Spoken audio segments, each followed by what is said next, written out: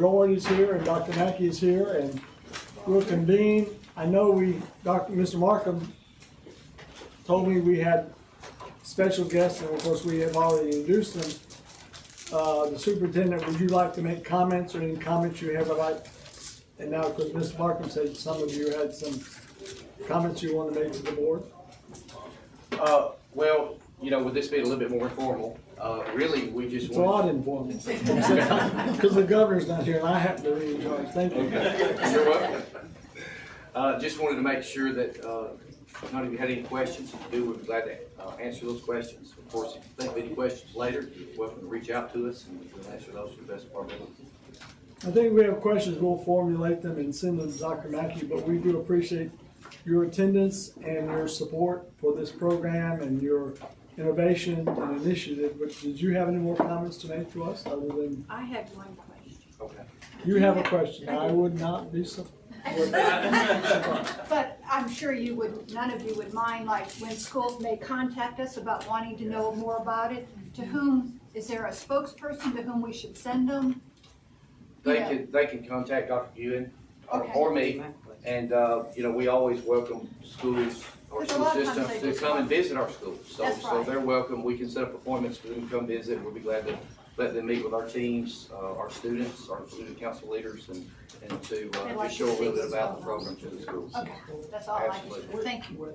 Are they all three in the same feeder pattern? No, sir. Okay. Cordova Elementary, Wave, Diane, and Bankhead Middle School are in the same feeder pattern of Cordova. And then Dora High School, they're in the Dora feeder pattern. Yeah. But they're neighbors. Yeah, they're all close. I've been to both a long time ago. I need to come back to Cordova because of the great math work and other stuff too, but a really good article on the work they're doing, I know. Yeah, Bankhead Cordova, they sent a robotics team to the world competitions, and they competed against 28 other countries in robotics in Dallas, Texas this past spring. So they're doing a lot of great work. Yeah, so we're very proud of the accomplishment. You have a high flyer school too, don't you? We do, Cordova Elementary. Yes, they're high flyer. Yes, we appreciate the press on AL.com about Cordova Elementary and being a high flyer school. This is Ms. McRae's district, so I'm certain she's enthusiastic as always. What is your total enrollment? We have around 7,000 students, Okay, right around 7,000. Yes, thank you. sure do. We have 16 schools, and we have a 180 program, some people call it an alternative school. And we have, of course, a center of technology, so 18 schools now. Okay, thank you.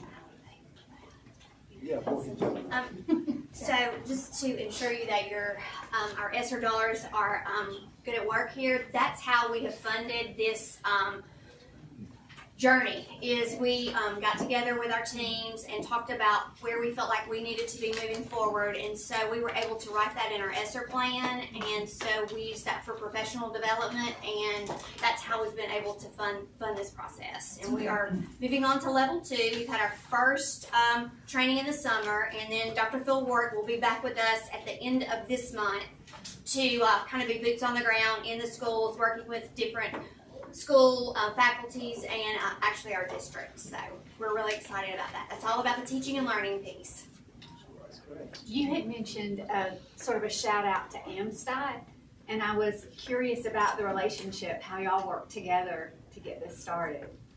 AMSTOC, I guess they kind of were the group that kind of started the process, and I know ARI has come on board with that also, and so it was our in-service center that offered some PD, and so Steve Rowe, who was my partner at the time, the high school partner, he said, "Here, you want to watch this?" I said, "Sure, you know, I'm all about learning."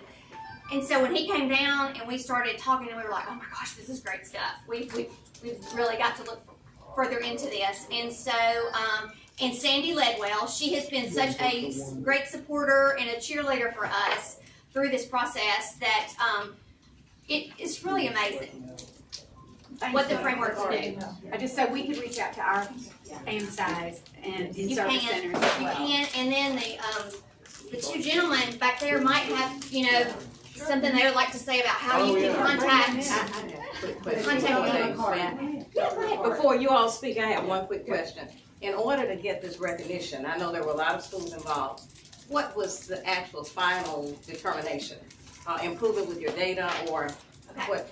Just so that I understand It's the okay, process. it's safe and supportive, The culture. collaborative culture, okay? So Mhm. that's Number kind one. of that's the foundation. If Right, you don't I have saw that, Mhm. nothing else can build on it. Okay. That's just your foundation piece. Right, okay, And so they have leading and lagging indicators. okay. So it's kind of conditions. These are the conditions you must meet, and how you meet them is up to your individual school. Okay. So, lots of professional learning communities, making sure that you have very specific things in place, and you collect the data, and it is like what I said. I mean, oh yeah, we take teacher input. Well, it might be great and wonderful that we think that, but if your teachers don't think that and they're not agreeing with that, then your data is going to show it, because you must inspect what you expect in this program. It's all based on your data, confirming what you're doing. Okay. And so they all submitted videos,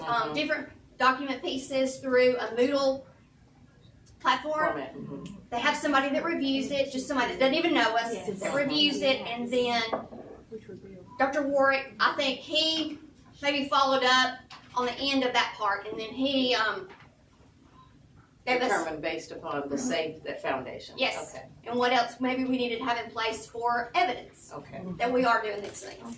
A lot of Thank you. accountability. I A lot see of that, accountability. I see that. Yes. Thank you. Well, and one good thing of people who's been in education a long time, Marzano has had a history of huge success. But as in anything, he sort of went away for a little while, and I'm so glad he's coming back, because that was a huge successful endeavor for us in the state of Alabama, bringing up our test scores. He was a good, That's what I thought. platform for us. And I think somebody asked about AMSTI and ARI. He has been working with both of those groups for proficiency scales. So I know that I think ARI now has got those developed with Dr. Warwick and AMSTI. So those are great resources. If your schools don't know about that or are not utilizing those proficiency scales, they're awesome. That's good to know. Thank you. Yeah, thank you. And Dr. McCarty, I just wanted to say, to make sure we always talk about all the pieces fitting together, and it isn't on top of, as your question was perfect, because proficiency scales is a piece of this umbrella, based on what the needs are, and that's when we looked at statewide needs, not all being the same thing. So with high reliability schools, you have leadership training that fits in there. You have the new art and science of teaching, which is also what A+, with their AP program, their training also, we've worked with them. So we're all trying to make sure that it all fits in, and so that it's not something else on top. And then the proficiency scales is your guarantee and viable curriculum. So those are the three big areas that, as a state, we're trying to support based on needs.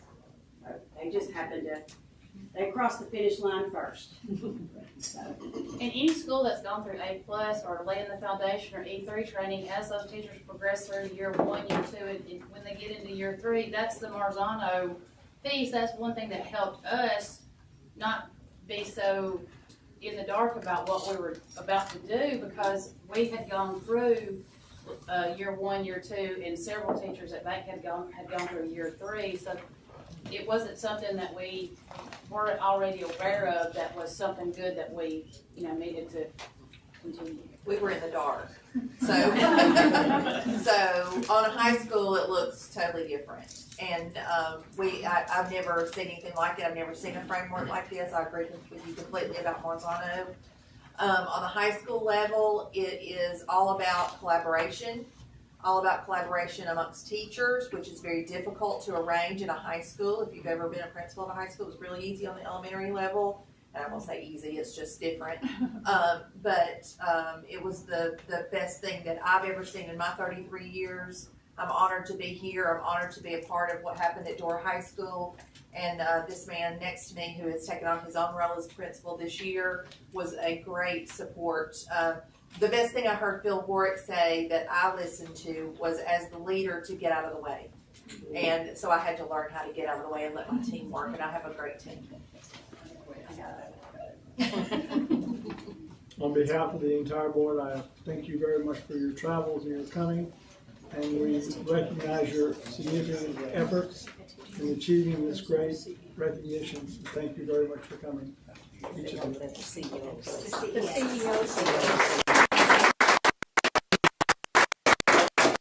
Jackie, did you have another person you wanted to? These gentlemen, our CEOs from Solution Tree and our Vice President are here with us too. And just for this, gentlemen, anything? Thank you for the work. Thank you for the support of our schools. We're excited to support the work with the schools we partner with. We're super proud of Walker and all that they've done. But I also want to mention that we do work in all 50 states. It's unusual that the State Department has such a vision for the state and connects things in a way that allows schools to blossom and bloom. So would be remiss not to mention Dr. Mackey's work, Dr. Davis's work, the whole team at the State Department, Dr. Ledwell, in her prior position now. We're about a day in the same. But all that alignment work allows schools to flourish, and you should all be proud, and at the State Department, the State Board of Ed as well, the work that you do to allow that to continue and to align all those goals. Listening to your discussions around college and career readiness and what you want to do for students in the future, I have no doubt that the sky's the limit given everything that you're putting in place, and we're super proud and happy to be a very small part of that in the state. Thank you very much for coming. Thank you very much for coming. And I And just, sir, go ahead. Dr. Why don't you come up Marzano front? on I can't Tuesday.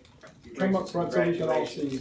Sir, come up front. You deserve to be seen, not Is this up front enough? That's up front enough. I talked to Dr. Marzano on Tuesday, and he wanted to say congratulations. And your hard work was hard work, and he knows it and recognizes it, and he can't wait to certify you in level 2. Thank you very much for everything that you're supporting their work. Your children are going to benefit, your state will benefit from it. Thank you. Thank you for Dr. coming. Mackey, I want to give this. So our slogan is Walker County Strong. Hashtag Walker County Strong. Check us out. I want to give you all a little bracelet with Walker County Strong in there, so you won't forget about us. What is the mascot of Walker County? We have 5 high schools, so that's a loaded question. We've got Blue Devils and Yellow Jackets and Bulldogs. I just knew the Bulldogs, that's the only one. Wildcats. Any of them playing each other tonight? Yes, sir, they are. Careful choosing the top. Stand right in the middle. Stand right in the middle. Yeah. Thank you so much. Thank you. Thank you. Thank you. Appreciate y'all. Thank you. Board, we have 2 options, and I'm not gonna determine that, but the first item on the agenda has a great deal of interest, and that, of course, is the assessment results, and you have a handout. The other consideration is the lunchroom closes at 1. So we can proceed with the agenda or take a break and return.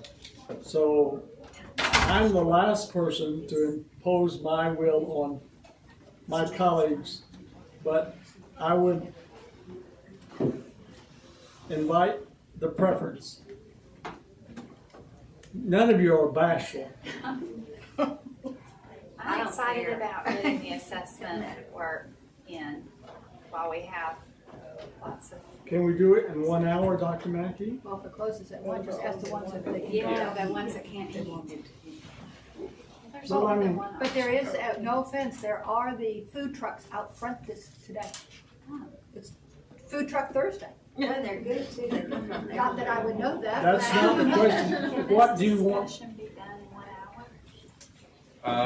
hour? Probably not. It just depends on. Anything can be done in 30 minutes, maybe. Is there anything else you've got there that can be done? All right. Well, I mean, we can make anything as long as short discussion as you want to, anything on here.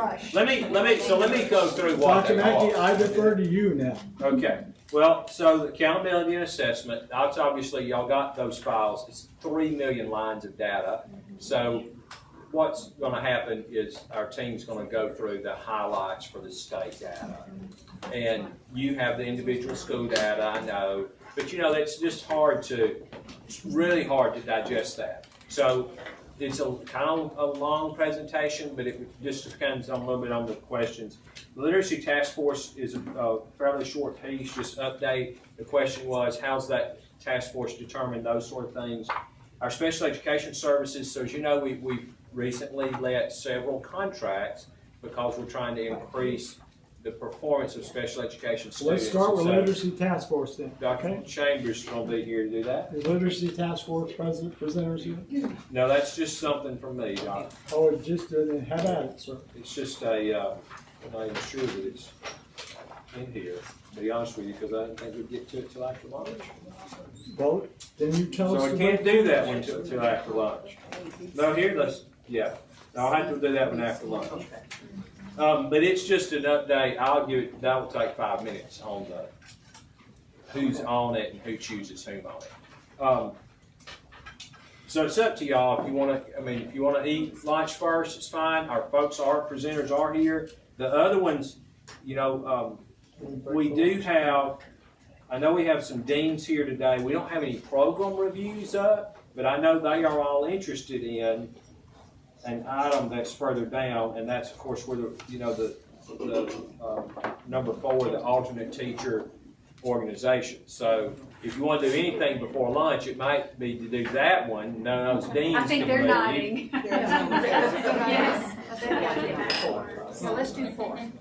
Good idea. Yeah, Ms. Harris is here, so if you guys will good with the board, we'd be fine with Before that. and then after that. Okay. Yes. Good idea. Ms. Harris or Ms. Harris and whoever's coming up to the table, if you'd join us.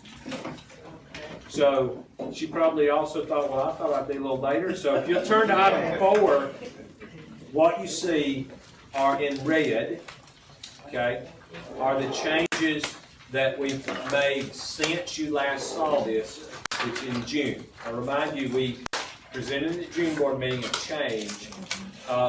You also, I think you have, if you don't have it, we've made copies, and they're somewhere in here. A copy of, so this is, you take this packet, this is the law, because the reason we're on this is that the legislature passed a new act introducing alternate teacher organizations to offer certification pathways in the state.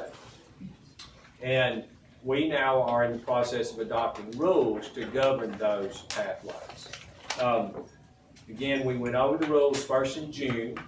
You voted in July to put it out for public comment. We received a lot of comments from the deans. We might have gotten other comments. All the comments I got were from the deans.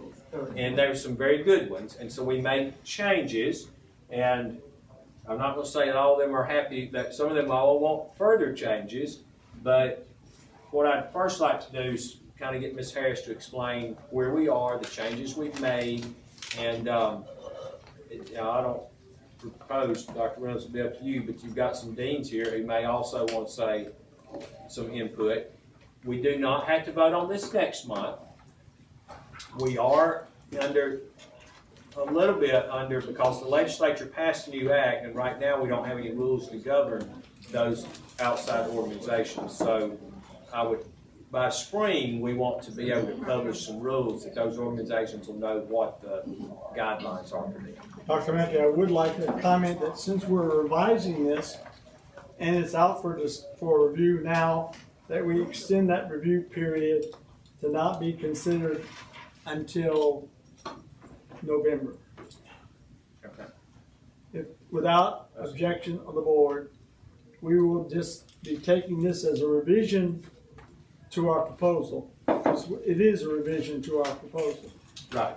So since it's a revision to our proposal, we will extend that comment period and not vote on the revision until November. Is that my understanding of what you're proposing to do? Well, What do you suggest? I suggest that let's get through today's presentation, and if everybody's in agreement with that, I'm fine with that. I'm not But in let's get agreement through with proceeding before. You said the deans may have some more comments, other people may have some more comments, and I want adequate opportunity. And That's there's what I'm some saying. here today that I'm sure would be happy to. I don't They're have not any the only one to opposition to waiting comment. until There's a November. community, not just the deans. I Yes. respect the deans, and I also respect the communities and the school systems who are involved in these teachers. Yeah. So with the understanding that we will not vote on the code change until November, let's proceed. All right, well, as Dr. Mackey has mentioned, these changes or these proposals came about because there was a legislative change this past session, which indicated that we must provide an opportunity for outside organizations to prepare teachers in the state. They gave basic guidelines that should be followed, but then additionally gave flexibility or autonomy to the board to come up with additional requirements as well. As we presented those rules, as Dr. Mackey indicated, we received feedback from numerous deans, and so that's why we removed it from the agenda for this month for a vote and brought it back to the work session again for this month for discussion. We basically changed some verbiage in the document that you have before you to make it clear that this is not a program as someone completing an entire degree program at an institution. So this is just a pathway to attain certification for individuals who already hold at least a bachelor's degree. So they're not completing a program. They're not earning a degree. They already have a bachelor's degree. We would require that they have all these same assessments that an individual completing a program would have to pass. Some of the feedback from the institutions dealt with the difference in the faculty standards that they're required to meet, but as I said, the faculty standards are there for programs because they're earning a degree, not doing just a certification pathway. Other items that were brought to our attention were the fact that CAPE is required for the institutions, and here there seems to be the appearance that there's an either. But for the institutions, the CAPE portion is there because of the Literacy Act. And so that is a requirement here in this rule as well. If you choose, the organization chooses to prepare teachers for grades early childhood K-6 or collaborative K-6, then the CAPE requirement is required for them as well.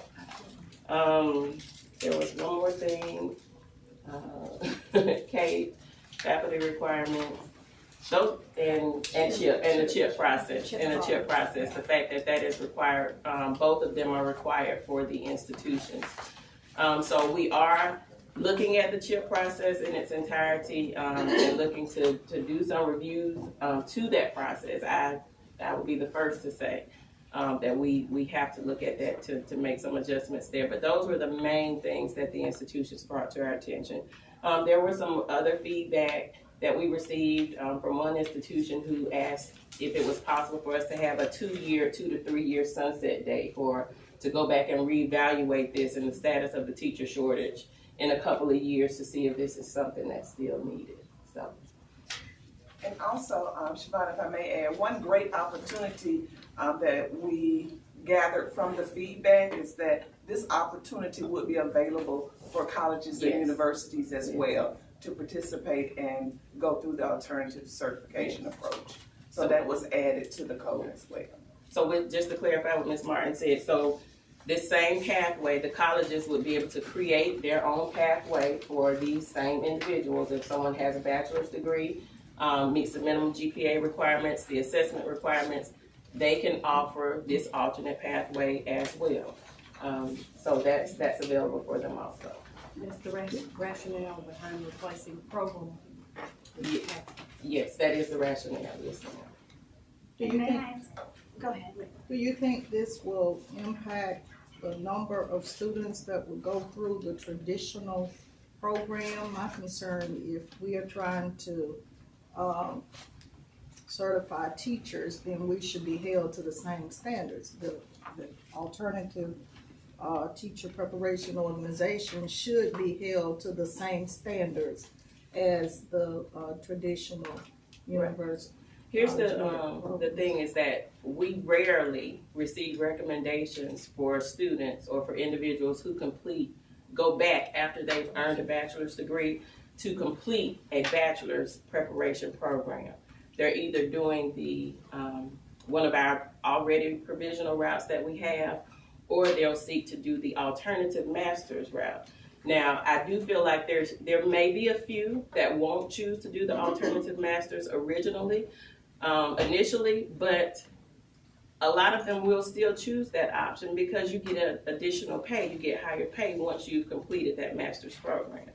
So there may be some, I can't predict how many, but there may be a few. But don't you think they should be required to meet both CHIP and CAPE standards? I mean, it just seems like instead of us working collaboratively, now we're competing. And so we need to really, I mean, what's the harm in having the same criteria for both? If I may jump in, I'm sorry. No. Just, What I was, you want me to answer? Dr. Chestnut, No, I was- Dr. no, Rob. I was gonna say, What? that's okay. I recognize her That's first. okay. Okay, in line with that, when you were saying they had to have the same requirements, how does that tie in? I know you said the passage of the practice and all that. With Ed TPA, are they gonna have to?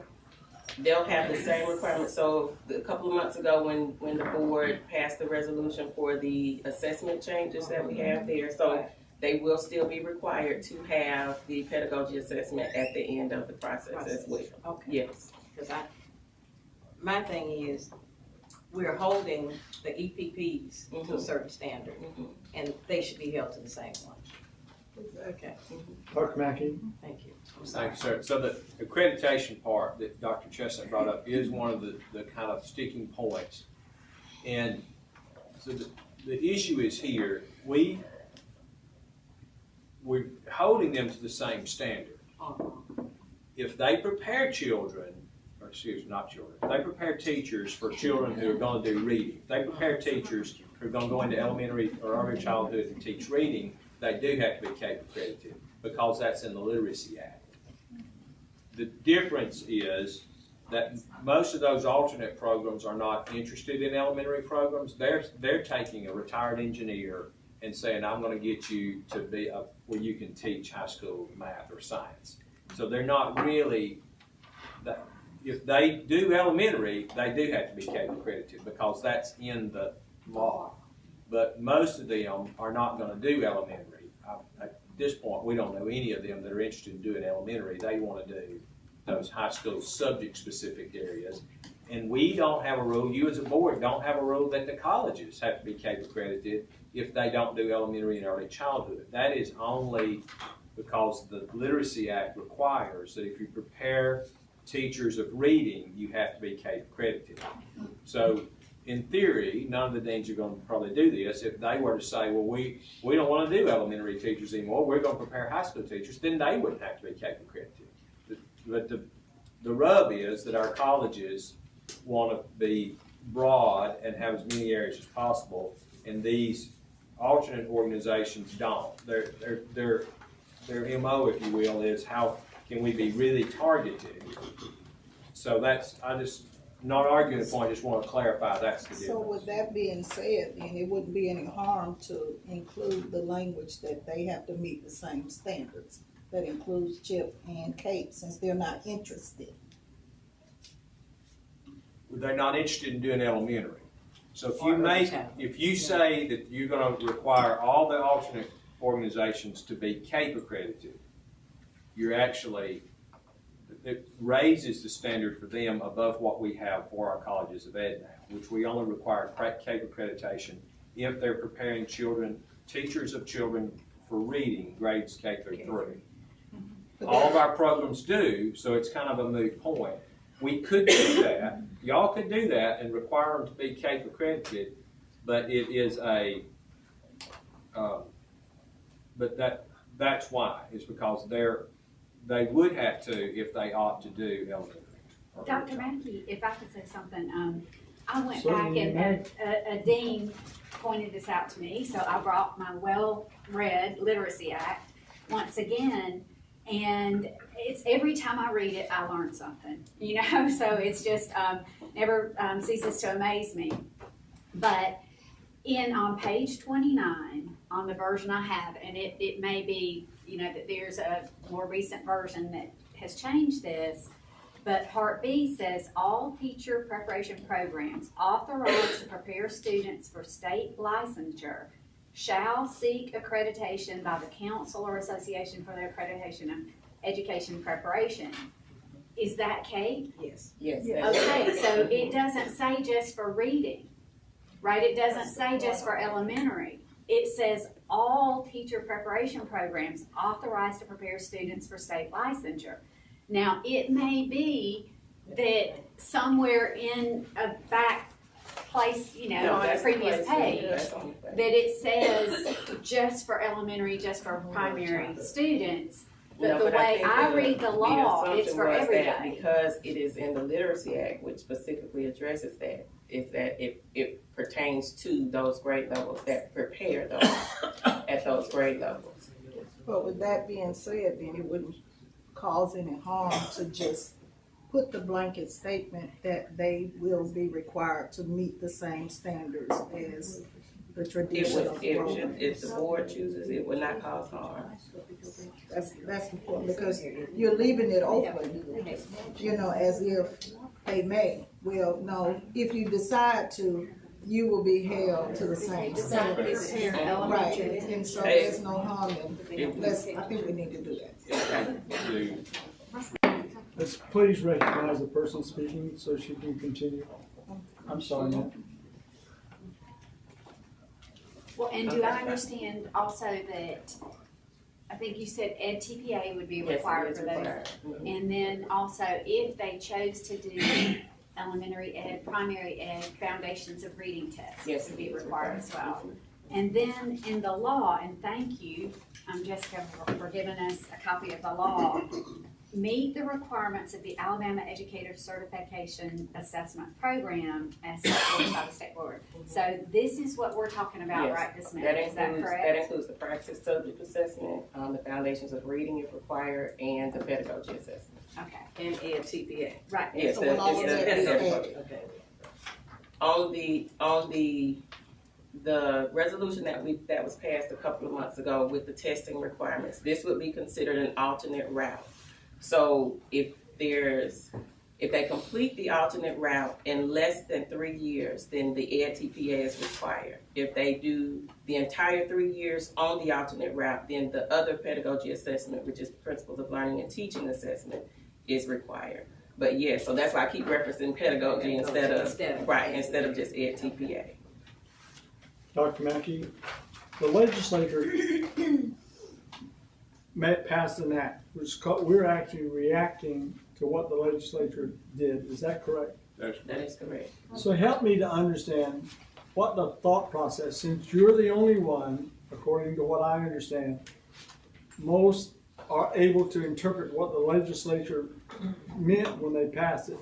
What was their atmosphere or intent when they discussed passing this law to guide us or direct us as a state board on how to act in these instances? Well, I haven't talked to them about it. It just passed. yeah, well, I mean, the original proposals went around the state board, and the legislature proposed just authorizing outside organizations with no input from the board. Right. We pushed really hard for the board to be able to write rules for the organization. So why did they want to go around us then? I mean, I don't know, what did they express to you? I don't know their mental as a judge once told me, their uncommunicated mental processes being their thoughts. Yeah, I can't say why. Dr. Mackey, if I could, I think what You were there, Siobhan, yeah, what Siobhan started out with saying is what this is really about.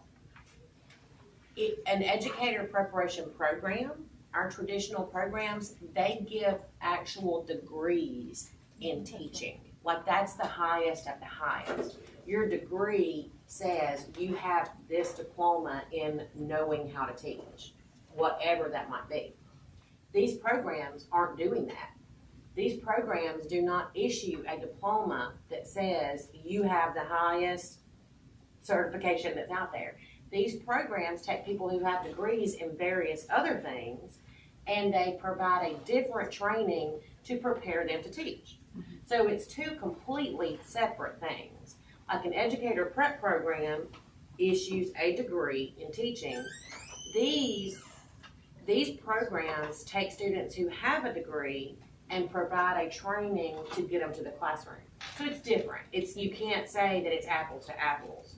And that's where a lot of the confusion, I think, has been occurring on like these alternate programs. Yes, the word program's in there, but it's not what we call a program in all of our rules and all of our things. We want as many of the placements, as many of the things the board has in place to ensure quality, like the educator assessment. You know, when you complete any training to go into the classroom, we want to apply those quality measures the same way to these alternate pathways. But it's really impossible to say, it's really impossible to say that these programs, you're going to go in and you're going to investigate their faculty the same way you investigate faculty at somewhere else, because the faculty at all these programs isn't run like an educator prep program. They may actually, I don't know this, but they could have online modules that teach you certain things about things. And I don't have any clue. They're all different. Some of them do hold CAPE certification, so that might be a different program than some of the others. But I know the legislature said because of our shortage, we don't want to exclude these pathways in Alabama. So it's going to take us some kinks to work out the real way, but it is not a direct competition for an educator prep program. And Siobhan said it great when she said, we have almost zero applicants that come to us who have previously held a bachelor's degree, not in teaching, and then they went back to an ed prep program to get another bachelor's degree in teaching. So like we have zero people that they already got their college degree. They're not going to go back to an educator prep program to do that. They're looking for something else. So that's where an alternate pathway might come in. And Jessica, just to add a little bit to that with Dr. Chestnut's question, it was about, I think the big conversation is about CAPE and CHIP being required. Looking at page 2 of the proposal, and if you look at B, it says that the organization must successfully complete the ALSDE's pathway review process. Currently, our review process is the CHIP, but the reason that's in there the way it is, we are having deep conversations about reviewing and shortening our CHIP process to the point that we have meetings scheduled with CAPE to talk about how modified can that review process be. So it's not that they will not have a state review process, they will still have a state review process. But if we can get approval to make certain changes, and then we'll present it to Dr. Mackey and the board of what that can look like, that's why we didn't want to just spell out CHIP there. There still will be that review process, which will be a state level review process. Currently, it is the CHIP. But when I think Siobhan took her seat and I took my seat, I think emails were sitting somewhere waiting to be sent to me to say, blow up or let's modify CHIP. I'm just going to be honest. And they just start coming in. So we got surveys to our deans, and a lot of those were, how can we modify and streamline our CHIP process to be more in line with CAPE and not have certain other components. So we're engaging in those, and we have that meeting set up with CAPE to talk about how we can remove certain things from the CHIP and even turn it into more of a checklist. So I think we still have that quality measure there with us having an approval process, but we just didn't want to say CHIP in case that may not be the name track. So am I hearing you say that when you recreate a new whatever it's going to be, then those same requirements will be applicable to both the alternative teacher preparation organizations and the traditional programs. Is that what I'm hearing you say? Exactly, but what we want to do is to make certain that we have it in line with what that pathway requirement.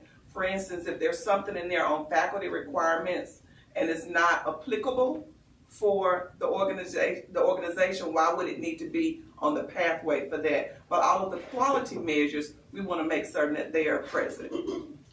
I guess my concern, I just want to make sure that it aligns for both. Yes, ma'am, definitely. That you're not having two sets of standards for one group over another, otherwise we're competing. Yes, ma'am, definitely. So I'm hearing you say it's going to be the same, and we'll include that language. Yes, and that same can be loaded, because if they're not preparing them for what the preparation program is doing to get their complete degree, if they're not addressing those matters, it wouldn't be on their checklist. But what they're accountable for in issuing that certificate, all of those things would be consistent with what the college would be doing. I recognize myself. Excuse me, I'm sorry, I didn't mean to interrupt. The same pathway in regards to the alternative prep will be identical for both the traditional and these external. For certification issuance, yes, ma'am. And that's gonna be written in there. If it's not written in this proposal, it's not written in. It's gonna be I'll recognize myself for a moment. We've dealt with teacher certification on a number of different issues several times. Praxis. We recently dealt with the concept of student teaching at the same time your substitutes.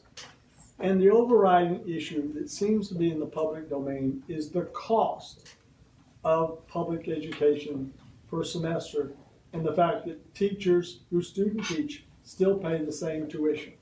And I've received some impassioned pleas from a number of deans, but I also know that some tuitions are $6,000 a semester. And perhaps the enticement, and I don't know what motivates the legislature, but I know legislatures have told me if we, the state board, don't act, they'll take it in our place. They'll do it instead of us. And so perhaps there's a cost factor.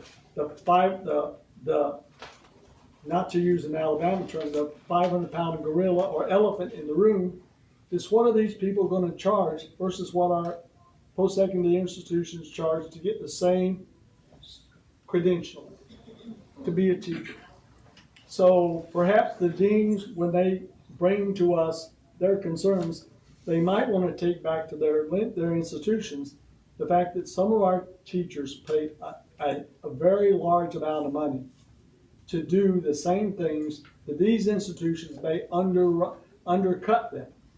Because in a free market economy, if there's a vacuum, it'll be filled. And I have some information that I won't profess to be true, that some of these other institutions are coming in here because of the high cost of public education. And I saw a recent article about what Alabama and Auburn now are charging in tuition. And that's a reality. No matter what rules you're paying, you'll lose if your costs are still high. And I know that's a reality. And I'd like for anybody to comment, including the deans. I've gotten a number of comments about that reality of what advantage these institutions can offer that they can't, especially relating to cost, because you don't necessarily control the cost that your institution charges, but the student has to pay. Let me ask you this question. Now, you're putting the question not to me, but to the body. Well, I know that I have had some student teachers in my district who were paid while they were doing their student teaching. Then I've had others, of course, who were not. So how is that decided? I'm not a dean. I'm just an elected school board member. It's a district decision. Districts can, now there's some stipulations to that. So they can, Ms. Harris will save me, but they essentially, if they put a student teacher, if they have a shortage, and they want to take who would be a traditional student teacher and put them in their own classroom, they can pay that person. Some pay them sub rate, some pay them a full teacher rate, I think. But it's a district decision, and the district comes up with the money. We don't reimburse that cost. But the school system, the secondary, the college has to understand that that student is in a classroom without a supervising teacher? That's correct. And we permit that from a board policy? They have a supervisor, but they're not in the room at the same time, yes. I mean, I could be here and say I'm supervising in Athens, and that's a theoretical but not a practical implication. But under our procedures, we discussed that, and I never understood that from our certification level, we permit a situation where a student teacher can be in a classroom alone without the attending teacher there, and that's considered an appropriate and functional student teaching position. They can do that, yes. I'd like comments from the deans. And not all, I will say not all institutions do that.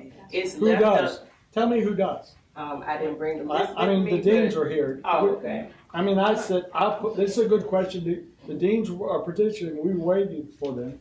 That's We more have the to hear. exception than the rule. Who, huh? That's more the exception than the rule. Right. When you're in a Well, I don't know. That's why I'm trying to ask about. It's an exception. I don't It's an think exception. There are several that do not, like I said, allow None of that them here practice. So that's an agreement with the local schools. It's an agreement between the school system as well as the college. And the college, the memo that we sent out, the college has to determine whether or not this is something they even want to allow their interns to participate in. And whether or not, we know that to make sure that the intern is one that they feel is prepared to take on that role and responsibility. So there are a lot of things in place. A lot of supports in place for the institutions that do allow that, but it is not, for the majority of the institutions, they have not chosen to allow that practice. But our program, the State Board of Education, offers no advice, guidance, or regulations regarding that stipulation. We do not. Should we? No. Should we? Do you think we should? No. I know our attorney doesn't. I would say that the state board makes the decision, not that. I guess the board will have to decide. Yes. No, not all, and I know it's apples and oranges, but it's similar, but there are a lot of internships or residencies that are done where the resident in whatever, could be medical, whatever, but they're paid, but then there are other programs where they're not paid and they have to pay tuition. So I don't know how you uniform that. I mean, if it's a local system that wants to do it, I'd like to know, because the list, I imagine, is pretty short. It is, but I can provide that to Dr. Mackey for the board. And in conjunction with that, residencies usually have some supervising program. Well, They may be compensated, but they're at a higher level of duty. well, and I know too that they probably have been through they have been through a medical program, but there are all sorts of internships and residencies, whether it's an engineer or someone in a medical field, but not all of them pay. But the option is there, and the program is different. I think that we have to look at the specific program and see why they do it. I imagine it's an area where they need I would say some extra help, and they probably, as you've already pointed out, have screened them to the point where they feel somewhat comfortable. Let's hope. I'm just guessing, but I think that I would like to have more information, and even a list of where that's happening, because I haven't heard about it happening. I would like to know more. Okay. That's a But I good figured suggestion. you would be the resource.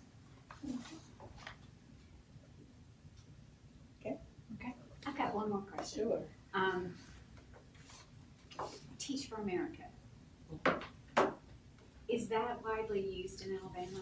Yes, we utilize a lot of Teach for America teachers. They, and basically Teach for America does the recruiting for the school systems. and they utilize one of our alternate paths that we already have in place to gain certification. So it's not a certification pathway, it's really recruiting for those hard to staff schools.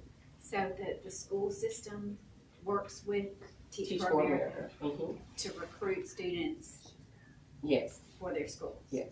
Okay, thank you. If I could have a number, Sure. I'd love to know how many we have across the state and where they are. Okay. And the requirements. So we all know. Thank you. Do those Clarify. requirements align with what we're talking about here? They're a little different. Do we have It's some- different, it's Yeah, different. Teach I for would say it's America related, is- but different. Right. Teach It's for different. America, they do recruiting. Yes. They don't do any of the certification or licensure. We still handle all of that. So any pathway that they use is one that's already a board approved pathway. When Ms. Bell was requesting some information, she's got the Yes. information, we'll get that subsequent to our meeting. Is there any other So comments? before we move on, I want to make sure I'm clear. Am I hearing you say that the alternative teacher preparation organizations will be held to the same standards as the traditional programs? That's what I'm hearing you say. I'm gonna let allow Ms. Martin to. It says that in B, doesn't it? Is that B? That's what's the ALSDE review process that will be created, but we're gonna make certain, we're saying for certification. We can't say for program completion because they're not completing a program. It's for the pathway leading to certification. So whatever the university is required for certification, that's what we're aligning that process to. And that's what B speaks to. And we are reviewing the CHIP. That's the only reason CHIP was actually removed from there, is because we are taking it through a complete review process. So whatever that certification requirement is going to be for the universities for their certification, we want it to be that way for the organization. And that will be added. Yes. Yes, ma'am. Wait a minute, time out. Now, are we adding something to this proposal? Are we modifying this proposal as we go forward for adoption of the code, or are we not? Because to clarify what I understand, Dr. Chestnut, it is not written in what we proposed, it's not proposed. So if you're suggesting that it be modified and then brought back next month to discuss before we move it forward, we can't move something forward with the assumption that it'll be changed. Dr. Mackey, clarify my position. I'm not certain I understand.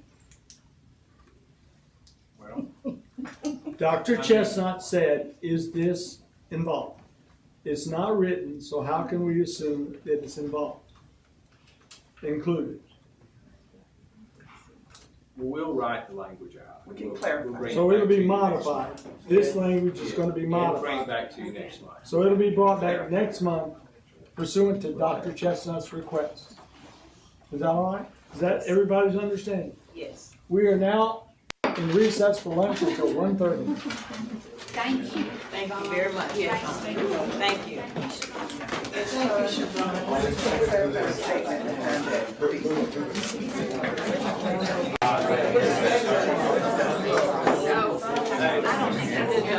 Ms. Tracy.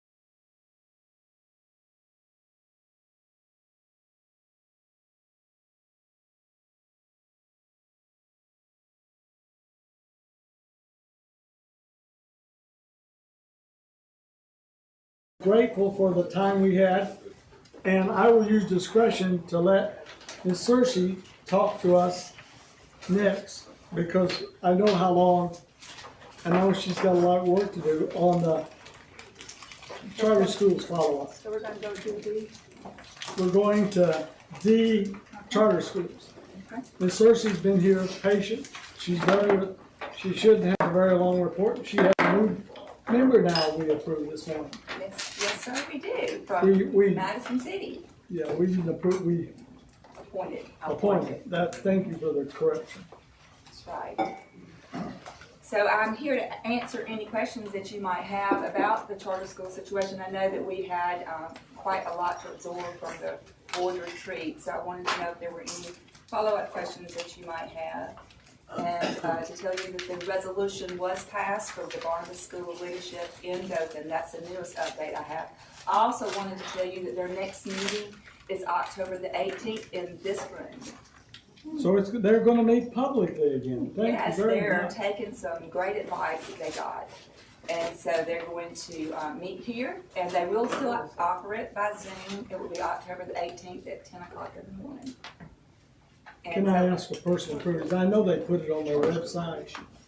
And since we're the appointing authority, would it be an imposition to send us their agenda? I would love to do that. I know that before they said if you want to know it, look it on the website, but No, as a matter of fact, I could just regularly send you when they have the meetings and what their agenda might be, if that would be. that would be, I would appreciate that personally very much. Yes, I will do that. And on the agenda, just so you'll know, on the agenda this week is University Charter Schools renewal. This is, they're going in, they're in their 5th year, which means the renewal process begins at the beginning of their 5th year. So if it were to be a school that would close, that would give the time for the appeal process and any legal matters to be attended to during that 5th year. I don't anticipate that to happen. I don't know what will happen, but I don't anticipate that to happen. University Charter School, they've had some success. They're located where? They're located in Livingston, Alabama. Okay, I don't always know what that means. Okay. Well, Livingston is. I know where Livingston Yeah, is. University of West Alabama. Okay. And so they've done well. I think they're a shining star for the charter schools. Great. I also have had some questions about the cost per student in charter schools versus other schools. And I know there have been many questions about equity funding and equity opportunities. And since you oversee that program, can you help us with that? There's no cost difference per student. They get the same state allocated per student funds as any other school in the state. But they do raise local money. They can raise pledges. Maybe I should say expenditure per student, perhaps. I don't think I don't it's know any if that's different. relevant. Right, I don't think it's any different than any other traditional school, other than the fact that they are both a district and a school. So do they have overhead, like if you have, for example, if you have 400 students, and some of them have the equivalent of a superintendent and the equivalent of a principal, does that sometimes happen? I don't know, I'm just asking, I wish I knew the answer. So yes, in their growth, that is what is occurring. So when they submit their application, they may say they're going to be a kindergarten through 12th grade, but when they open, they're only kindergarten through 5th. So their plan is for each year to grow by grade. So what happens is that when they get to that middle school age, they're getting enough students to need an additional principal. And then at some point, it's almost as if they have, 2 different schools.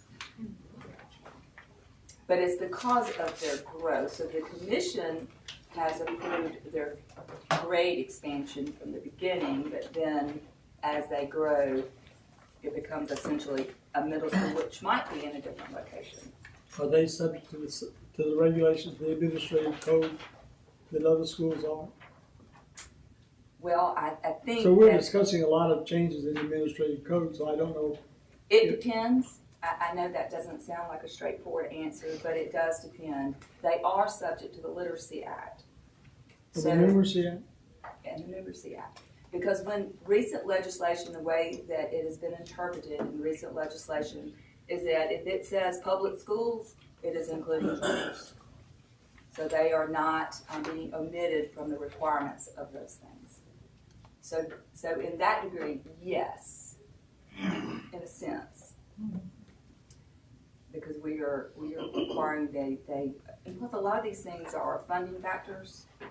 So if it's particularly if it's any kind of federal dollars, certainly they're going to have to abide by the same rules and regulations. The regulations we adopted concerning certain teachings and instructional programs in the schools. Well, that's always a legal question, and one I always refer to the commission's attorney and or our attorney, because I am not a lawyer, although I would say sometimes I think I am. But we could ask him to determine that too.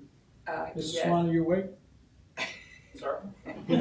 Apparently I not. was listening to this interesting discussion. Yes, I sir. said, the charter schools. Right over there. I was I tend to asking, look at all the time.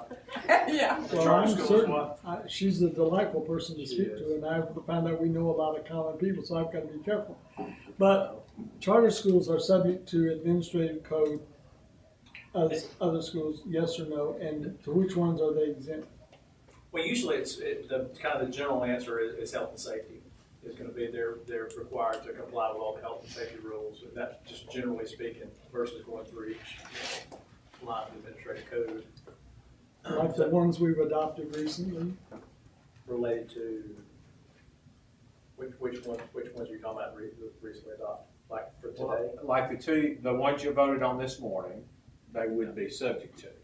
Teacher certification rules, they are not subject to because their teachers don't have to be certified. That's right. So it just depends. But like the two you adopted this morning on mental health services and the counseling, they are subject to those, right? That's right. The charter school law says that they have to abide by all safety and health regulations. So they certainly would. As far as the certification, then But I'm making instruction that would engage grades K through 5 that's appropriate. We adopted the administrative code on that. on the instructions. So their take on it, their school design has been to follow.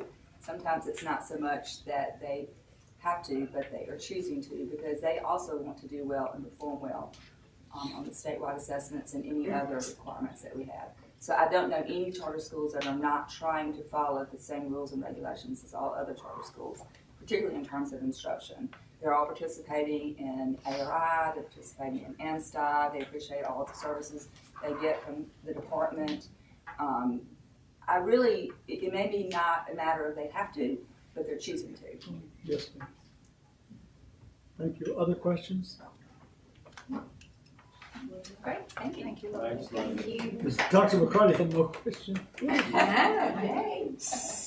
Thank you very much. And now, Dr. Mackey, you determine the order from now on. Oh, well, I would go to court with Logan as my attorney. I can tell you that. Especially on charter school stuff that she doesn't understand. Well, I'm fine with us going back to assessment if y'all want to. We just go back to the top. Those folks are here. We do have guests who have flown in from all over the country with us for this discussion, so I don't know if any of them have flights out this afternoon. So if y'all are okay with that, I'd say let's go back to A. And Ms. Martin, I don't know who's coming to the table, but if you look under tab 1, you have what appears to be a pretty long PowerPoint, but it's got really good information. As I mentioned, that was 3 million lines of data that we shared with you yesterday. There's just no way to digest it without a program to kind of pull these things together. So, Yes, sir. The individuals that will be speaking, excuse me, on the topic of assessments and accountability will be Shanthia Washington, Paul Bunner, and Maggie Higgs. And the way we have it defined in your handouts, we're going to have the assessment overview first, and then Paul Bunner is going to come and talk about the dual accountability system with our A through F grading system in comparison to our federal accountability system with that data and what they're going to look like, because we will have 2 reporting mechanisms going forward based on the new law that was passed this last legislative session. You guys will come up.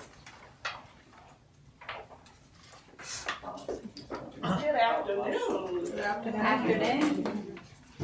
It is our pleasure to come before you this afternoon. And we have, first going up is, I think we need some more later, thank you. I think it's good. First going up, we have Maggie Hicks. Well, I'll say this, first of all, I have a star team of individuals that I work with, and we do try our best to work as a team collaboratively to ensure that we have awesome student outcomes. This is the time of year that we kind of definitely all work as a team because it is time for data for the state overall. Our desire is to, and we try to encourage each and every single LPA in school across the state of Alabama to not choose just this time of year to look at data, because data should be viewed all throughout the year to ensure that we can see the progress that students are making, and also to make certain that we are taking care of any of the needs that students may have, along with the needs of the teachers as well. So today's assessment presentation, we want to keep in mind that it is at the moment when that assessment is given, what is happening for those individual students. With that being said, we're not going to prolong the time because we do have quite a bit of information that we'd like to share. So starting out with this particular presentation is Maggie Hicks, who is the coordinator of student assessment, and along with us, as Dr. Mackey has stated, she has a star team of individuals that work with us as partners, and we could not do this work, and I repeat again, we could not do this work that we do without this star team. So I'm going to allow Maggie to introduce the star team that's behind us here today. And we do appreciate them coming from all across the U.S. to be here with us today for our students. Maggie? Yes, thank you so much. So with us is from DRC with the summative and alternate, our Ms. Ann Payne. She is our program manager, senior director of state programs. Dr. Rick McCardo, you've heard from him, the senior director, and Dr. Mark Julian, who is also, he may speak today, he has in the past. Also from the National Center for Assessment, who is our TAC facilitator, is Dr. Wanda Broad, he's a senior associate. And then from ACT, I have Mr. Andrew Joplin, he's a senior program director for state and federal programs. So if you have any questions for any of those folks, they're here to answer those. And I think you all may have a few questions. Yes. So at this time, I'm going to give up my seat and sit right there and allow one and Rick, the one that's going to be speaking for DRC, let them come up at this time. Right. Okay, and as they come, what I did also is I know that you have the overall PowerPoint, but Rick is going to walk through what we call a psychometric PowerPoint that I've placed in your folder as well. Also, I've given you a little bit of data by your district because we had not passed that on to ACT, and I think also the summative by your district. And I think so far that we've given you that, and of course the data is going to go live this afternoon at 3 o'clock. Also within your folder, I've given you the participation for this year. Even though we're going to go over that in a few slides, the slides that we talk about a little bit later are going to be the overall participation for all grades, all students. But then what I gave you is just like a little one-pager that talks about the participation for each one of the assessments. And we can see that we are up from last year.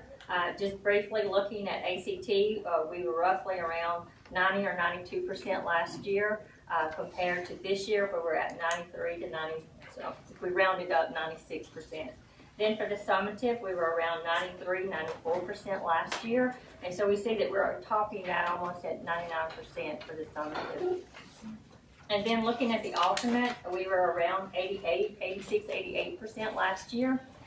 This year, we're hitting it at 93, 94% participation. So that is a lot of great numbers for us to look at in participation numbers. And I know we know that last year COVID still had its effects on our students being remote, and some of them couldn't come into the school during testing, or they were quarantined or something to that effect. But now we see that we're starting to see that again. So again, also I put the proficiency rates. It's not by district, it's particularly in the participation. We're going to see a little bit about that today on the slide deck, but I just sort of printed it out for you. And again, if there's a data point that we go over that we haven't provided to you all, just let us know and we'll get that to you. Again, I have a one-pager. The one-pager that you have is what Juan and Rick are going to go over. They just sort of condensed it into a one page. And then, of course, the PowerPoint that Rick will go over. Okay? So, let's look at our data. Okay. Okay.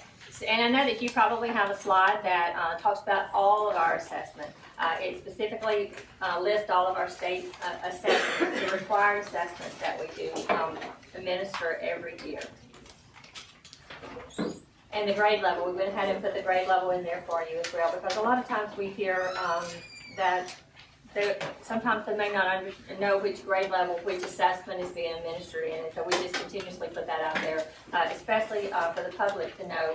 In 12th grade, we may be administering work keys, and then for the other grades as well. And then, of course, NAEP is not mentioned there because we know that that is just 4th and 8th grade, and we'll look at NAEP a little bit later. Okay, so if we look at the ACT with writing, we took your directives from last year, and so we were able this year to give you 2 years of data. So we wanted to look at that side by side and see what it looked like. And then we also took your directives as to not just give you the labels, but also to tell us how many are proficient. And so we did that in the last column. So if you look at this, we do see some growth within our ACT. We may not see a lot of growth, but we are seeing that growth. And then when we look at the math, we didn't see a decline. We're still staying at 23% that were proficient. Again, may not be exactly where we want to be, but we're not seeing that decline. And also, I went ahead and put the composite score on there, and that's what you have in your folders as well, according to your districts by school, their composite score, and of course their data. So you do see that we were able to see a little growth with our composite score as well. Even though it's 0.1, we still have that little bit of growth, so we do that. For information, level 1, level 2, level 3, and level 4, just briefly go over that. I know we should know already, but. Yes, sir. Level 1 is the lowest level. It's for those students that are scoring at the lowest level. They're what we would consider that are not, we don't usually say on grade level when we talk about ACT, but they're not performing to their max at that time. And then level 2 is those students that are getting possibly at the next level and getting ready to go into that level 3. Rick has another way that he explains it, because he talks about the threshold students a lot, and he's going to talk about that today as well. And then, of course, our proficient students, those that we look at that are proficient, are our level 3 and level 4 students. Which is a score of approximately what on the ACT? So I think a way to, if you don't mind. No, jump in, please. Yeah, a way to think about it is that when you're talking about those students who are performing at level 3 or 4 on the ACT, those are the ones who are essentially expected to be successful once they're into post-secondary education.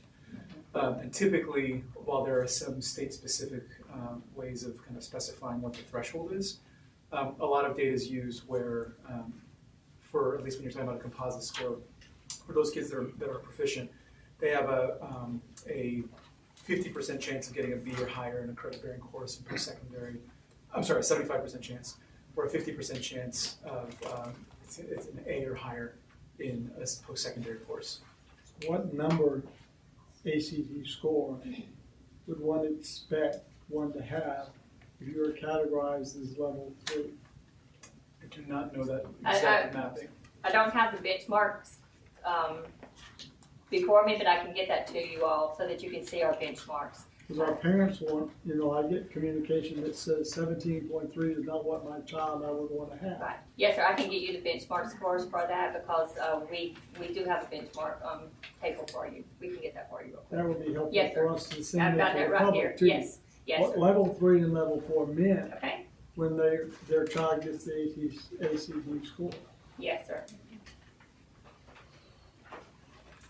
I didn't mean to interrupt. No, sir. You're fine. That's what we need to know, what we need to provide.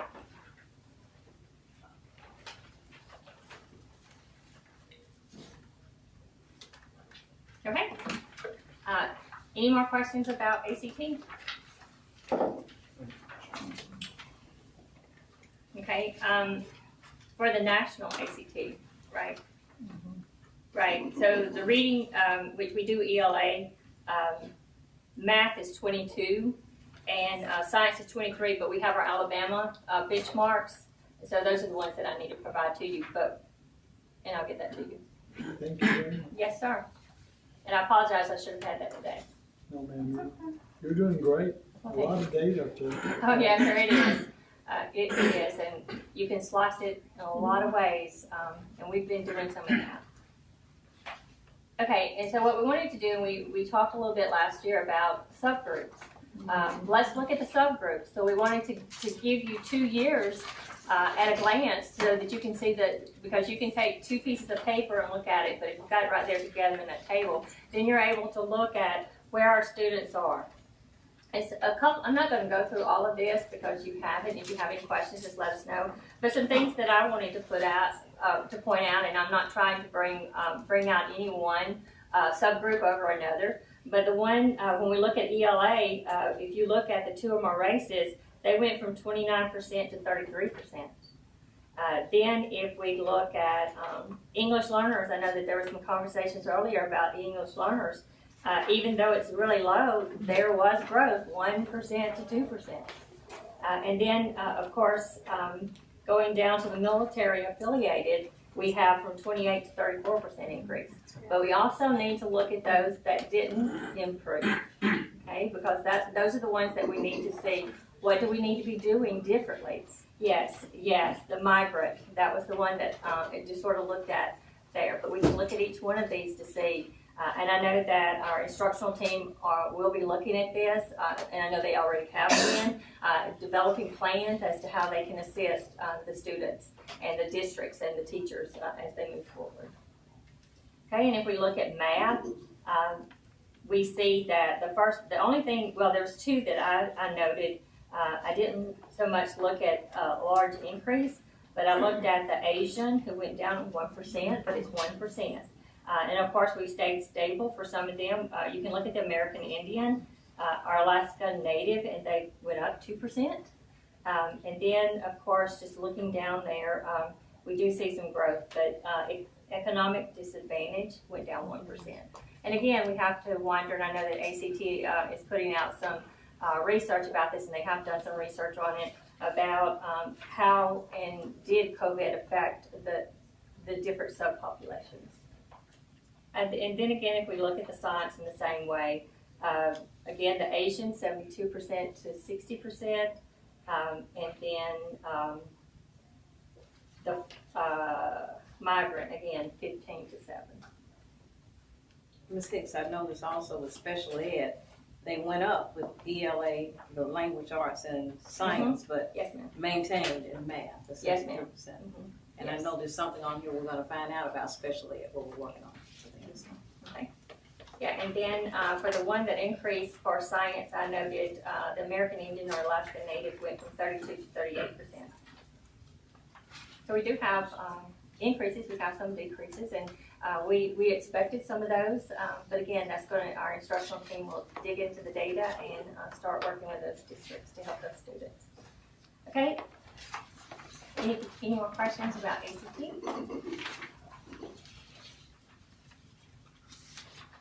Maggie, one more question. Do we offer the ACT in Spanish and other languages? No, ma'am.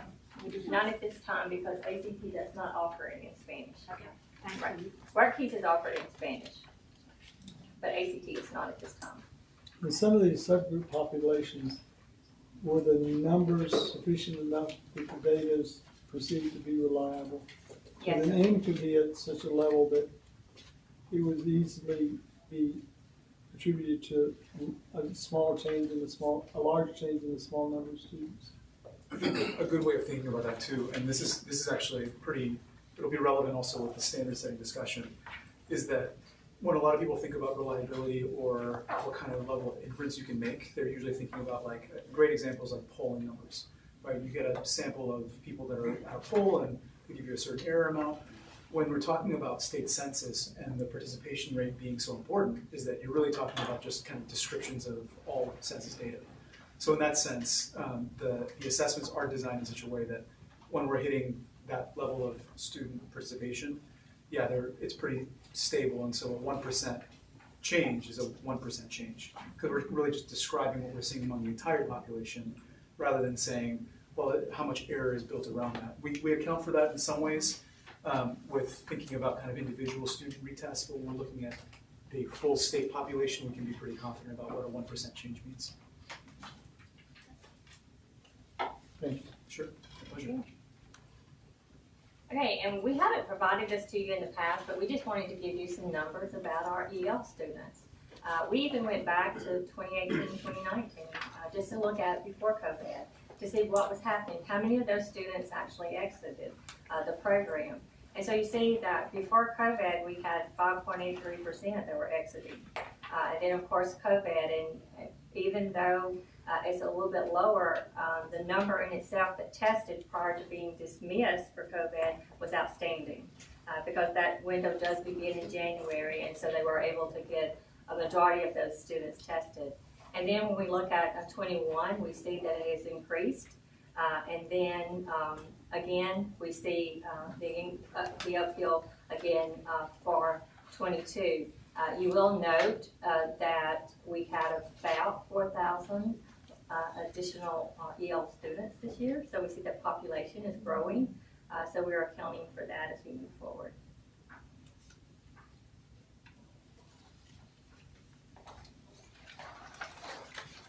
Okay, now our ACAP summative. Again, we wanted to look at last year and this year, and so some things that I'm just going to note would be, again, if we look at the proficient level 3 and level 4 on the very far right, we see that for second grade, we went from 43 to 49%. Okay, those are the babies that are first time they're testing a standardized assessment. So we do see an increase there. We also see, looking at a decrease, but just 1% fifth grade, and then another decrease in eighth grade by, an increase in eighth grade by 1%. So we have 2%, 3%. So we are seeing overall, for the overall state, that we did see an increase. Just to give you a little, we did a little analysis, and for the entire, for summative ELA, we had a 2% overall increase for this particular year. Again, it's not great gains, but it's still gains, and we're seeing that it is moving in the right direction. And but Maggie, did yes, the ELA component, was this the year that we began requiring the writing? No, ma'am, we've always had writing. Okay. This upcoming year, okay, we've always had writing 4 through 8. Okay, this year will be the first year that we field test second and third grade, because we delayed that because we thought that the Literacy Act was going to be implemented, and so we didn't want to throw all of that at the second and third graders at one time. So we delayed the writing for second and third grade, and so this year will be the first year that it will be field tested, and then next year will be full operational. Okay. Go ahead, I'm sorry. I was just saying thank you. Okay, no problem. One thing I put back on my principal and teacher hat, when I would look at this in a data meeting, even though standards are different for the different grades, we need to look at the cohorts. And the ones that I looked at were second to third grade. Again, those babies in 43% in 21, but you look at what gains they've made in third grade. Second to third grade, that's outstanding. That's a lot for us to be proud of. The work of our educators in this state is amazing to know, because this is this is an Alabama developed assessment.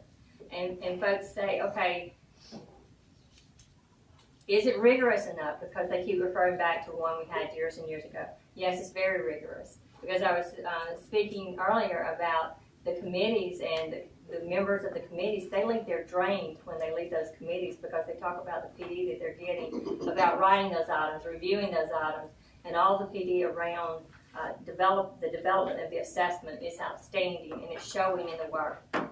Some folks would say that that's really not a great number, it's an outstanding number when we look at it that way. Because we know that the standards are different at each grade level, but there are some of those foundational standards that are going to carry over each year. So instructionally, I'm kudos to the instructional team for what they put out to help the educators, but the educators and what they're doing for the students in Alabama. It's amazing. Now that one's outstanding, but look at the one, what is it, 4th to 5th? Yeah, I looked at that one, so we did see a decrease, so what happened there? So, you know, that was something that we were talking earlier about also. Remember that we had a change in standards, so we have to look at, was that the only reason that we see a decline? No, probably not. COVID had a lot to do with it as well, so we're not 100% sure, but again, I know the instructional team, when they start working individually with the schools and start asking those questions once they, and they have the data, and have had the data to start digging into that, but to look at that instructionally, where are our pockets? When you start looking at the, again, we've had increases all over the entire state, but when you start looking at individual districts and individual schools, that's when you're going to start seeing some of that decline. And again, where are those declines and where do we need to put our support? And then if you look also at 7th to 8th grade, that was a 10% drop, increase, sorry, yes, yes, yes. That's outstanding. Yes. Okay. Any questions about the ELA? Okay, let's look at the math. We're going to do the same as we did with the math. Again, for math, we had a 6% overall 6% increase for this year from last year. So again, that to me is outstanding.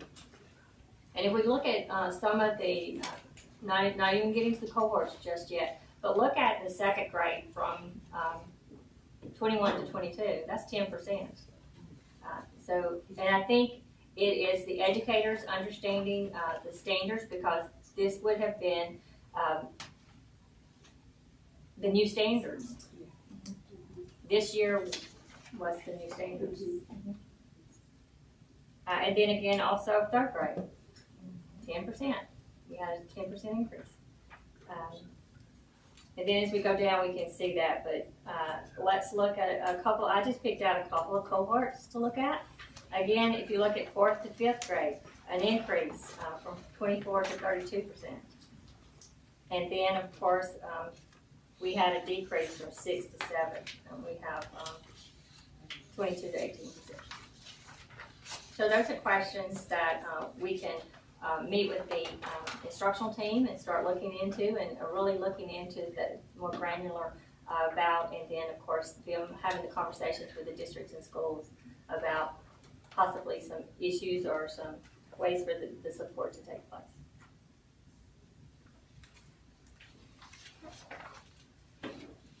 And of course, the assignments. Of course, we only do the 3 grades, so we can't do a cohort. We'd love to, but we can't do that. So if you see, we also had increase each year. And the one that I noted was specifically the 4th grade. There was an increase from 34 to 39%.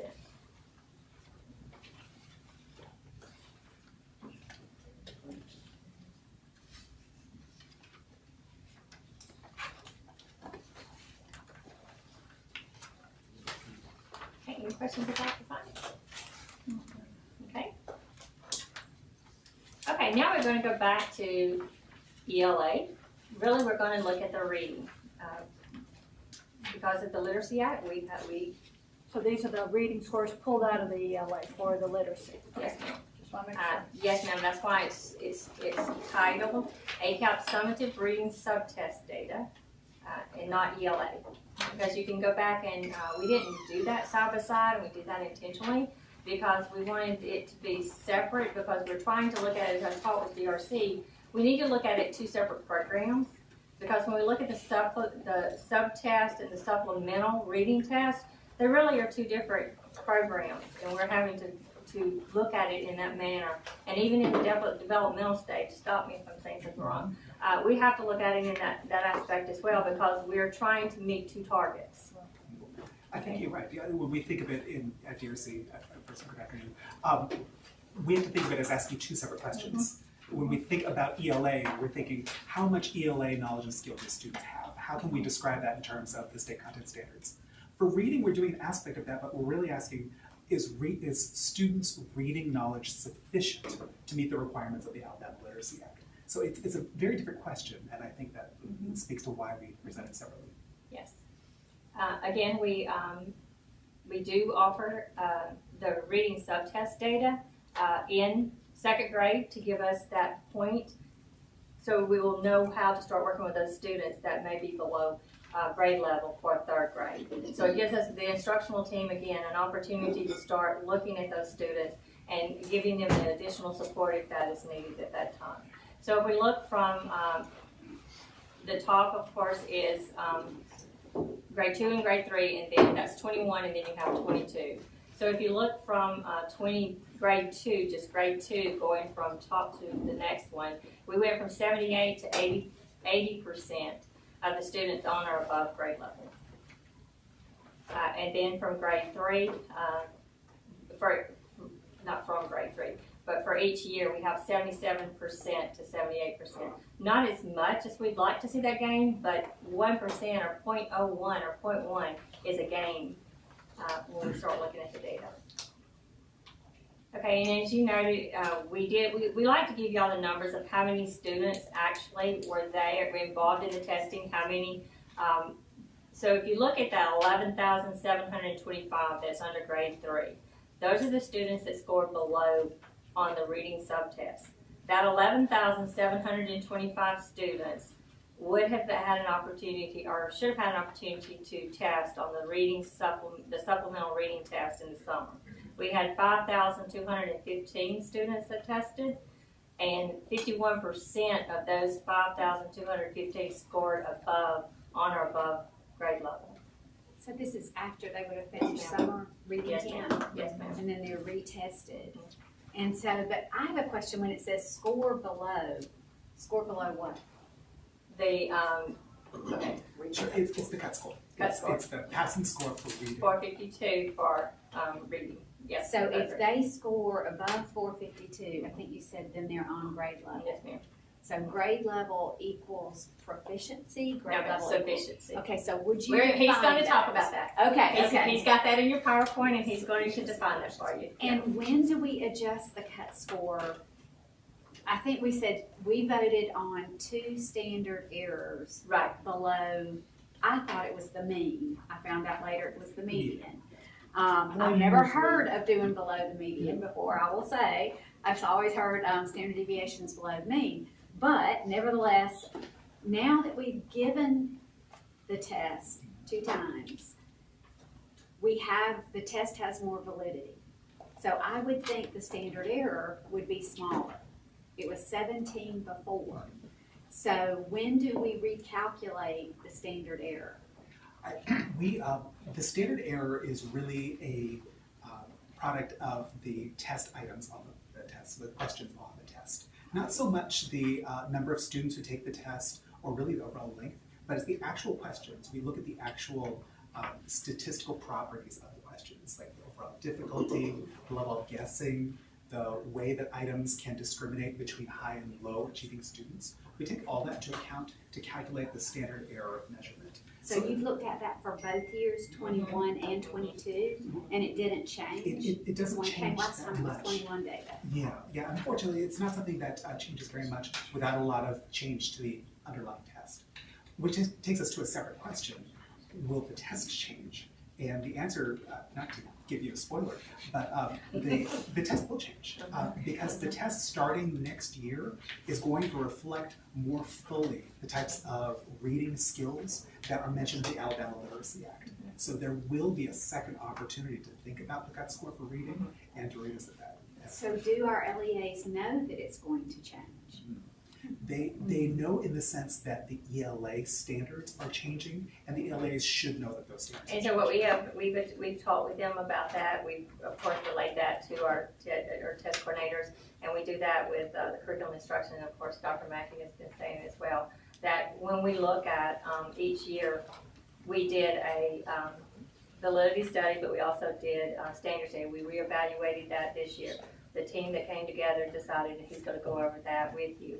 That there needed not to be an adjustment because the assessment in itself was changing because of the ELA standards. It's like we're going to have a not really all new test, but almost because the standards changed so drastically. So this coming year, in the summer, we will have a standard setting to determine that. In fact, next month, we're having what's called a pre-standard setting for us to already look at the second and third grade cut score. So it could change again. Yes, ma'am. I had intended to say very little, but Dr. McCarty has raised something to cause me to ask questions. The mean is the average score of all those that are given. The median is the one point where most people had that score. That's what the median is, right? It's the median is the median is the middle point between all the scores. Half scores above, half the scores mode below. is the highest, got the it. score. Okay. And so usually the standard that I'm used to is dealing with the mean score as a statistician. Sure.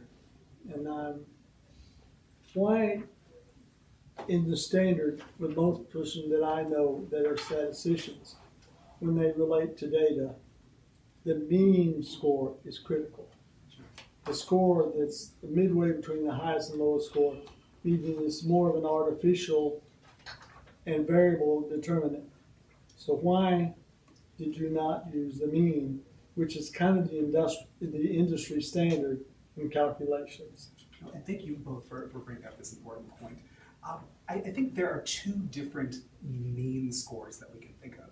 One is the one that we're we're not looking at directly here, but thinking of the average student score, how students have actually scored on the test. Has the average score, the mean score changed?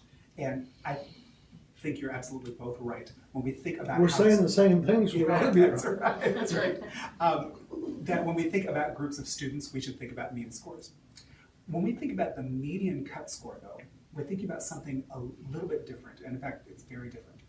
At the standard setting, we had a group of 12 educators come together to recommend cut scores.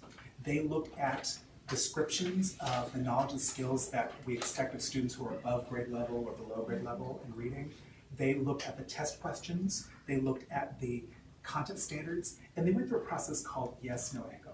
In that process, they look at all the questions and think to themselves, if a student met this performance standard, if a student was just at or above grade level reading, would they get question number 1 correct? Would they get question number 2 correct, 3 correct, 4 correct, and so on? And they use that to calculate cut score. It's a very well-defined process in our industry. And as you can imagine, if you have a group of educators who go through that process, they all tend to recommend similar cut scores, but not exactly the same cut score. That is, if we went through that process and were to recommend cut scores, we would probably all recommend slightly different cut scores. So as part of that standard setting process, to come up with some way of describing what the committee's recommendation was, we take the median of those cut score recommendations. So that's the median that we've used to anchor the cut score recommendations that the board took action on last year.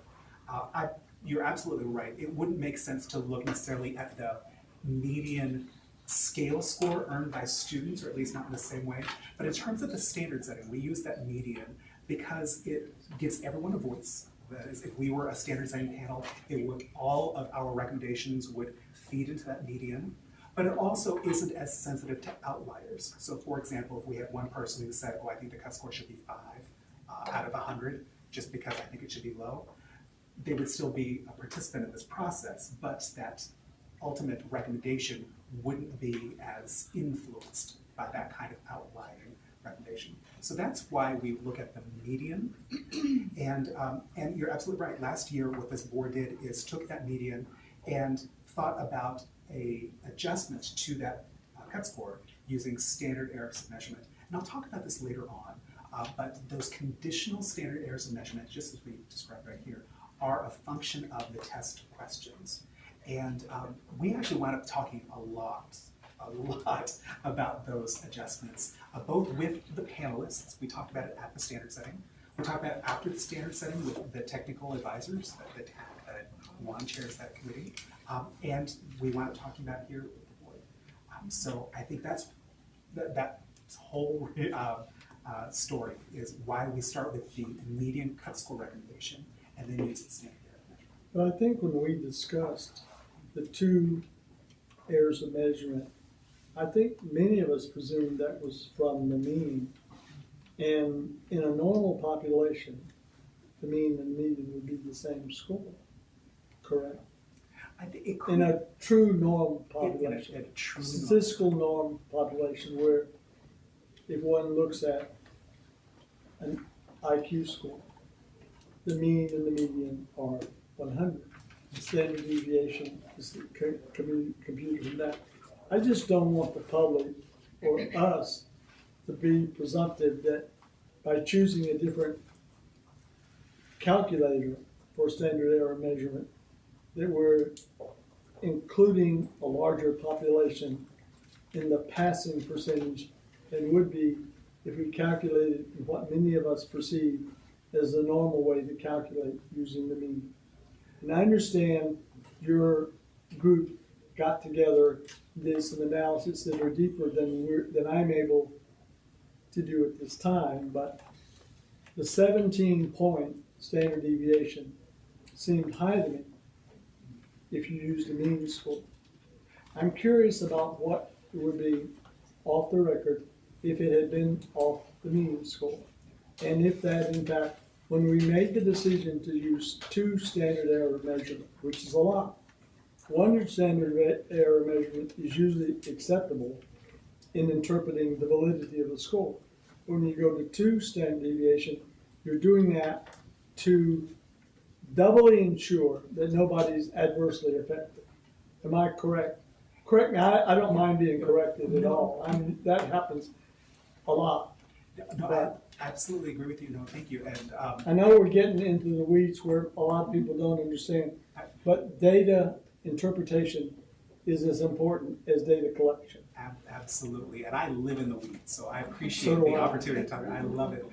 No, and I should say, in this particular instance, whether you had started with the mean cut score recommendation or the median cut score recommendation, you would have had the same conditional standard error measurement because it's a function of the test, not of the cut score. So either one would have been a standard error measurement, or either one would have been 17 last It would have been, yeah, and I can triple check that once I get back to. Well, you don't have to. You just asserted it. It's fact if you tell me. I think the one thing that something important that you said comes up when we talk about the conditional standard error measurement is using that adjustment of two standard errors of measurement lets you make a statistical argument. And we didn't frame it this way last year, but it's still true.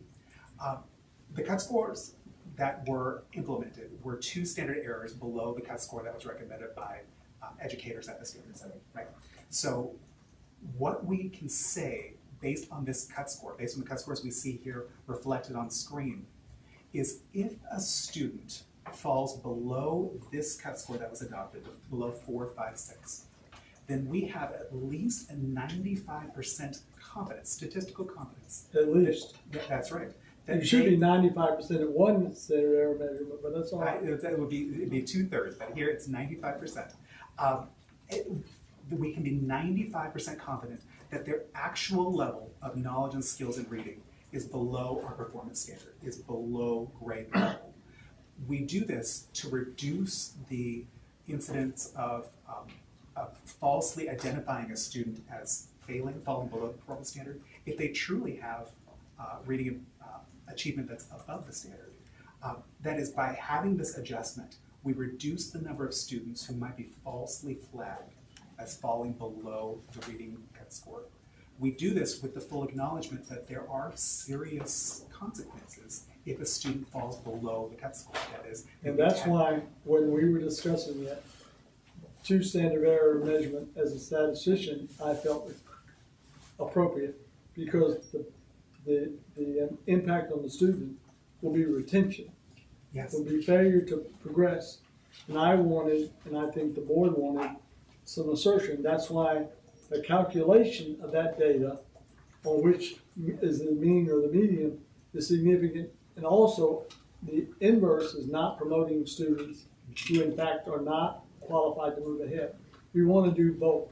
We do not want to retain a student who should pass, nor do we want to put a student in jeopardy by promoting them with their having an inadequate ability to perform those skill sets. And that is very fair. I guess to your first point, I guess finally coming back around, what I'm saying is using, whether you start with the mean or the median cut score recommendation as that starting point is mostly immaterial. It's not going to make a change so much to what we actually see. The second, though, to your point, is the board made the adjustment of 2 standard errors of measurement after the recommendations by the TAC and by the content experts at the standard setting.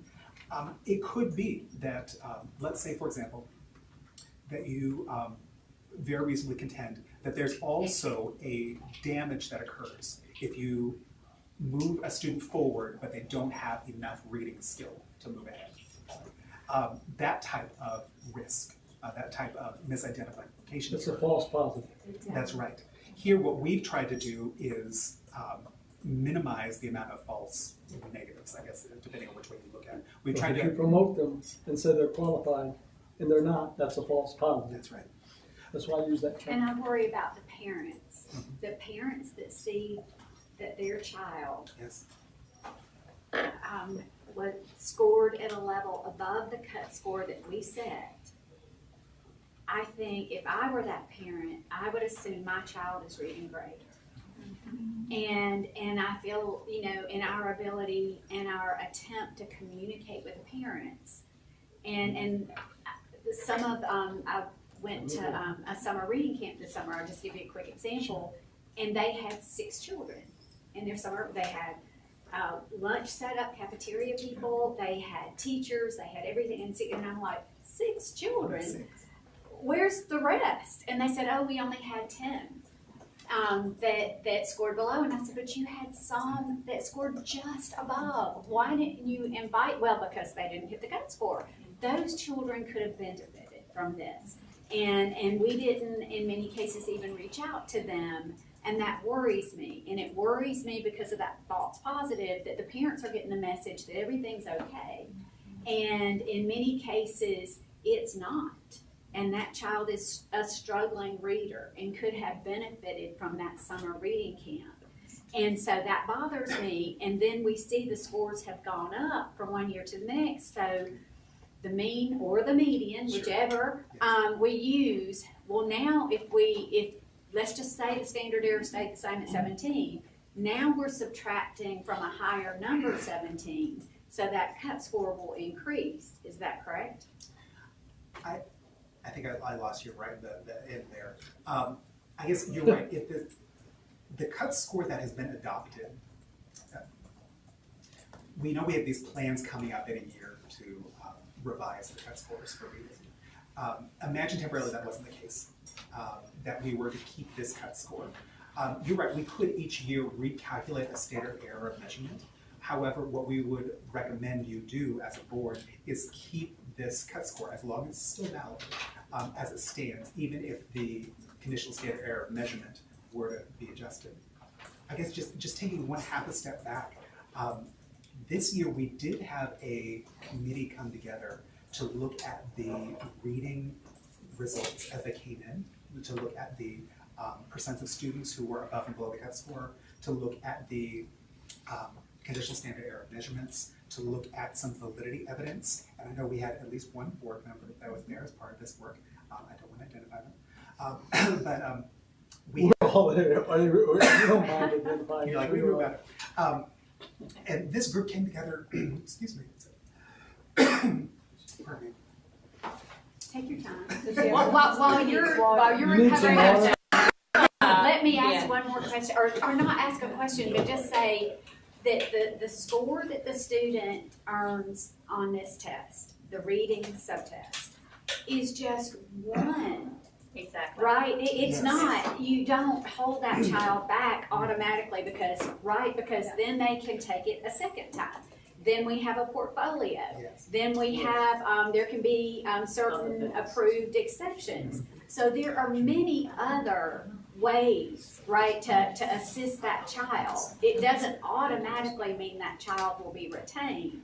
And also, and this may be wonky and I apologize, but when I think of like a confidence interval, Yes. I think of 95% confidence interval, Yes. and then I think 2.5 on one side and Yes. 2.5 on the other. So we've only got 2.5% on that lower end side. So we're 95% confident. Is that correct? That's right. And I agree with everything you've just said. Just in reverse order, you're right. We are more than 95% confident that if a student falls below 4, 5, 6, their actual reading achievement is below our performance standard, the one that we intended. And I think you're right that there is a danger of ignoring students who scored near the cut score. I remember during last year's conversations about the cut score, there was even some conversation about messaging to the field for students who scored above this cut score, the one with the adjustment, and below the originally recommended cut score. Right. Below. And we did that with Dr. Davis and Bonnie, because we met together, and Bonnie was going to take that back to her team for them to make sure that they looked at those students that fell within that score, so that they were addressing those. I mean, they did. Bonnie Right. did, but Right. the message, I'm not sure.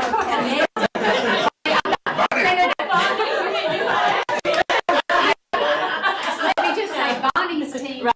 I get what you're saying, because you're saying you Absolutely. see I'm it. just saying Right, and that's somehow why that I wanted- message didn't connect. Right, and that's why I wanted to bring out the 11,725, and out of them, only Only 5,000 I know, I saw that tested. too. You know, because that's major, and we Yes, heard, yes, we it would is. get questions about, do we have to test them? Well, we're telling you yes, but we can't tell you yes. You know, you have to test them. The opportunity's there. Why would you not? So the reason that only 6 children showed up was because some of those children may have fallen in between the 1 and 2 level cut scores.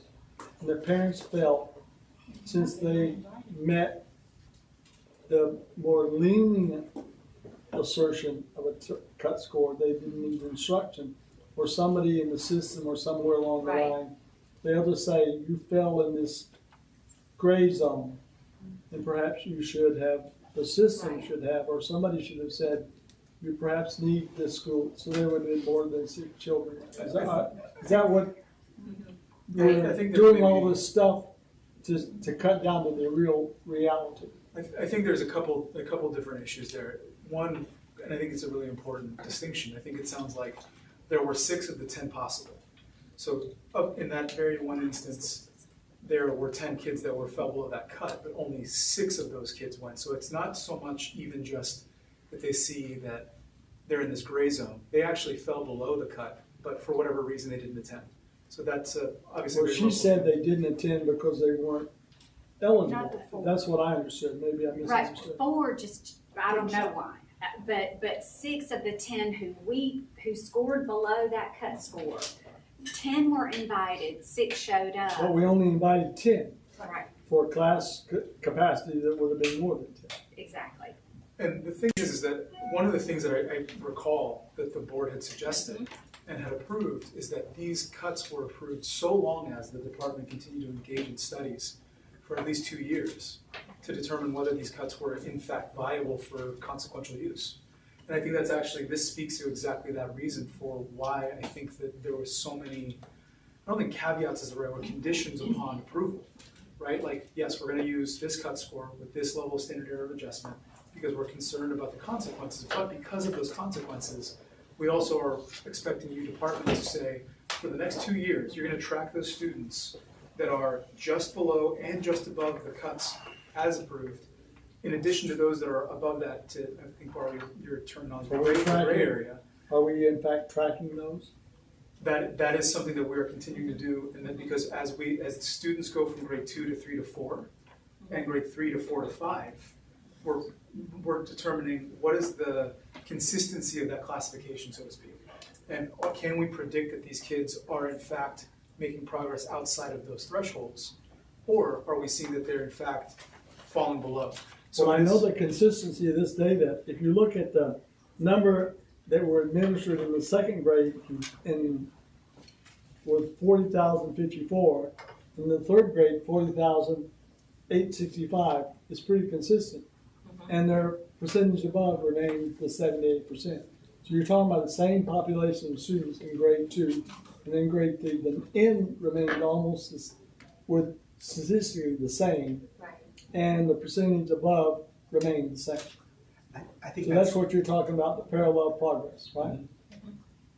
So we didn't make that much progress in the same population of students that we tested twice. Which I think it's worth acknowledging the fact that 2021 was an odd year because of COVID, which there are a host of instructional disruptions that probably. But without trying to formulate disclaimers, the population N was the same, and the test scores were the same.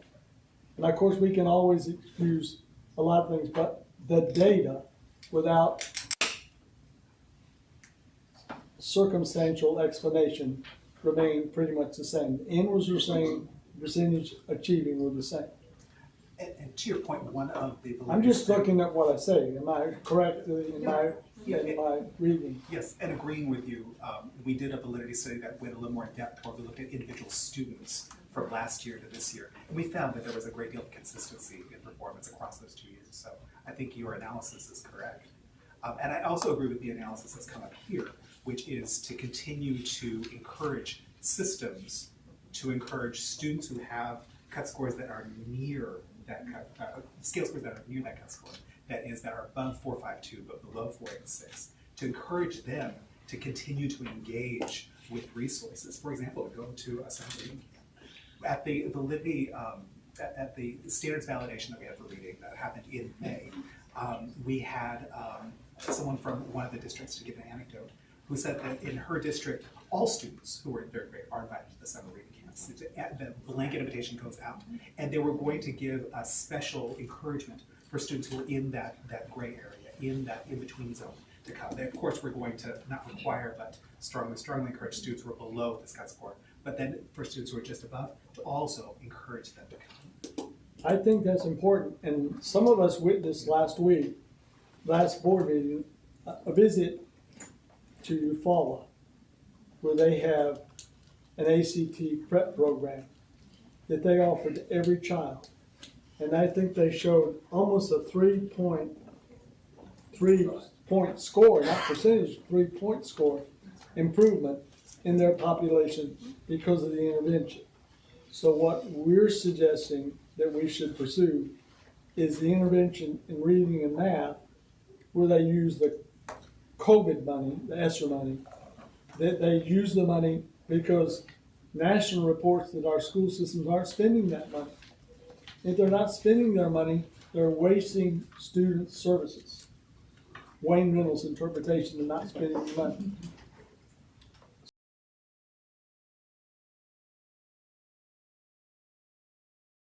They're using the data in the way we're attempting to protect students to not really explain the real need for improved instructional time. Like what Dr. McCarty said, 6 students showed up, 10 were invited, perhaps 20 should have invited, and 12 showed up. Because we spent enough money to do services for 12. Absolutely. That's all anecdotal and maybe wrong, but maybe. No, I agree with you, and I would hope if we were able to go in a back in time machine and they knew they had 20 seats, I think a great way to fill those seats would have been to identify students who were just above this cut score. Those are students who are on that cusp and who probably could still use some good intervention to improve their reading skill as they go into 4th grade. Because Dr. McCarty and I had discussions about this very issue as we both are educators at different levels and came to the same conclusion, but it's a priori. It's too late. So we don't want to make the same mistake again. And so part of what we should do as we look forward to it and as our staff look forward to it, and the money's still out there. Millions, tens of millions, hundreds of millions of dollars that should be paid stipends or whatever it takes to get students instructed, because the legislature and the student body, they don't come to school board meetings, but they hold us accountable for what happens. So I guess it's incumbent on us to be creative and assertive and offer a carrot to get it done, because we're going to be responsible for it being done, whether it's appropriately incentivized or not. And I'm sorry for interrupting your presentation. One last clarifying question. The 486 score, how do I call that? Is it the proficiency? Is it sufficiency? Is it grade level? How do I label the 486? I would say the 486 came out of the standard setting and is an indication of reading sufficiency. So it's okay, thank you, because I get confused I on hear many you. terms that we use. So it is reading, so 486 is what the standard setting committee determined to be reading sufficiency level for third grade. That's right. Am I saying that correctly? When they went through this standards-based process, a content-focused, content-rich process to think about the types of knowledge and skills that a student would need in third grade to be considered at or above grade level, their recommendation was 486. If the student scored around 486, they were right at that point of being at or above grade level. Now, the cut score that was implemented to conditional standard errors of measurement below that was done so that we could make the claim that if a student fell below that point, then truly their reading knowledge skills was below that reading sufficiency cut. Thank you. And the committee members all were explained this prior to them exiting, before we even brought it back to the TAC. And because they didn't get to see, and I know that Rick was gonna bring this out, they didn't get to see the data until the very end. So they went strictly on content and what was right before them. And then we brought to them the data for them to understand. So it was a way, and that was a recommendation from our TAC, to make sure that they didn't get to see the data first, that they went through the process, and then they were able to place the students and say, this is how many students that would fall here.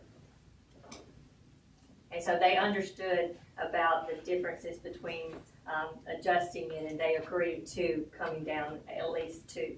So they were all in agreement with that. I just wanted to make sure No, I had my you're terms fine. correct. No, you're good. Yeah.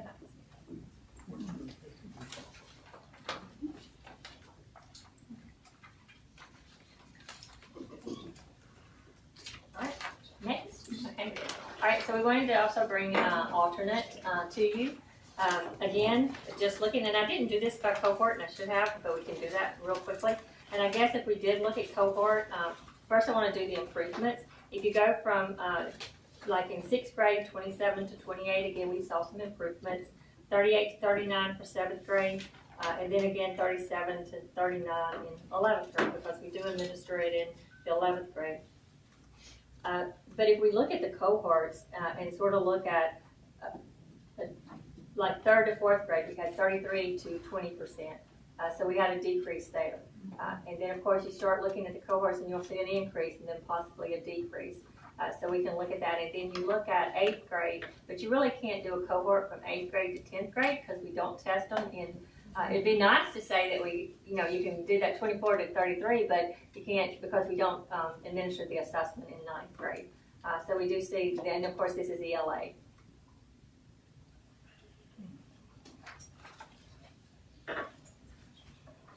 Okay, if we look at math, again, looking at this, so we do see a decline in our math scores for the alternate students,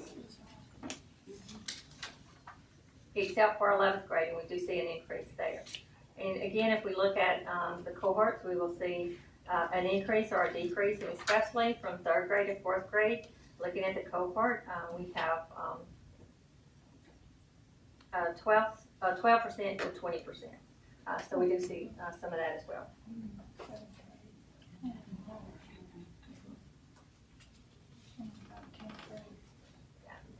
And Maggie, this would represent about 1%. 1%, these are the students with the most cognitive disabilities taking our alternate. Yes, sir. They take this assessment instead of the summative. It also is developed by DRC. We have committee members, so we have teachers that come in also to do the work on this as well. And again, they talk about the PD and the awareness of what they need to take back to the systems and to their students to make sure that they are where they need to be and getting instructionally the materials that they need.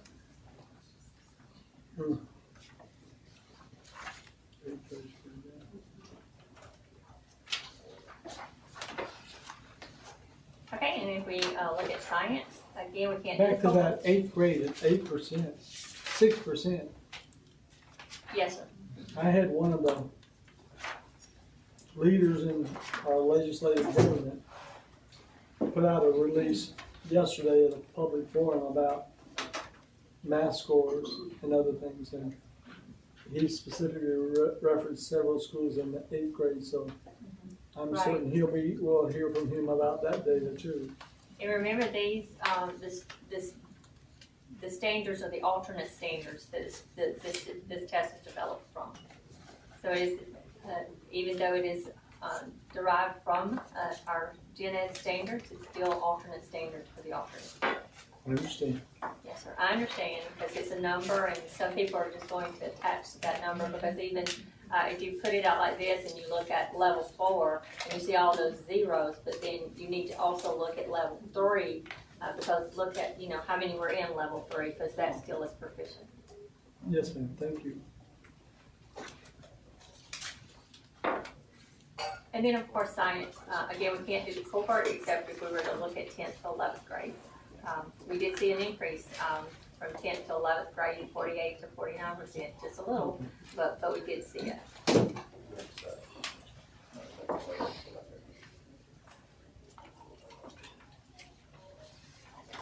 Okay, any questions? Okay, and this is what you basically have in your packet, and we just wanted to look at it across the content by grade level, and then look at the participation by grade level, because I've given you the overall at the beginning of the participation overall for all grades for the entire state. Again, we will see that our participation increased this year, and of course our proficiency did, but once again, when you start looking and breaking it down a lot further, you're going to start seeing some of those discrepancies. So what we're going to start now looking at is any of those that are below the 95%, because USDOE requires us to have a 95% participation rate. So we look at grade 11, we have a 92, 93% of our students that participated in the assessment. That was for ELA. With that 486 that Dr. McCarty was asking for, you said that was a cut score for reading, correct? Yes, ma'am, reading only. Okay. Math, was there a score for that one? We haven't answered that yet, a cut score. Yes, ma'am, we have a cut score What for was that. that number? I'll have to get you that benchmark. Oh, okay. Yes, ma'am, because it's a per grade level. Oh, per grade. Because it's different, per grade Okay. level, so I'm gonna get that to you all. Okay, thank you. Yes, Once ma'am. again, our 8th grade bottomed out, and I'm certain I'll hear again from And you can go ahead and take a look at your district prior to that, so. this person represents the state senate in his, so I'm certain Ms. Crane will be in touch with him.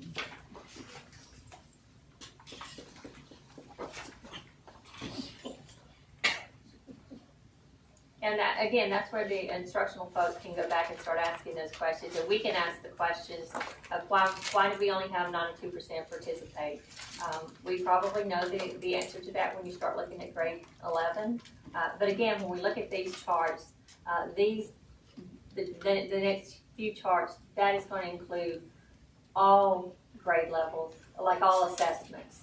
It's going to be not only your summative, but your alternate and your ACT. So we have to keep that in mind.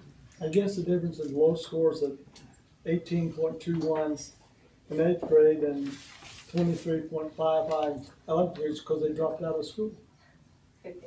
I mean, right. What could cause that much improvement except because the percentage testing is 96% and 98%, insignificant difference, but a huge improvement in scores. Is grade 11 the ACT?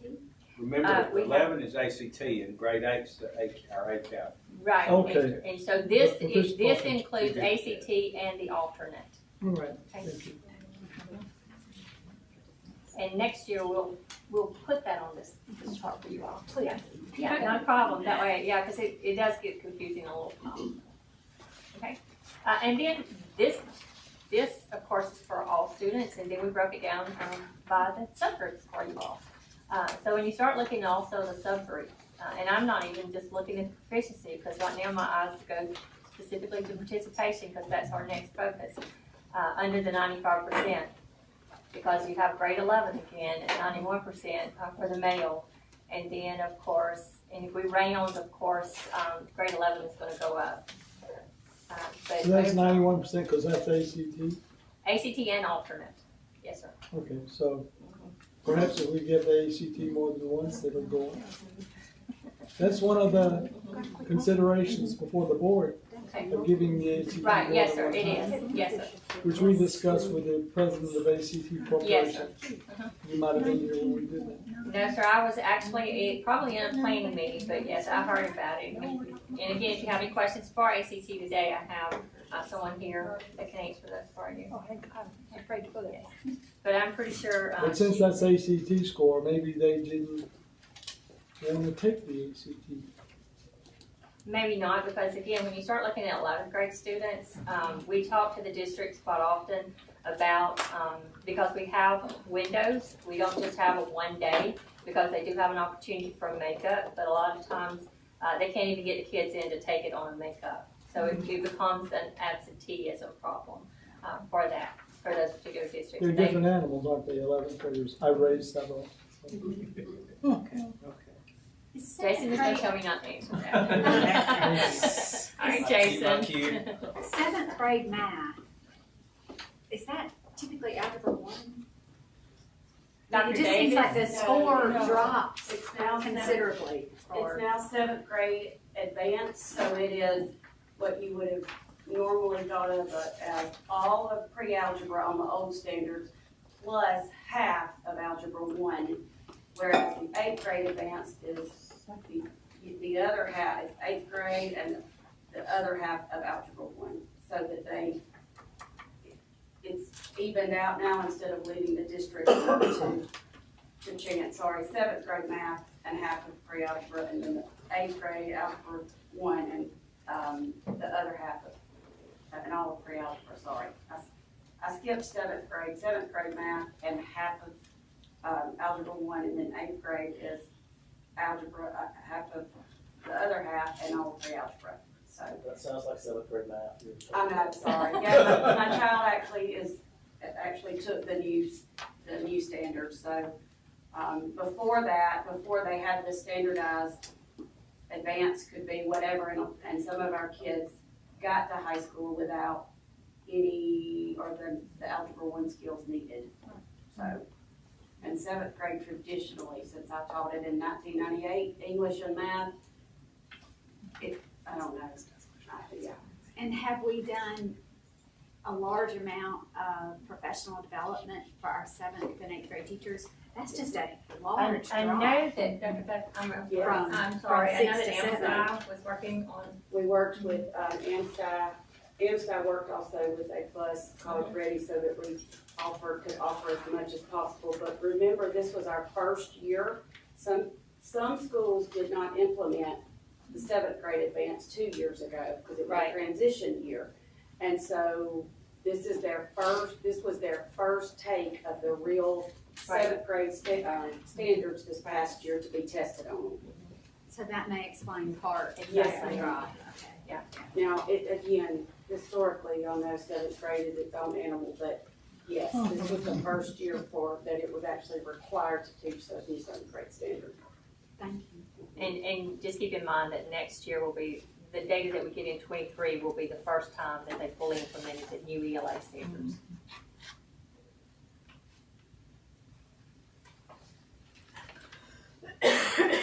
And again, I'm not gonna go through each one of these.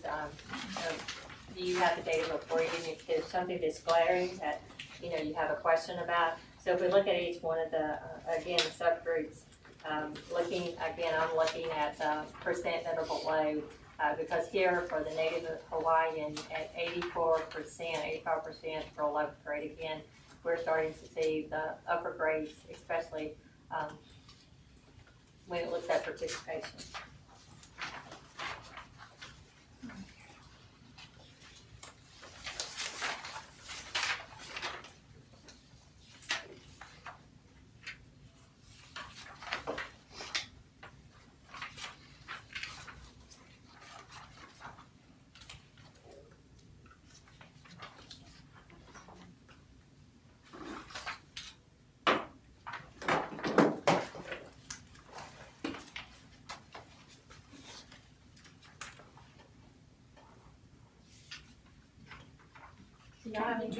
Can I ask a question, just a general question about ACAP?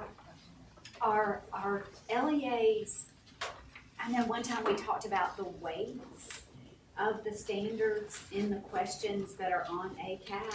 And I think one time we came back and found out that maybe in one particular grade that measurement was a higher percentage than most people had thought, and they had been teaching it after they gave the assessment. And then when they realized the weight of the subject, they realized we need to adjust. This is an important topic. Are we sharing with them the weights of the subject areas that will be tested? We're not sharing with them weights. Correct. The blueprints. We're sharing with them the blueprints. We definitely, the blueprints are what you would consider the weights. Which particular standards and content, how much of it is going to be on the assessments, and I can share that with you all. I can share a blueprint with you all, okay? And Maggie? Yes, ma'am. To save you a step, y'all will get the first teacher tidbits that'll go out tomorrow. I will send it to the board members, and we use all of their stuff that is being created and put it by grade, and we've already had several responses from the curriculum directors to say thank you, so the teachers will get that. So I don't have to search through, so for second grade, it'll be blueprints, it'll be instructional support, so y'all will get that tomorrow. And the blueprints have been updated, and I'm not sure if I passed that on to you, so we need to pass on the new blueprints to you. So if I'm a second grade teacher, I can use that one pager and click on every single resource that ACAP has developed with our, to support instruction, and those blueprints are on there. So, because you can go right now to their website and to our website, but they're not necessarily by grade level. It might be all that instructional supports for grades 2 through 8, ELA, then all for math, and so it just saves the educators time. And which I'll give it to you. So, excuse me, in line with that, when you say the blueprint, of course, we're talking about, they would know the standards then for language arts, math, science, maybe have test samples. Would that be? The item specifications, yes, ma'am. Okay. Okay. Yes, ma'am. And the release of the previous test questions, I think we're going to release 25%, or work our way up to 25%. We are, I don't know if right. we have 25% yet, but And that was, when will that's- that drop again? Because I had some teachers looking for it. Very the other soon. day. I can't remember if it's October or first of November. I think it's October with the new the instructional support for item specifications. Right. Yes. And where will it drop? So I can send them to the right link. Right. We're going to post that on our website, and we'll pass that along. I'll not only pass it along to the test coordinators, but I'll pass it along to Dr. Davis, because she's great about putting that out in the teacher tidbits and all the curriculum folks. And then, of course, we'll not only have it on our website, because I think we have last year's, but those are going to be updated. And then, of course, we'll have it on the DRC website. That's great. That's going to be very helpful. It will. I just, they're eager to get Yes, it, they are. so. They are, very much so. Okay. Thank you. Not a problem. All right, and as you go through, and if you have any questions, don't hesitate to let us know, and we'll get answers for those questions when you start looking at the specific subgroup data.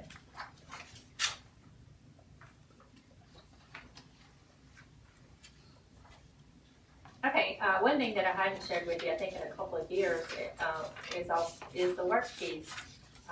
Those students that we refer to as benchmark, they receive, once they take the work keys, and they take the work keys in the fall, in a couple of weeks, in fact, for 12th graders, if they choose to do so. We have put out that it is an optional assessment, even though a majority of our districts still utilize it for CPR indicator. So even if they're not going to use it for, if the students have already mastered that, we still have a majority of our districts that are still utilizing work keys. We do not recognize bronze as a benchmark because silver, gold, and platinum are considered benchmarks. But bronze, there are some business establishments that do recognize the bronze certificate. So those students are still earning a certificate that's going to help them when they get ready for employment. So it is giving them an opportunity to get ready for that next step. Not only do we offer this in the fall, but we also offer a retest in the spring. So those students who have not benchmarked in the fall have an opportunity to retest in the spring to up their score. And if they do it online, they don't have to take all 3 subjects over again. They can just take the subject or the test that they need to in order to benchmark. And a majority of our districts are utilizing the online option, which this year will be online for the retest only. And if there are any students that are absent during the fall, we'll give them the opportunity in the spring, or if there are any students that have moved in, we also give them that opportunity in the spring because they have no score. They get 2 chances? Yes, ma'am, they get 2 chances. They do. And then some schools do offer it themselves, like career tech centers, and some of the schools themselves have offered it. In fact, we have some schools that are now purchasing it for other grades. Yes, they part for themselves, yes ma'am, but we pay for 2. But it's not the whole, for instance, if we have a class of 55,000 for 12th grade, we're not going to have 55,000 that's going to test in spring. We may have half of that. And so we do have a large number that test each year, even in the spring, to get that opportunity. One thing that I wanted to note is just look at the numbers. When we look at 21, when we look at what benchmark again would be silver, gold, and platinum, we see that 17,931 certificates were awarded, which would be considered benchmark. And then this year we had 20,647. So that is outstanding to see that. So that's an increase of 2,700 students who have scored benchmark on the certificate and upped their employable skills when they get ready to go out into the field. Could we get a list of the employers that respect this work keys? I think we can. I'll have to work to see that. I know that we have a website that you can go to. It's a workforce. I'll get that to you as well. And so that you can just click on the state and then you can do a particular county and it'll tell you how many work key certificates were earned within that county. But then I would want to know how many employers would hire, like if And I go in I with a gold certificate, that I would be a good candidate for that. I'll check into that to see. It is on that same site. Exactly, I thought so. Absolutely. And I think it's workforce readiness or something like that. I can't remember the exact title. Work ready communities. Thank you. Work ready communities. Yes. Work ready communities. But I'll get you all the link for that. Okay. Thank you. Mm-hmm. Yes, it's very interesting to go through and just click on the different districts to see that.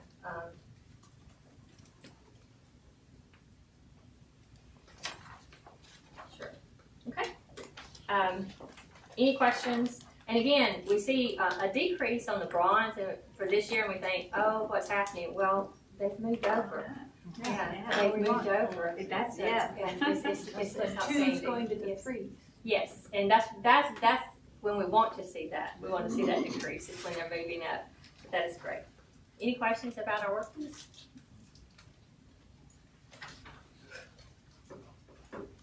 Okay, just briefly, we're going to talk about NAEP. We know that results are going to come out in a month or so.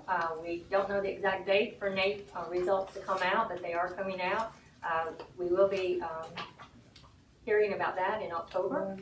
But right now, we are participating in some international assessments. For instance, we have what is called PISA, the Program for International Student Assessment. It takes place in October of this year. This is going to measure the 15-year-olds, and right now we only have 3 schools in Alabama that have been selected to participate.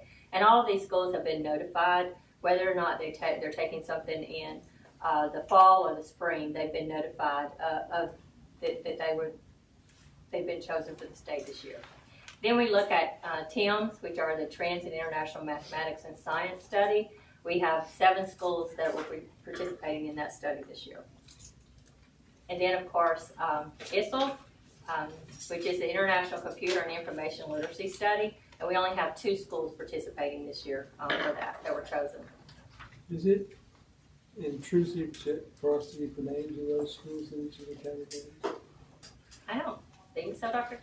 McKee. I'm not for sure. Okay, we'll have to, I don't we'll have know to if they're double check. embargoed or not. I think they will be embargoed until after, yes. Usually until after the test. They are. Well, I don't know who they are. They don't notify us. Yes, definitely. By the word intrusive, that's all inclusive for all sorts of reasons.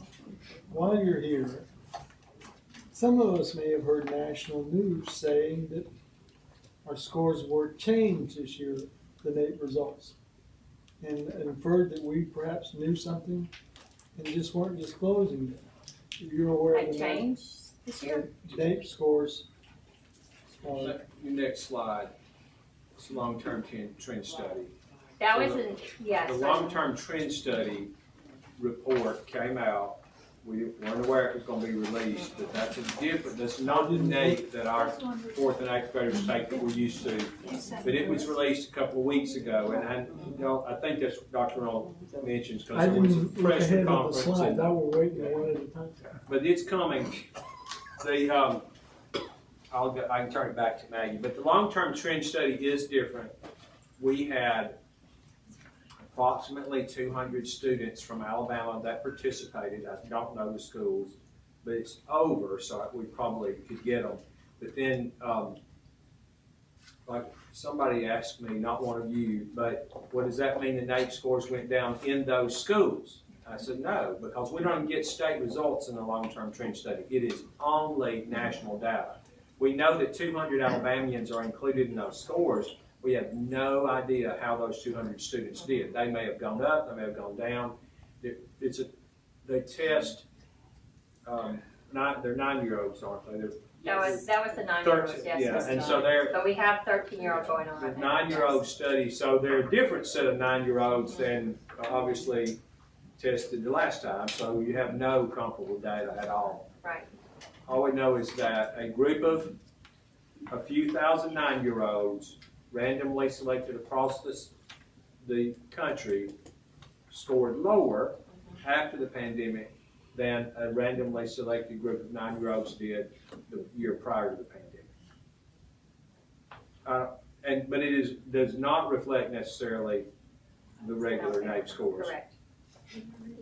And I'm sorry, go back. So the long-term trend study, though, is the one, and the new one, is it going on now? I've now taken over, and I didn't mean to. No, you're fine. It's going on October the 10th through the December the 16th, and that is for 13-year-olds. And then, of course, we have 13 schools that will be participating in the long trend for 13-year-olds. And then, again, as Dr. Mackey mentioned, no scores for the state, district, school, or students. So that's why when it says it's lower, well, how does that affect Alabama? We don't know because they don't give us any data back other than the national data for that. And then we also have field trial and then field testing. We only have a few, like 11 total schools that will be participating in that. But NAEP did cancel the field test, and we only had, I think it was 3 schools that were going to participate in the field trial, so they have canceled that for this spring. Now, this does not even account for the regular NAEP that will take place beginning in January through, I think, I know through February and into March. So we do have, but we don't have, this is not considered what we call our large year, because now they've reverted it back to the odd years are not going to be your large test-taking years. The even years will be your large test-taking. So that's why in a few months we'll have our NAEP data for 22.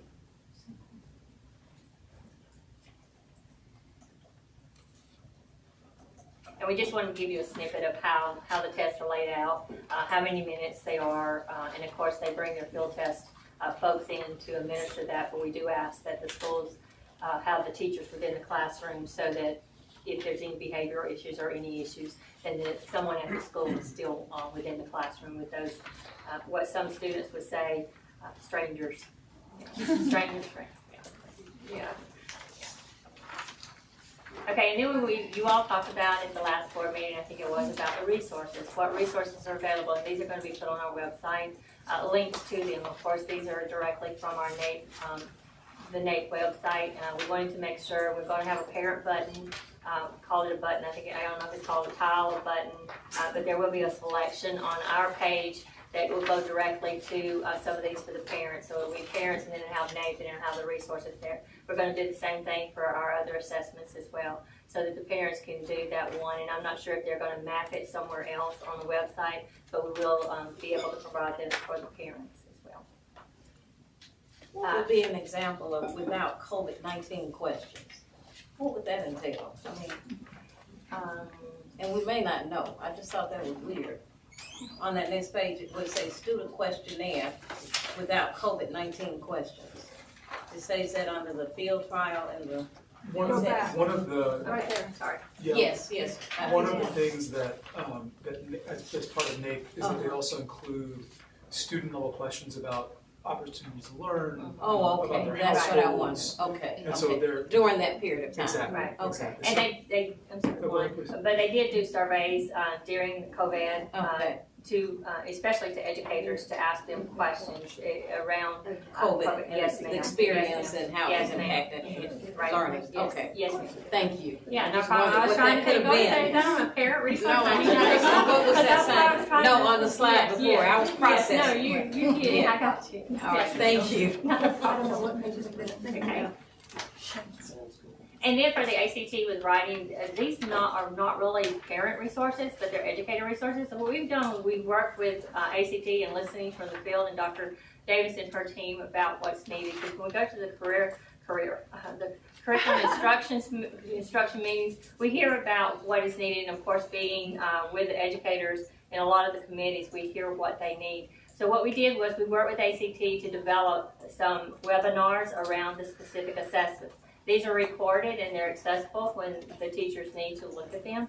So we wanted to make that, and we also offer ACT Online Prep, and we also offer ACT Work Keys Curriculum. ACT Online Prep is, they have a set number, so they have a set number of licenses, so they could use those for 9th grade or 11th grade, or either they could break it up and do some 9th and 11th grade, so that's entirely up to them. But for Work Keys, we have unlimited licenses for that, and so some of our districts have utilized that and have even allowed like the 9th graders to start working on Work Keys curriculum because it gives them a little practice so that they can get ready for some of that. So that's an opportunity. And they're aware of that, excuse me, they're aware of that? Yes, about ma'am. it being unlimited? They are, and I'm going to bring that up at the curriculum meeting because we tell our test coordinators all the time, make sure it's going out there. And we get questions all the time about licenses and who can we allow to, and we say unlimited. But we want the curriculum folks to now understand that as well. Go back and talk to your test coordinators. If a school is not utilizing it, they can use it for 9th grade if they want to use it for 9th grade because it is unlimited. But of course, ACT Online Prep is just for a select number. So what we do is we take the 10th and 11th grade, and we go, we average it to give them the max number that we can. Of course, we've had to increase the numbers at each school this year because of an increase in population. And so that's a good thing. That's a good thing for that. Go ahead, I'm sorry. Are we using the program that was in UFAL as a model to try to encourage the same kind of actions? We've started that conversation. We've also started that conversation with ACT around that. Shanti and I have, Ms. Washington and I have had a conversation around what they were utilizing. So we are talking with ACT about that. We are working also to provide more PD around what's needed.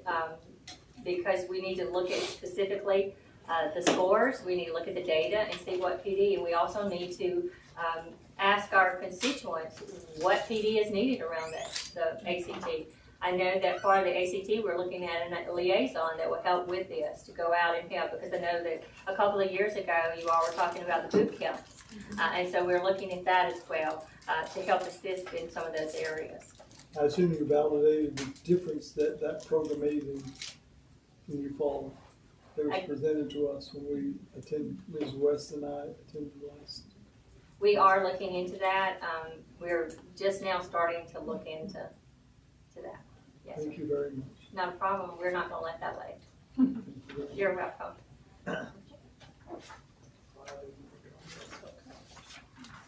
Then for some of the resources that we do have a guide that we do put on our website, and it will be under the parent list. That really is, it basically just is a little snippet. It's a 2-pager. We have it both for the summative and the alternate, and it basically just tells what the program is about, the assessment is about. And then it's just like a little 2-pager about the actual assessment. It is on our, and if you all need a copy of this, I can definitely send you a copy of this. It won't be a problem for that. We also have it in Spanish, so that is our top language in Alabama, and so we do provide that in Spanish as well. We have the individual student report quick guide. That is just a little snippet. It's a 1-pager that sort of lays out the individual student report that we refer to as the ISR, so that the parent has a quick view of what that report is about. We also have recordings that Shane has completed with 2 of our staff, and we're going to be putting those out on our website very quickly. It's very short, because I heard you all last board meeting wanting to know about those resources and those recordings. So we have worked with him, and we had already started working with him just to set a date for that when it was mentioned at the last board meeting. So we wanted to make sure that that is available, and it's just a way just to talk to the parents about the report and to understand the report. And if they have any questions about it, to go back to the school and talk to the school, because we do get quite a few parent calls wanting us to explain the reports to them, and we direct them back to the school. Of course, we're going to answer their questions because we are here to support the parents as well, but we want them to go back to the school and talk to the teachers especially about their child's report. Well, that's a good communication opener. Yes. Who knows them best? Yes, exactly, because we're just going by what the parent has to say. Why did my child go down? Or why didn't, so yeah, we always send them back to the district and the school. And then of course we have the ACAP summative and alternate. We do have it for the alternate as well. It is a user guide to interpreting reports that we have on our website as well. It walks through the reports that we utilize. It's not in your packet, I'm sorry. I can definitely get you a copy of all of this. But it just goes through the assessment again, what the reports are and what it is. And I believe even in here it talks about the mean and the median. It talks about that. It talks about our dashboard of how to utilize the dashboard, the interactive reporting, where they can slice and dice the data themselves within the district. We just give them a snippet of what's available, and then we do have office hours for the educators. We're going to do one specifically for principals in the very near future to talk about some of the reports that are available, because someone had mentioned to us that that was a concern, because if they were to go in and start, we call play around in the actual reporting system, they can get lost very quickly because there's so much information in there. We want to direct them to the specific report that they're needing for their school. And so we're going to be offering a couple of office hours in the near future to be able to walk through them. We also have a focus group that we work with once a year to ask them about our interactive reporting platform. What's useful, what's not useful. So we had a group last year that we worked with that we knew that were in it. We're inviting more this year to give us some more feedback on that, because we want all of the resources that we provide, and especially around the reporting, to be very useful to the end user, and that's going to be the schools, the districts. We can go in there and say, this is what we want, but until we hear what they need, then that's what we need to do.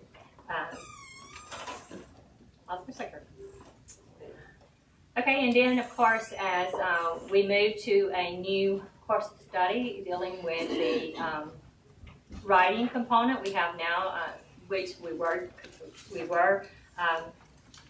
we did have writing, but we now have what is called text-dependent writing. It is going to be aligned to the 21 course of study.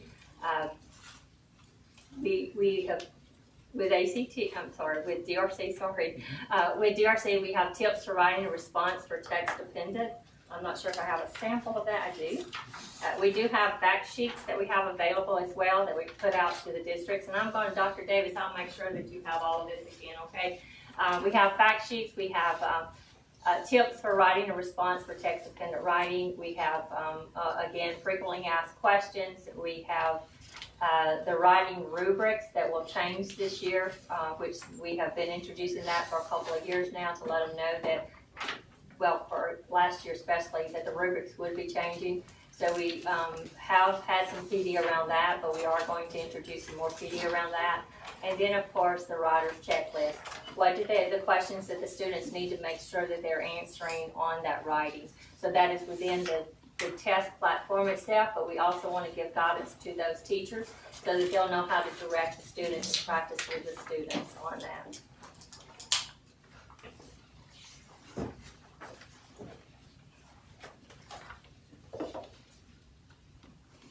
And then, of course, for the educators, again, we have the instructional supports. Dr. Davis's team is leading that charge where they will meet, and she has educators to come in and to look at those and add to. We are doing that in phases. I know that they just met the 1st of August, I believe it was, to revise it, and it is going to be out in October. November, the first week in November, we'll have the new instructional supports available. And then, of course, that will be for ELA. The item specifications include the retired items. Again, we wanted to make sure in a lot of the publications that we put out what it's aligned to, but again, those will be revised to also align with the new course of study. And then the performance level descriptors are what we utilize within standard setting. And those are also looked at each standard setting and looked at in if there needs to be tweaks or they need to adjust any of the performance level descriptors, then they are done so at that time. So far there haven't been, it may have been like a wordsmithing or a verbiage. They thought maybe it needed to have a verb and it didn't have a verb. And so those have been some of the minor of the last couple of years. But those will be brought out again at this standard setting for us to review. And again, we say these are not set in stone, they're living documents, living tests, living everything, because it's ever evolving as to the demand of what we're looking at each day with not only the course of study, but data. One thing that I wanted to bring out, I wanted to make sure I brought it out, is the fact that we retire test items. Those are within the item specs right now. Of course, we're going to introduce some more. We also had the retired items placed in Scantron, which Scantron is no longer after a few weeks away. So what we've done is we've grabbed those, and I'm working with Chris,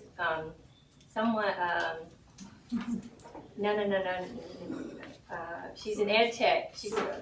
No, I can't remember.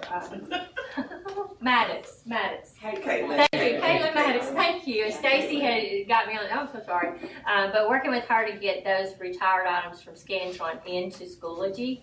And so what we're going to look at is that bank is not as large as we'd like for it to be, but we'd like to sort of look at that and look at some PD possibly around that so that some more items could be developed and placed in there as we move forward. So as we move forward, also as those items are released, we will grab those and possibly put them in there and work with some of the educators that we're already going to be meeting with to possibly write some more items because they're trained on writing those items for us for the assessments.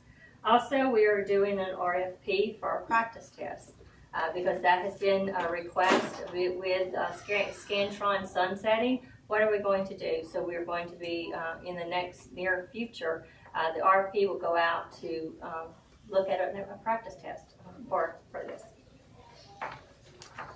Okay, any resources that, and again, anything that we're not covering or we haven't thought of, please let us know, and we'll definitely look at that and entertain it. Okay, and alternate resources almost mimic the summative, because in our world, what you do for one, you have to do for the other. And so that's why we always, okay, if we're doing this for the summative, what do we need to do for the alternate? Because they're just as important. So we do, again, we have the parent guides, we have the quick guide, we do have the recording that's going out as well for the parents. We have the user guide for interpreting the reports. We have the item specifications and the performance level descriptors. We do not have instructional supports at this time, but we're working with DRC and Dr. Chambers and her team as well to do what is called toolkits. It's really the instructional supports, but it's teaching the alternate teachers how to teach the standards and help those students within that will be taking the alternate. So we're working with that in hopes to roll that out. Again, it has to be in phases because you can't just do it all in one time. So we're working with them to get that completed. So that will be coming soon.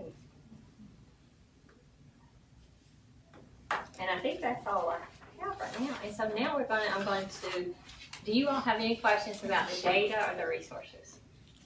Only last question I have is for you. And thank you so much for what you do. Thank you. But listening aid, weren't we going to add a listening component? Thank you for bringing that up. We did we did have field test listening this past year. We will be operational in all grades this year for listening. All grades. All grades. All grades.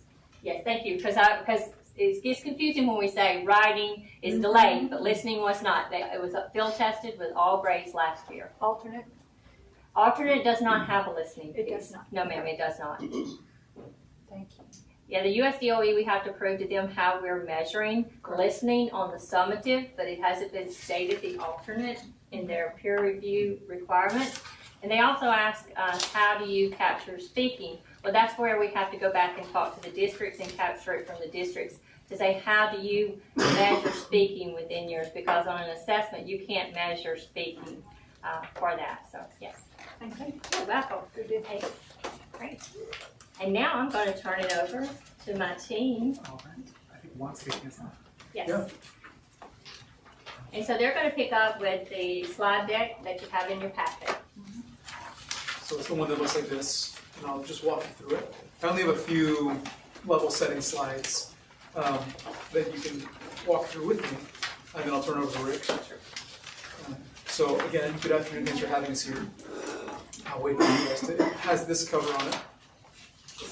No. It's in our name. No, it's in your packet. It should have been in this packet. Oh, okay.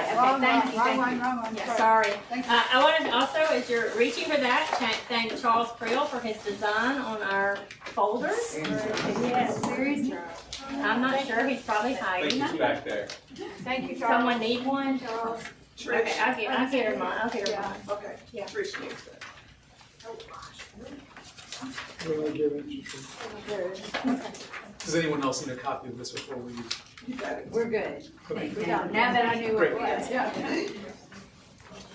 And much of this, Rick was gracious enough to put a lot of this content onto a one-pager. It's kind of like a cheat sheet. But I just wanted to share a few thoughts about kind of some ideas behind standards and assessments and how they translate into student setting and how that ends up leading into the scores that we saw today. So one of the things that I think is important to ground ourselves in is that this is all about content standards. And as you can see on your sheet, they're really just a way of naming what students should be able to do by the end of a grade. Teachers use them as guideposts. They're thought of as can-do statements, but they'll ultimately answer what students can do as a result of learning the content at the end of a grade. The question that was raised about blueprints and how blueprints operate, it's actually really relevant to the transition between standards and large-scale assessments. Large-scale assessments are intended to cover the depth, or if you want to think about the complexity of what a standard might look like, and the breadth or the scope of what's covered in a given grade over the course of a year.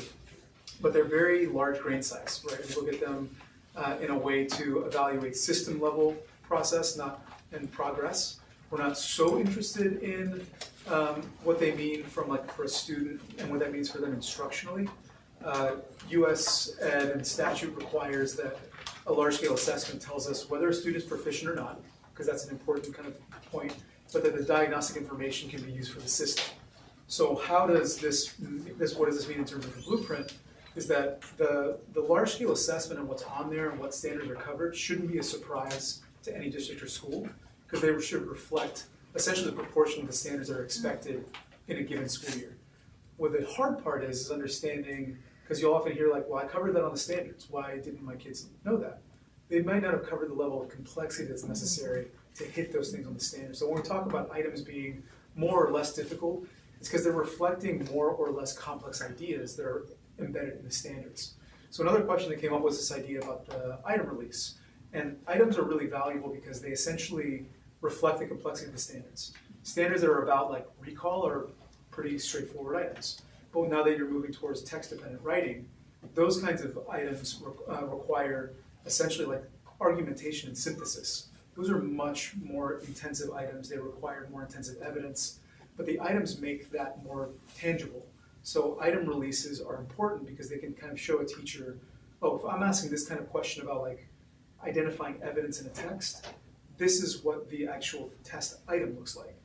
That's not so important for understanding how to like quote unquote prep for the test, but it helps them understand maybe how a student can or cannot interact with the standard itself and how they might change their own questioning route, which is where a lot of the curriculum instruction support comes in. So we think about those two as the big things, right? You got standards and you've got large-scale assessments.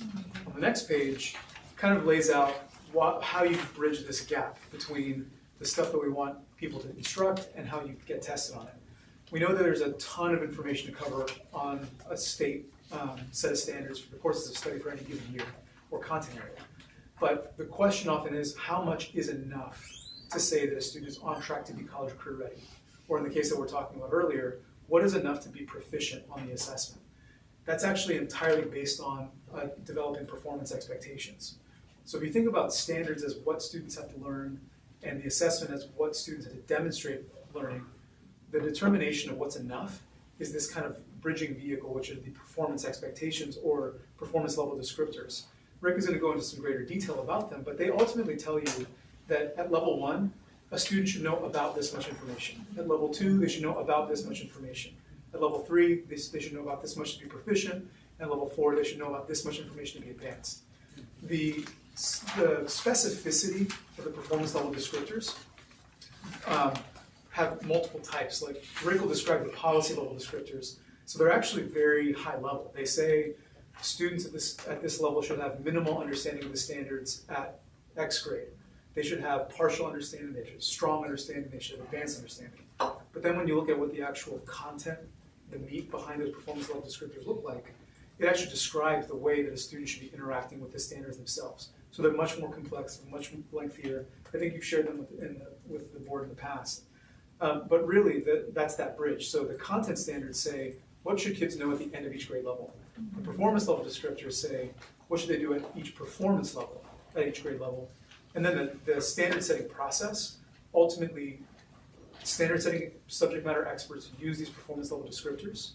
They make judgments about these items, and they say, based on the kind of evidence that we're seeing across all these items, this is what they believe that they should be able to demonstrate on the test, on this level, by this grade, as reflected by the standards. So there's really not a lot of, there's a lot in the development process, but at a very high level, the standards are at the core of all of this. The performance level descriptors, which Rick will describe, kind of translate what the standards mean in terms of expectations, and then the test just covers those expectations. So hopefully it's a way to kind of try to encapsulate all of the things that we talked about earlier, and maybe kind of put into context what the percentages really mean, because it's big, broad brushstrokes of information. The next step is, I think, as we've been talking about with our meetings the last couple of days, is how do we help the districts and schools think about really corroborating their own observations that happen instructionally over the year with whether they're seeing what the kind of progress that's moving forward or backwards. Because while we're seeing, and I think to Maggie's point earlier, everyone saw all the district tables and their school tables beneath that. So there may be a couple percentage points up or down in certain grade levels. That also means that there are going to be districts that have like 15 to 20 percentage point gains, in the same way there's going to be districts that have like 12 to 15 percentage point drops. So we have to be thinking about how to equip people to understand what the kind of the meaning behind the assessment results are, and then what to do with the next. So before kind of transitioning then into like further into the weeds, if there's any questions that any have. And we do have separate, we have ELA performance level descriptors, and then we have reading performance level descriptors for second and third grade. Thanks for that.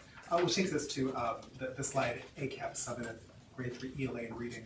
I think just picking up where Juan left off, the whole enterprise of standard setting, saying performance standards, cut scores, performance levels, is trying to answer questions that teachers have. For example, if students took a math test and they got a score of 500, that is very real information that we can use, but it doesn't really answer questions that teachers really have. Usually the number one questions are, how much knowledge does my student really have in this math course? Or is it enough? Is it good enough for me to consider them on track to be college career ready? For reading, we have a separate question. Do they have enough reading knowledge and skills to be considered on grade in grade 3? Or in grade 2 to be on track to meet that performance standard in grade 3? So when we think about the ACAP summative test, I'm really going to dive into the grade 3 ELA and reading test, just because I know there's a lot of discussion around that test. We really think about two separate ideas, and we mentioned that before, sufficiency and proficiency. So students' performances on the entire ELA test are considered a measure of ELA proficiency. Proficiency is how well a student does on an overall assessment in comparison with a set of content standards. So just as Juan was describing, how much knowledge and skill does that student have in relationship to the content standards? For reading, we want to answer a slightly different question. It's having to do with sufficiency.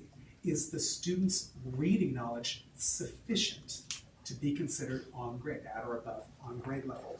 So that's really what we're trying to get at for the grade 3 test. On the next slide, we reiterate this distinction between proficiency and sufficiency. Again, proficiency, how well students perform on an assessment in general, for example, the ELA assessment. And then for sufficiency, whether that student's performance is high enough to be considered at or above grade level.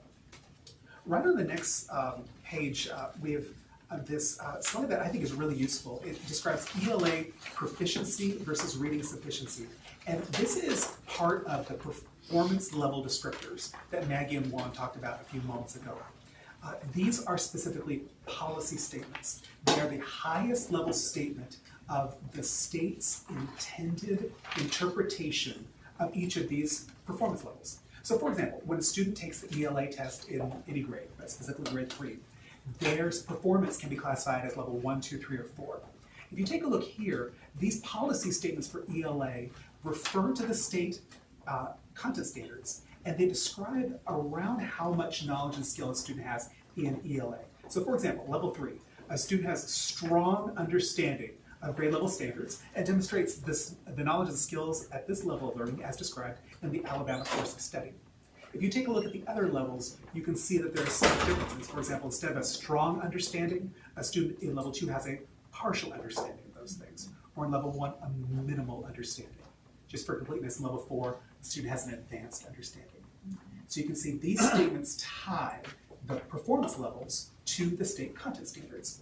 There are other sets of documents that go along with these, which we call range PLDs. They're not presented here because they're a little long, but they describe for each grade and content area what knowledge and skills a student really should have. They go into depth, usually a few pages long, that say in grade 3 math, for example, these are the 80 things that we expect of the student if they are described as level 2 or level 3.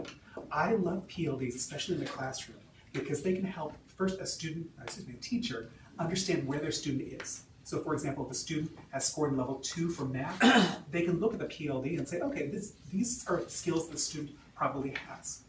They can also look at the descriptor of the next level to get some idea of what the student needs to know in order to move up in terms of performance levels. Teachers do this on their own all the time, of just saying, what do students need next? The PLDs can help support that. So that's specifically for ELA. For reading, again, we're thinking about sufficiency. So it has the same flavor to it, but we're, again, asking a different question. Does the student have enough knowledge and skills? So here, if you look at the policy statements for reading, they're making a reference to the reading proficiency expectations. So for example, look at or above grade level. Students in this level meet the reading requirement in grade 3.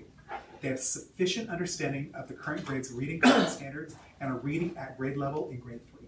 So again, it's all about, do they have enough knowledge and skills? Now ultimately, those expectations will be based on the content standards, because the reading content standards, or really I should say the reading portion of the ELA standards, are what guide those that statement. But ultimately, the policy statements tie back to this idea of sufficiency. So right on the next slide, I want to talk a little bit more about the standard setting workshops, because we talked about it a lot just today, it's over the course of the last year. And I should say, special thanks go to this whole group for thinking about performance standards, standard setting, and cut scores. At standard setting workshops, Alabama educators have been convened to think about the knowledge and the skills expected of students at each performance level. And this is a big task. What we've asked them to do is to read the performance level descriptors, think about the content standards, look at test questions, make judgments that lead to cut scores. The way they do this is using a process called the yes, no, egg off procedure, as I mentioned before. They look at the test questions and think about students with different performance levels. So for example, for ELA, they might think deeply about a student who's level 4, that advanced level of understanding, and look through the test questions and ask themselves, would that student who's just barely in that level 4 be expected to get question number 1 correct, question number 2 correct, 3 correct, 4 correct, and all the way down the list. Through a set of conversations and iterative decision-making, they recommend cut scores. These cut score recommendations link the test, the PLDs, the policy statements that we just looked at, and the content standards. It's an important piece of our validity process, because it's this process that links the cut scores to the content standards. That is, if we make a claim that a student has scored a certain level on the grade 7 math test, for example, we describe their performance as level 3. We want to be able to tie that back to the content standards. We want to be able to say that student has solid understanding of these content standards. And the standard setting process is how we do it. We bring together groups of Alabama teachers. They go through, I don't want to call it a grueling process, but it's I'm going to say it's very intense, because I made a statement earlier. The educators leave there drained because of the process that they go to, and they will tell you that it's some of the best PD that they get. And one thing that I wanted to say, one of the hardest is not that the work in itself is hard, but for them to step outside of their classroom. We have to tell them and redirect them not quite often, but remember, this is the state as a whole. Don't think about just your child, because they'll come up and tell the facilitator, well, my child will be, well, remember, not just your child, the whole state of Alabama. How would they fare with this? Yeah, I think that's really important to have them think about not just their own building, not their own classroom, but think about the entire state. And that can be tough. It really can be tough. And that's one of the reasons why we have diverse committees of educators coming from all across the state with different backgrounds, but they have really rich conversations. I want to say just specifically for reading, we had a group of 12 educators come together last summer to make cut score recommendations for reading, and that's what started this whole conversation. That group, they made 2 sets of recommendations actually. They first recommended the cut scores for grades 2, 3, 4 ELA. So they went through this process, thought about level 1, 2, 3, 4 for ELA. And then they recommended cut scores for reading in grades 2 and 3. Specifically, they thought about that cutoff point for grade 3 and then for grade 2. That process used the same overall structure, the yes, no, egg off process, thinking about performance level descriptors, looking at test questions, but it had a couple other components as well. We recognized that teachers knew that students would ultimately could be faced with a retention policy, with a high stakes decision. And they carried the weight of that. They absolutely did. So what we did is, during the reading standard setting, most of the standard setting was very content focused. That is focused just on the knowledge and skills that were expected of students in each, above and below the cut score. At the end of the process though, we did share with them impact data, the percent of students that would be above or below the cut score, just like the percentages that you've been looking at here today. As you can imagine, you felt the weight of those numbers when you looked at the data. They felt the weight of those numbers when they went through this process as well. And we led them through a conversation. We showed them what percentage of students would be above or below the cut score based on their original cut score recommendation of 486. We asked them, what would it look like if this cut score were adjusted by conditional standard error measure? Take away 1 standard error, 2 standard error, looking at the impact data, and we asked them, does this seem reasonable? And this group, they said, yes, it does seem reasonable. If you take our recommendation and were to lower it by 2 standard errors, for example, it does seem reasonable. They understood the logic and they understood what would happen with the impact data. And Mark was in with that group. I didn't know if you wanted to share anything else from that. I mean, I can tell you that group had an incredibly challenging task in front of them, because they actually get to do extra work. In addition to the same work that's in other subject areas, they also get the additional task of taking this very set of serious decisions. And so while this is all grounded in content, they have to feel the weight of that responsibility of making those decisions. So I can tell you that certainly they engaged in this very structured process with the fidelity. It was carefully constructed, it wasn't arbitrary. Lots of rich conversations about this. It's not data driven, it's frankly really driven a lot by just entirely grounded in this content. But in the broader context, ultimately, this is going to translate to student scores, and there's impact of applying those scores. So, I can tell you if you brought any member of that group, they would say exactly that. It's really hard, really engaging. It is excellent professional development. It's also really serious protocol for these things too. So, having seen a lot of these, I've been involved in a lot of high stakes assessments. It was really just ideal for the kinds of things that you're trying to move forward with in policy and statements. Thank you so much. Just to flash forward something I'll hit on later on, and we've covered a lot of some of this stuff after this point, so we'll go through it quickly. But I just want to say while we're here, we did have 2 people from the July 2021 standard setting participate in the May 2022 standards validation, as we had a group come together to look at the reading data after the spring 2022 testing window ended. And those standard setters told us that it was a grueling process. They learned a lot, but it was a lot in that process. And they did feel that they made good content-based decisions.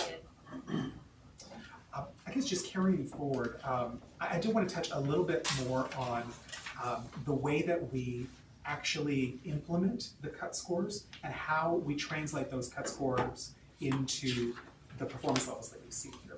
So on the next slide in your packets, proficiency for grade 3 ELA, this is just a reminder that what we did is we took the cut scores that were recommended at the standard setting and we divided students into 4 different performance levels based on those cut scores. So here you can see here the level 3 cut score is 516. So students who score 515 or below are in levels 1 and 2. Students who score 516 or better are in level 3 or above. And you can see how that works with the other ones as well. So we took the cut scores from the standard setting and we applied them to students. Ultimately, our task is to classify students' performances on the test into different performance levels. And through the standard setting, we can link these performance levels to the state content standards. We can say students who score at level 4 have advanced understanding of the content standards. We do something similar for grade 3 reading. On the next page, the sufficiency for grade 3 reading. We take the cut score, and here the implemented cut score was 452. Students who score 452 or above, they are classified as at or above grade level. Students 451 and below grade level. Just a quirk here, when we think about reading, we're only thinking about the reading component of the ELA test. So it's the same larger test that's used to put students in those 4 performance levels. But here, for reading, we're just thinking about the reading components. Back to your previous slide, where you had levels 1, 2, 3, and 4. And this cut score for level 2, for level 2 is 434. That's right. So proficient would be level 2, 3, and 4. But I thought we referenced level 3 and 4 before as proficient. Help me to understand that disconnect. Yeah, you have it almost right. You're absolutely right that level 3 and 4 are considered proficient. Levels 1 and 2 are not considered proficient. So we still do divide students' performances below proficient into 2 levels. So students who are at level 1 and 2, not proficient. Students 3 and 4 are proficient. So for the retention level, we were promoting students who are not proficient according to their own analysis. Because let me finish. I know you know the answer before I even ask it, but I like to have the privilege of asking. So if in fact level 2 students in this diagram were below the cut score of proficiency, they were still, for our release and our promotion policy, promoted even though we didn't believe, according to some of the descriptors you had, that they could read, to use a more broad term, according to our standards. I think there's one important caveat with that when we think about level 1, 2, 3, 4, that is based on performance on the entire ELA test. So that includes reading and writing, language, all those things. The reading decision is based only on reading. So it's entirely possible that students would perform differently on the non-reading components of the ELA test than they would on the reading component. But you didn't provide us data on that one, right? On the you said, what is the retention while reading itself, right? That's right. You didn't provide, you provided us the grade 3 ELA data. The next slide. The next slide. Yes, sir. But Yes, I don't sir. see it broken down. I see the numbers, but I don't see it broken down by grade level. It's not the level 1, 2, 3, 4. No, there's only 2 levels. It's So- below or above. But if I were to make an inference from the 2 slides, one ELA and one ELA reading, the 252 score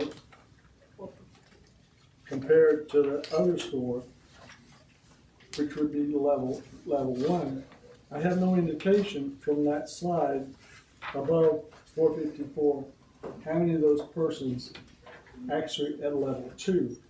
Those are level 2, 3, and 4 as I look at that data. So if I infer one data analysis to another, perhaps we are in fact promoting students as or claiming they're at grade level when they may be in level 2 and not at grade level. Help me this, because I have to explain this to legislators who look at the numbers that are not proficient. By being able to read standard, not by some cut score we set. There are cut scores we set, and there's an actual performance criteria that students who receive 4th grade teachers who receive 3rd grade students that are deemed to be proficient, and when they show up in their 4th grade, which is what I've talked about. There's one thing about retaining 3rd graders. It's another thing about being a 4th grade teacher and receiving students from the 3rd grade. And there are 2 different perspectives. Would it be appropriate if we did like a little research brief on what he's talking here? That way he would have that in hand to be able to provide to those I think it's important for Dr. Mackey to be able to provide Yes, sir. And I think that we can work on that. So And if I'm that way reading the we'll press- have it in writing for anyone that. I was going to reference the press release that came out today later, but since we're talking about, and some of your associates back, when I say these are level 2, they're not proficient, but we're claiming they are nodding their heads like I might be correct, but I'm probably oversimplifying it, but no, I'm looking at it from a 4th grade teacher's perspective versus a 3rd grade teacher's perspective, and what it means to be able to read. Absolutely. I definitely understand what you were saying, and we'd be very happy to do more analysis of that exact question. The one thing I would leave you with is on that particular topic, again, going back to the difference between proficiency and sufficiency, that the cut scores for ELA, the level 1, 2, 3, 4, those cut scores, were designed to describe how much knowledge and skills a student has class versus the content standards. For reading, we are doing a deep dive into reading, asking specifically, is the student at or above reading grade level? The reading, I have to say, it is qualitatively different, because we're dealing with just the reading component. And it's important to think of it as kind of a different question. But we would be very happy to do some. So what do you think the fourth grade teacher looks at? Proficient or sufficient? Fourth grade's gonna do proficient. So that's what I've been, Exactly.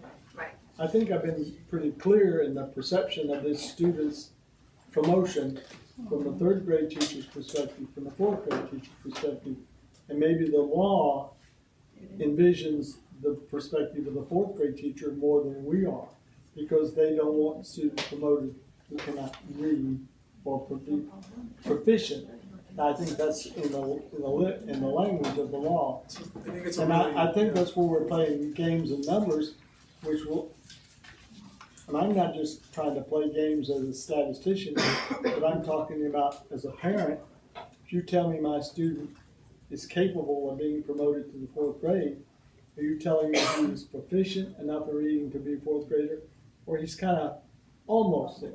Yeah. Because the parents have to interpret promotions to be things, not to do an anecdotal story, but I had a person at one time that gave high grades because she didn't want to hurt the self-esteem of the student. But then at the end she thought they should be retained because they weren't qualified to proceed to the next grade. When I, as superintendent, wouldn't allow her to retain the grades, she was not happy because I said those students, by your own admission, are not proficient enough to progress. So that's what we're doing. I think we can definitely take that direction, and during this next analysis that we do, we can look at that question. What is that difference? What does it look like in the implementation between the proficiency for ELA and sufficiency for reading? As one mentioned before, part of the challenge of setting this kind of performance standard during the COVID age is we can only depend on the data so much. But now that we have more data, now we have another year of data we're about to have. We're going to run out of the opportunity to blame everything on COVID. I think and that's the world that I live in, yeah. Where the opportunity to blame everything on COVID is rapidly evaporating. I hear you. I think the one benefit is because we are moving on, we now have this opportunity to do more data-intensive work, and so I think we can pick up that analysis. And I'm going to say, I made a statement earlier that all of this is living documents. All of this work is continually moving forward, and if you have specific questions, please let us know so that we can address those. And if, just like this, we will come back with sort of like a research analysis or a little brief. That way, it'll be available for anyone. We really need to put that in some type of an information guide for all to know. And so we've started an information guide already. We have the bones of it, and we'll be publishing that very soon. Y'all have done a fantastic job, and I don't mean to. No, so you're fine. You're fine. Because one of the things, the department has released a press release on test scores. And I don't know if you've seen it yet or not, but the emphasis has been the improvement. And the press release talks about proficiency. And 30% of Alabama students meeting proficiency expectations in math. Sounds good. But what about the legislator or the parent or the school system that says 70% didn't? I guess that's what I've got to go back to my district and deal with. Not the 30% great, we improved, but we have 70% that are not proficient. And I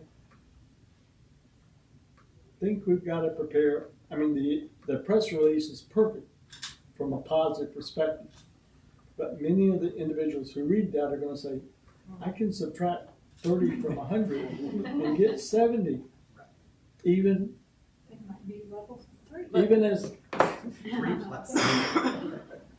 I mean, that's where, not just to me, but I mean, have you already seen? Assume you saw the press release before it was put out. we released it at 3 o'clock, 1500 military time. And I get it. I'm not that I interpret it, I receive it. So I'm looking at it, and all the charts, and they show great, because the numbers go up to 30, but they don't show the down number.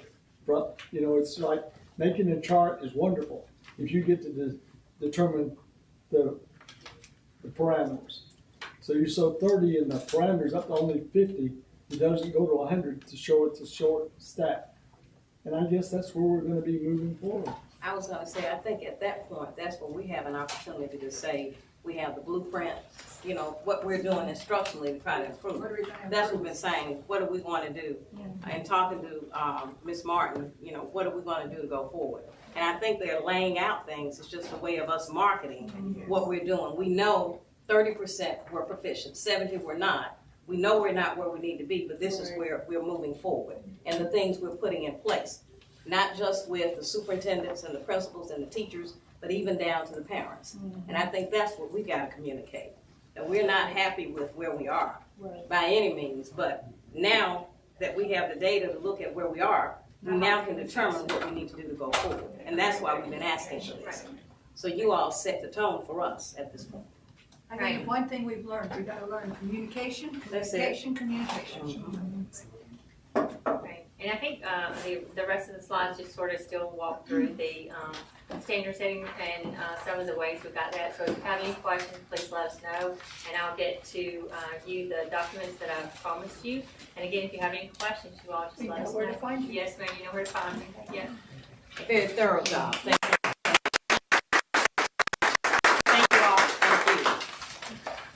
I'm gonna leave you. Y'all see what's happening? I said, leave me here on an island. Boy, that is And so safe good. travels. I tell you, that's. Thank you Very much. I To agree. thank them for the presentation. At this point, we have Paul Bonner, which I'm not sure if any of you really have had an opportunity to meet.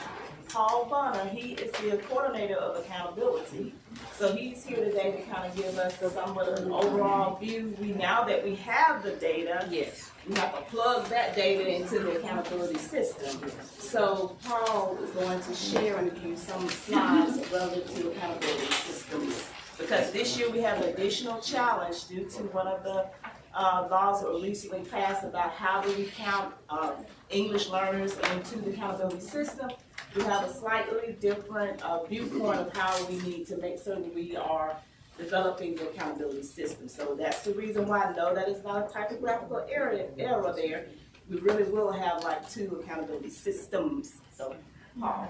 Thank you very much. Good afternoon, everybody. Hello. Good news is, just about 4 slides. Oh, yes. That's all there is to it, okay? And Ms. Washington is, thought it would be worth a standing ovation. Ms. Washington is absolutely correct. This is the first time that we've ever added an S to accountability system in Alabama for systems. The good news is the federal system and the state system will be comprised of the exact same indicators. So to be the same indicators that our districts are used to seeing since we first launched our full Alabama Education Report Card back in the fall of 2018. And as you are probably very well aware, we do categorize our schools into 2 configurations. Schools that have a grade 12, you can see the indicators listed for them there. Schools that do not have a grade 12, and you'll notice that schools that do not have a grade 12 obviously will not have a grad rate or a college and career readiness rate to go along with it. So that is all going to be exactly as it has been in the past. One of the differences we're going to do this year is with the federal accountability system, surprise, surprise, we're going to fulfill federal requirements to name support schools throughout the state. The US DOE has told us no ifs, ands, or buts about it. We'll do that this year, so we're going to happily comply. The information that is determined based on the state accountability system will be used to fulfill Alabama Act 2012-402, which is commonly referred to as the letter grade law. And we'll take the total points that are earned for the state system, and we'll produce letter grades A, B, C, D, or F. Again, like we have done in the past, we'll separate them out this year with the 2 systems. This is what Ms. Washington was alluding to as we began. For the 2 systems, the difference in the indicators really just comes down simply to academic achievement. The remaining 5 indicators will look exactly the same in both systems. Federal law states that we do not have to use an English learner who is within their first or second year of being in a school in the U.S. in our academic achievement calculation. State law, Senate Bill 170 that was passed earlier this legislative system, says that we will not be using English learners who, number 1, are not proficient on the access, and number 2, have been in the U.S. for less than 5 years. If they meet those 2 things, we're not going to use them to determine state academic achievement. Federal law doesn't allow us to bring an additional assessment in to determine. It only allows us to remove students based on number of years in the U.S. And that is why we have 2 systems now. Because we have a federal achievement requirement, we have a state achievement requirement. That's what split the 2 for us this year. And then finally, since we do have a new state system, we are all very well aware since the fall of 2013, Alabama has produced an annual failing schools list. That will be based on the students who comprise the state accountability system.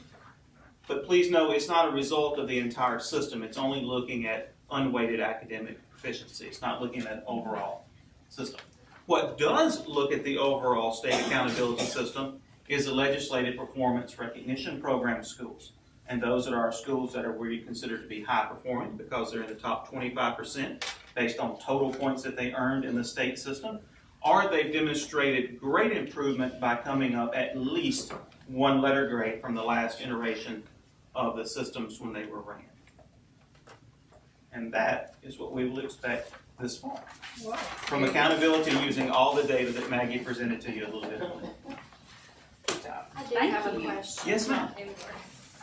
First one of the day, I think. I just want to confirm a question that was brought to my attention from a superintendent in my district, and he said, I'm having trouble with EL students coming to my district, and they may stay. Parents may be working locally in a particular field like agriculture, and they may stay for 4 weeks. Correct. And then they're gone. And it just so happened they took an assessment while they were there. Bingo. Correct. And so his words were, and that will count as a dropout against our district if, and then he had several other sentences. And I said, I will bring this to the board table for discussion because if it's happening in that industry in District 2, it's certainly happening in the Wiregrass, it's happening in the coastal area. Yes, ma'am. So how do we address that for those districts? I'll answer that for you in 2 parts. Okay. One part would be that I would refer to the Prevention and Support Office because you specifically mentioned dropouts. Yes. In the accountability section, we do not determine graduation rate. That's a number that's provided to us. And then we put it in the system and determine points based off of it. I would be well out of turn to try to speak to how the dropouts work, but we can certainly figure out that from someone in prevention and support and give some help on that. When it comes to the achievement and the growth and the progress of English language proficiency, we do calculate those numbers in my section. However, they're based on full academic year students. So a student is only used within the accountability systems if they, number 1, had a assessment record at the school or the district, and secondly, were in that school or within that district for 85% of the school year.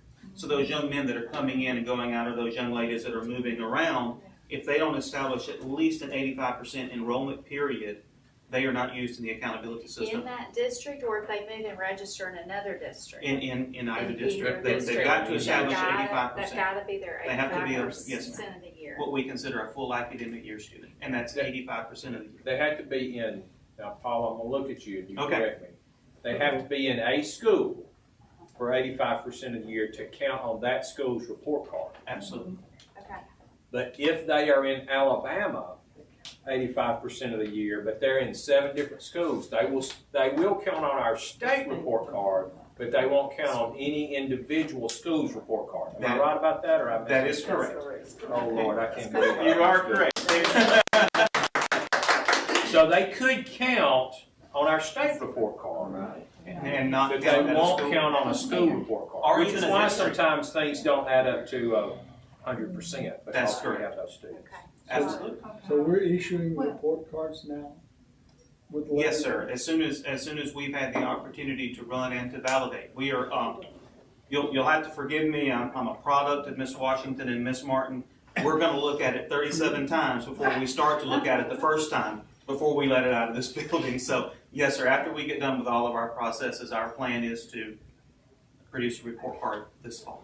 I saw a recent report of a $15 million allocation to a number of schools, and I guess there was a reference to failing schools in the article. And it didn't really distinguish how much amounts were going to Dr. Mackey, Yes, those schools, or is there, each one got $1 million or what? And how those schools were determined, or who determined those schools in the department, or you, or whatever, because I had one school and there was none in district, but they weren't really by district but there were 15 schools with, and everybody talks about equitable distributions of money, but that money was given out for some criteria. Can you help me to understand that as we're looking at failing schools, since that was a reference in that article? Okay. I can talk to about the schools. I don't know about the article. I'm not sure I read that article. But those 15 schools are the governor's turnaround schools. It's a special initiative that the governor announced in her State of the State that she wanted to choose a number of schools and do surround services, non-traditional from what we have done. So in other words, traditionally, what we do as the Department of Education is we focus on academics, and we, through the Reading Initiative, through AMSTI, Office of School Improvement, we go in and work on academic improvements where there's academic need, especially with the CSI schools, so Comprehensive School Improvement, as requires, Mr. Bonner mentioned, under federal law. But these are schools, we used a matrix to determine. So we looked at schools that were kind of persistently on the underperforming list, the 6%, lowest 6% of elementary schools. Governor wanted us to only look at elementary schools. Remember that most of the schools on the lowest performance 6% are high schools and middle schools because of the way the testing is done. So their achievement level is simply lower in high school and middle school than in elementary schools typically. So there are fewer elementary schools. So look at elementary schools and look at persistence. So not just in one snapshot which ones were at the bottom, but who seems to be struggling from year to year to year. And so we originally identified 16.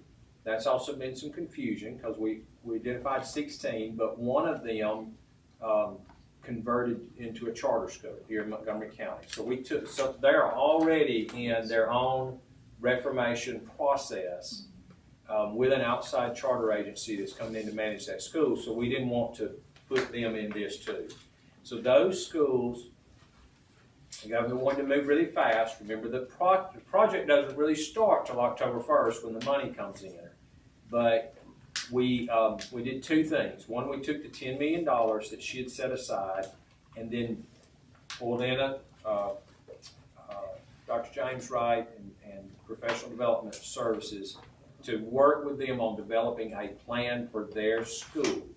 So rather than, okay, everybody's going to use this new product or this whatever, most of them have a lot of products. But what is a plan for your school? And what most of the schools have told us is they really struggle with staff, getting staff turnover, the number of adults per child, and mental health and social services, not for the children, but for the families, because they're economically disadvantaged, struggling communities around them. So they have turned into us plans for, hey, this is what we want money for. And we're working with them now to get, okay, we're going to get you the funding to fund your plan.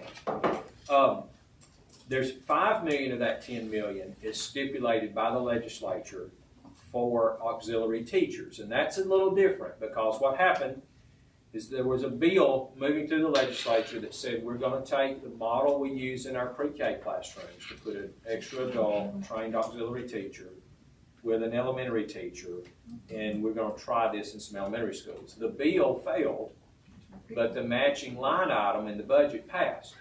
So I asked legislative leadership and the governor, could we take that $5 million and apply it to these 15 schools? So we'll do the auxiliary teachers as anticipated by the bill, even though it failed, but we will do it in these schools.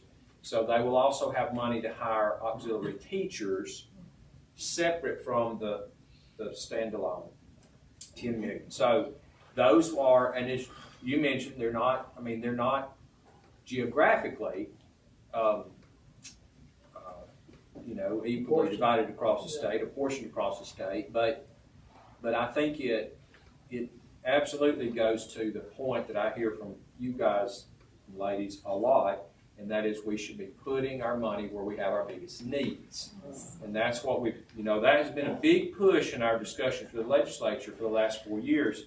Thus, when the Reading Literacy Act passed, we said, we're not going to have, so we have one in-service, those are not by school board districts, by in-service districts. We have one in-service district that has like 2 state reading coaches, and we have another in-service district that has 30 state reading coaches. Why? Because that's where the schools are lower performing, where the needs are.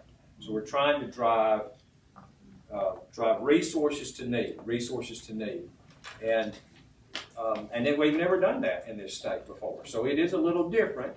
This is a new project, and I've been meeting with the governor and her staff members about it. They're very interested in it because what we're building is a model, basically. So we're going to try it. I can promise you 12 months from now, we're going to say some of this didn't work. We're going to have to adjust.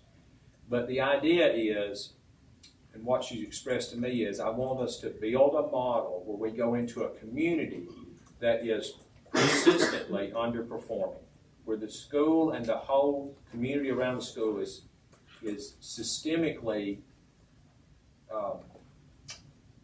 struggling, and see if we can not just throw money at it, but target needs in that community and see if we can turn it around. And I think, it's I'd say by the superintendents, it's been well received. They like the idea of let's go in and let's do something. These are struggling schools. For instance, one of these schools did at Christmas last year, now as low performing as it is, did not have a reading coach. Not because they didn't try, not because we didn't fund it. They could not find a reading coach that would go work at that school. Now we as the state provided the state support coach, but they didn't have a local reading coach. Well, if you're one of the lowest performing 15 elementary schools in the state and you don't have a reading coach, so what can we do? So we're trying to supplement. That's, one of the things they can use the money on is, well, can we pay supplements to try to get people in here? And one of the schools hired an excellent principal. They've turned principals over pretty much every year. They don't fire principals. They leave. And at Christmas, the teacher left. The principal left and went to, this was an inner city school. The principal left and went to a suburban school. Principal got a big raise. So one of the things they can do is how to use the money to try to keep and retain staff. So anyway, they're each working on their own plan, which will make it even more difficult because it's not one thing everywhere. But as that progresses, we'll keep you up to date on how it's working. And I have a lot of hope for it because I think we can build a model where we go into a community and say, okay, we're gonna take this, not just target this school, but everything around this school and try to do a program. So that's how they were determined. We just used a matrix, not just what Mr. Bonner is talking about, but all that information went into it, but trying to find the most persistently struggling schools. I have no question. I looked at the process, and I'm glad I only have one school Yes, in it, you know, and when I mentioned you, you said you knew the school, and I think it's a great idea, and it's good for us to develop a model. And perhaps other schools can use their ESSER money, which is in the national news, is not being spent, and I don't have an answer to that either, but this is not the time to discuss it, to follow this model, and I think it's a great idea, and I'm glad you got it from 10 to 15 million. Do you think you'll bring us a program once this gets further down, like bring a presentation so that we can understand Yes, ma'am. what each school is doing? Imagine they'll have flexibility in hiring and all sorts of other things that traditional school may not be. We will. I'm meeting with our consultant next week, Tuesday or Wednesday next week. He's coming in. And of course, it really just launches in October. Our thinking was we would get a couple, we get a couple months in, First of the bring year, it. maybe? But yes, I think that's probably good around the first of the year. I want to do something, I want to have that discussion before the legislature reconvenes, because I've already, made these discussions last year, like don't even give us this money and start this if you're not willing to do it for multiple years. You can't go into one of these communities, pour in a lot of money for 6 months and say, oh gosh, we fixed that, let's move to something else. Like they're truly struggling communities. And it's my hope that, because we're also working with the Department of Early Childhood on pre-K in these communities, we're working with the Department of Mental Health for services, not for the children in those schools, but, because we already have that, but for the families. And we're working with the Department of Human Resources, and Are we addressing food insecurity at all? we will be. So one of the things, and I won't say, some of them may have that in their plan, I can't remember, but we think that to make this work, it's going to have to be, this is the foundation, but we're going to have to build out and identify what are the other issues. The wraparounds. Yes, ma'am. And some of it is, you would not be surprised that one of the real problems in most of these schools is attendance. And that they do not have, largely, going back to what was asked with Mr. Bonner a minute ago, the same kids at the end of the year they have at the beginning of the year. So they're extremely transient communities. And so even though they're consistently struggling, it's not the same kids necessarily from year to year to year, because there's lots of transients and lots of attendance issues. So we'll, that's anyway. To her credit, I appreciate that the governor said, let's go in and try something unique and different in these struggling communities and see what we can be done. And I didn't promise any results. I said these are tough. These are tough areas.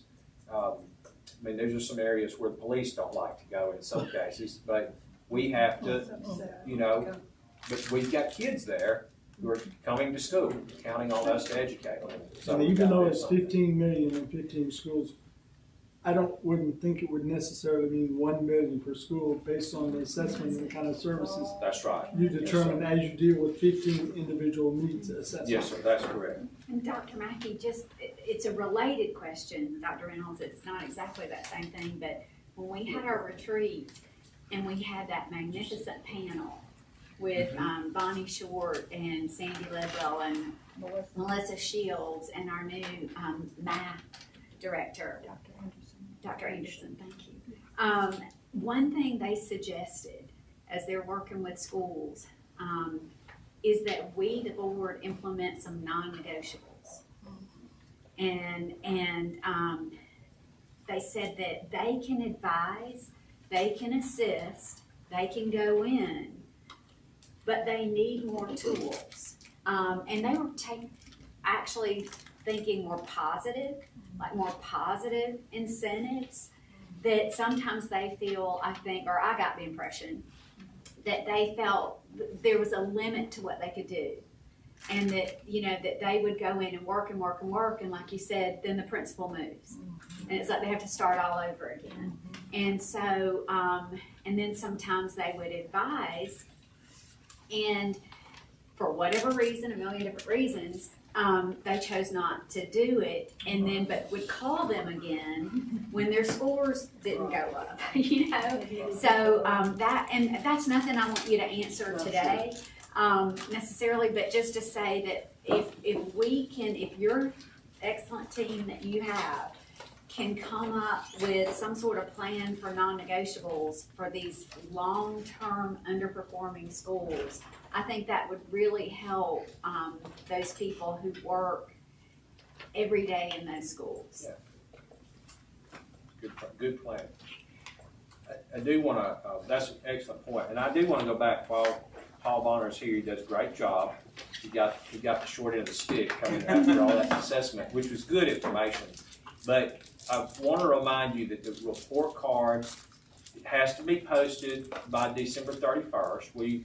The last one we did in November, that was pre-pandemic. We plan to try to do it in November again this year, but we'll hit the target December 31st. But as some of you remember, there's been a period there where the department missed the target year after year, and when we came in, Dr. Boyd and I said, we're going to hit the target.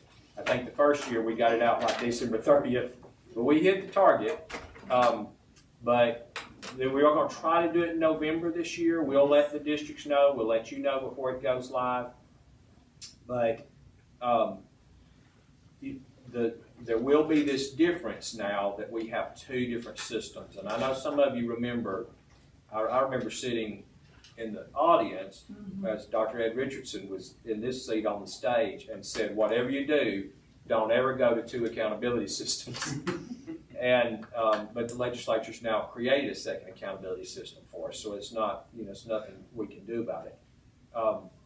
So anyway, it's going to create some confusion, I think, because there will be two systems, and the one is required by federal law and the one's required by state law, and in all likelihood they won't match. Now, in most districts they will. If you don't have a large EL population, they will match. But if you have a large EL population, they won't necessarily match.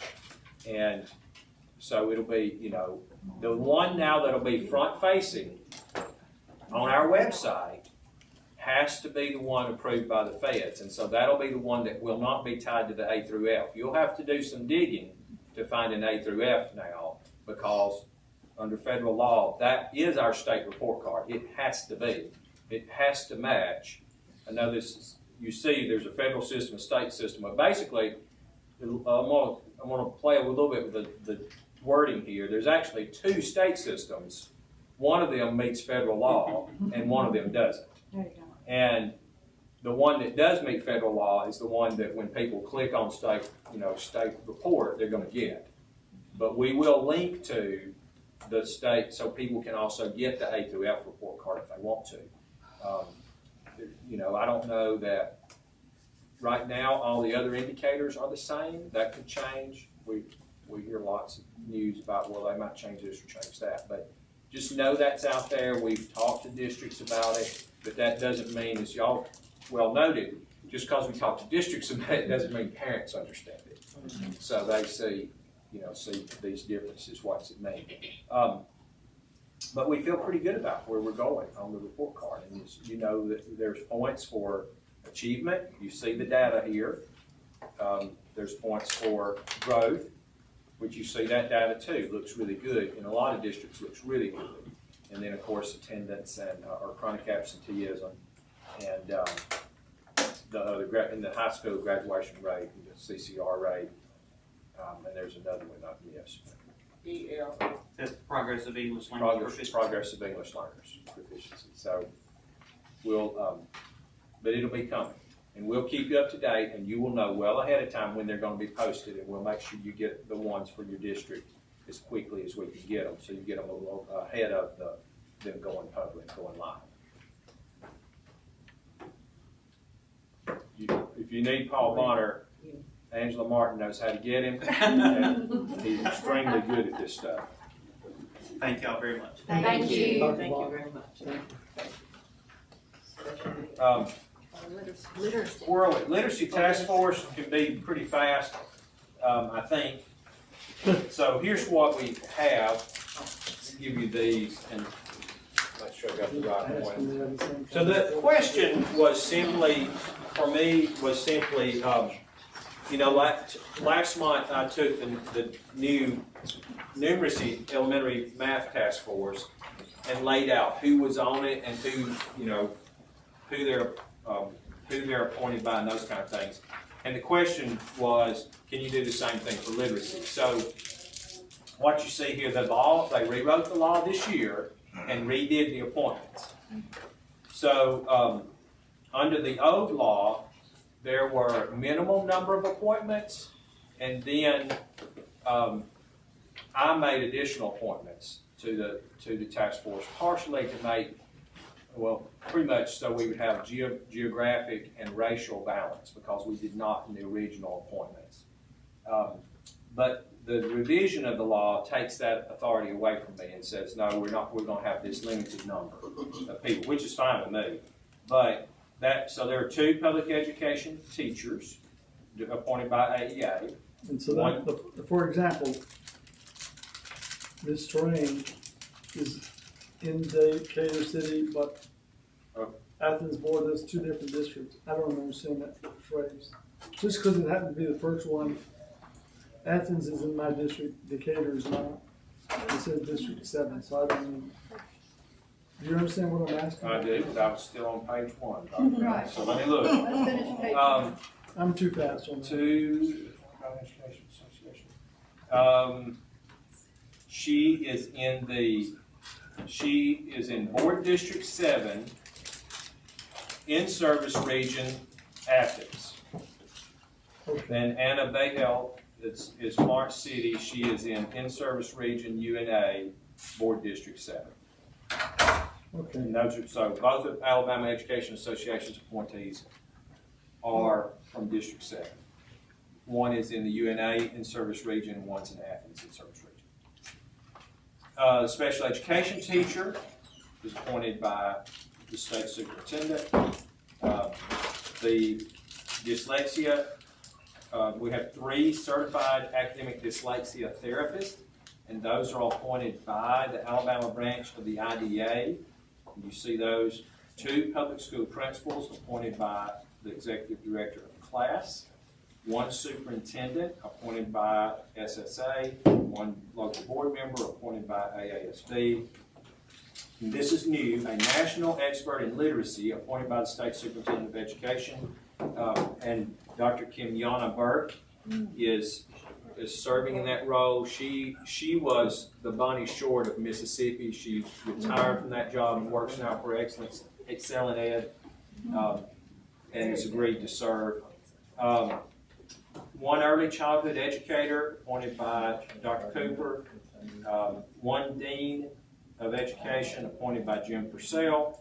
And then 7 additional members, 4 appointed by the governor and 3 by the state superintendent. And these are where we are now, and the governor and I still have to get together on those appointments. We've been asked by the legislature to shake things up, so we don't have those appointments done yet.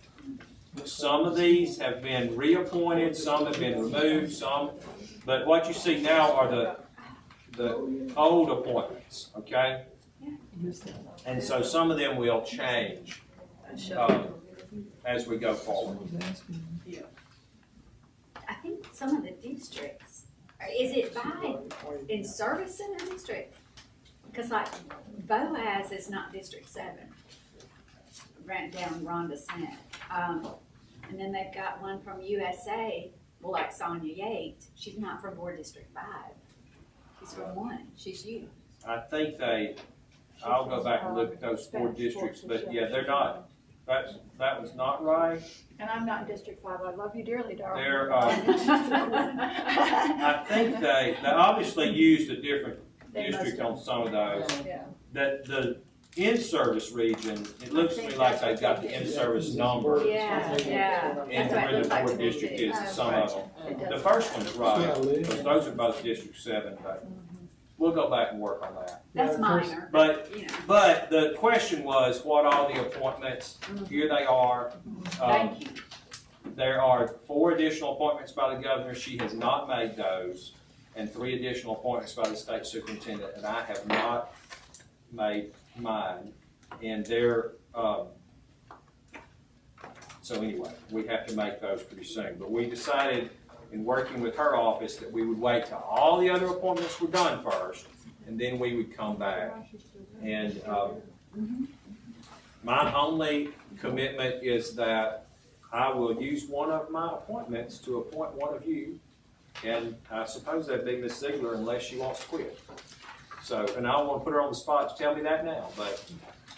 Do they meet in person? Yes, they do. They meet in person, they have done some Zoom meetings, but they You don't have an option. I'm sorry, they interrupted my question, Dr. McKee. Meet in They They do meet in person, you were explaining that. Okay. Yes, sir. We do. Okay, so. These people, if they don't attend, do they get reported to you, appointers? Well, I don't know about that. I don't know how well they attend. That's the question that came up about whether it's great to have them appointed, but do they show up or do they rescind their appointment, or how do you react? I don't know. Sure. So most of them are very faithful in attendance. They've had a couple of resignations because people couldn't keep serving. Kaylin They is also, on twin maternity leave. She has twins. they had some. That's hard. Some have not been necessarily good in attendance, and they've and not come back, or said they don't want to come back. They are, unlike the numeracy and numeracy, this is where I was going, those appointments have to be reappointed every other year, and they can serve up to 2 terms. So people can only serve on the numeracy task force for 4 years. These are essentially appointments for life unless they resign, though they all had to be reappointed because the legislature changed the law and said that we're essentially abolishing the old task force, reappointing it, but most of the appointing authority is just to reappointed the person who was already on there. And so, again, we haven't heard from all of them yet, but they're still functioning. They're not waiting to see, who's going to be the new one until some of that's done. Thank you, because we keep hearing from the literacy task force, and sooner or later I said, who are they? So that was great. You did a good job. Thank you. Okay, thank you. So, we'll give you more when all the final appointments are done. Let's go back where we were. Special Education Services, Dr. DeLee Chambers is waiting patiently right there. And Jackie, Somebody on our staff, if we don't have any fresh coffee, would somebody please make sure something's made, because I'm thirsty. So thank you for the opportunity to talk to you today to give you an update, especially here at the end of the day. 95,245 children with disabilities is the number of children that were reported on the November 1 child count last year. That's 12.73% of the percent of enrolled students in Alabama. And so I've always felt like this board supports our children with disabilities, and so I appreciate your interest and your questions and the opportunity to talk to you about the plan that our section has for helping students achieve their potential and increase their outcomes. So I've had this position for 1.5 years, so it's probably too late for me to claim new, but I am still kind of new-ish. And so I'll take you back just through a little bit of history. 1.5 years ago, then the section went through looking at how we're structured, the organization of the teams, the assignments to the teams, just to make sure that all the staff members were situated to best help the districts, help the students with disabilities. As part of that, we worked with a lot of technical assistance centers around the nation, and so one of the groups helped us capture our vision. And so as you can see from that slide, our approach with districts is positive, supportive, data-based, and balanced. The important part about balanced is that you probably know that in special ed there's a lot of compliance. There's federal law, there's paperwork, there's IEPs, and so the compliance can take over if we don't keep the compliance in check and then also look at the results. And so we wanted to make sure that we could balance our discussions around compliance and results. So we knew in order to improve results for students with disabilities that the first part was positioning staff to do that, but also we knew we needed to partner with outside people to really have the effect and the impact that we wanted to have. And I know student assessment brought a lot of depth and a lot of layers to their data and the information they gave you. I have just a few simple charts to talk about academic proficiency, comparing children with disabilities to all children in Alabama who took the state assessments. And as you can see, there's the red column is children with disabilities, and then the blue is all students. There is a gap. There's always been a gap. You know, we probably won't be able to, and typically kids are in special ed because there's some kind of impact, their disability has some kind of impact on their educational performance, but we want to decrease the gap and we want to see what we can do to not have such a wide gap. 2018-19, the data, then in 2021, because as you know, in 1920, the US DOE gave a waiver because of COVID. And so it's not much difference from year to year, except for I'll draw your attention to the fact that math dipped for all students and also for students with disabilities.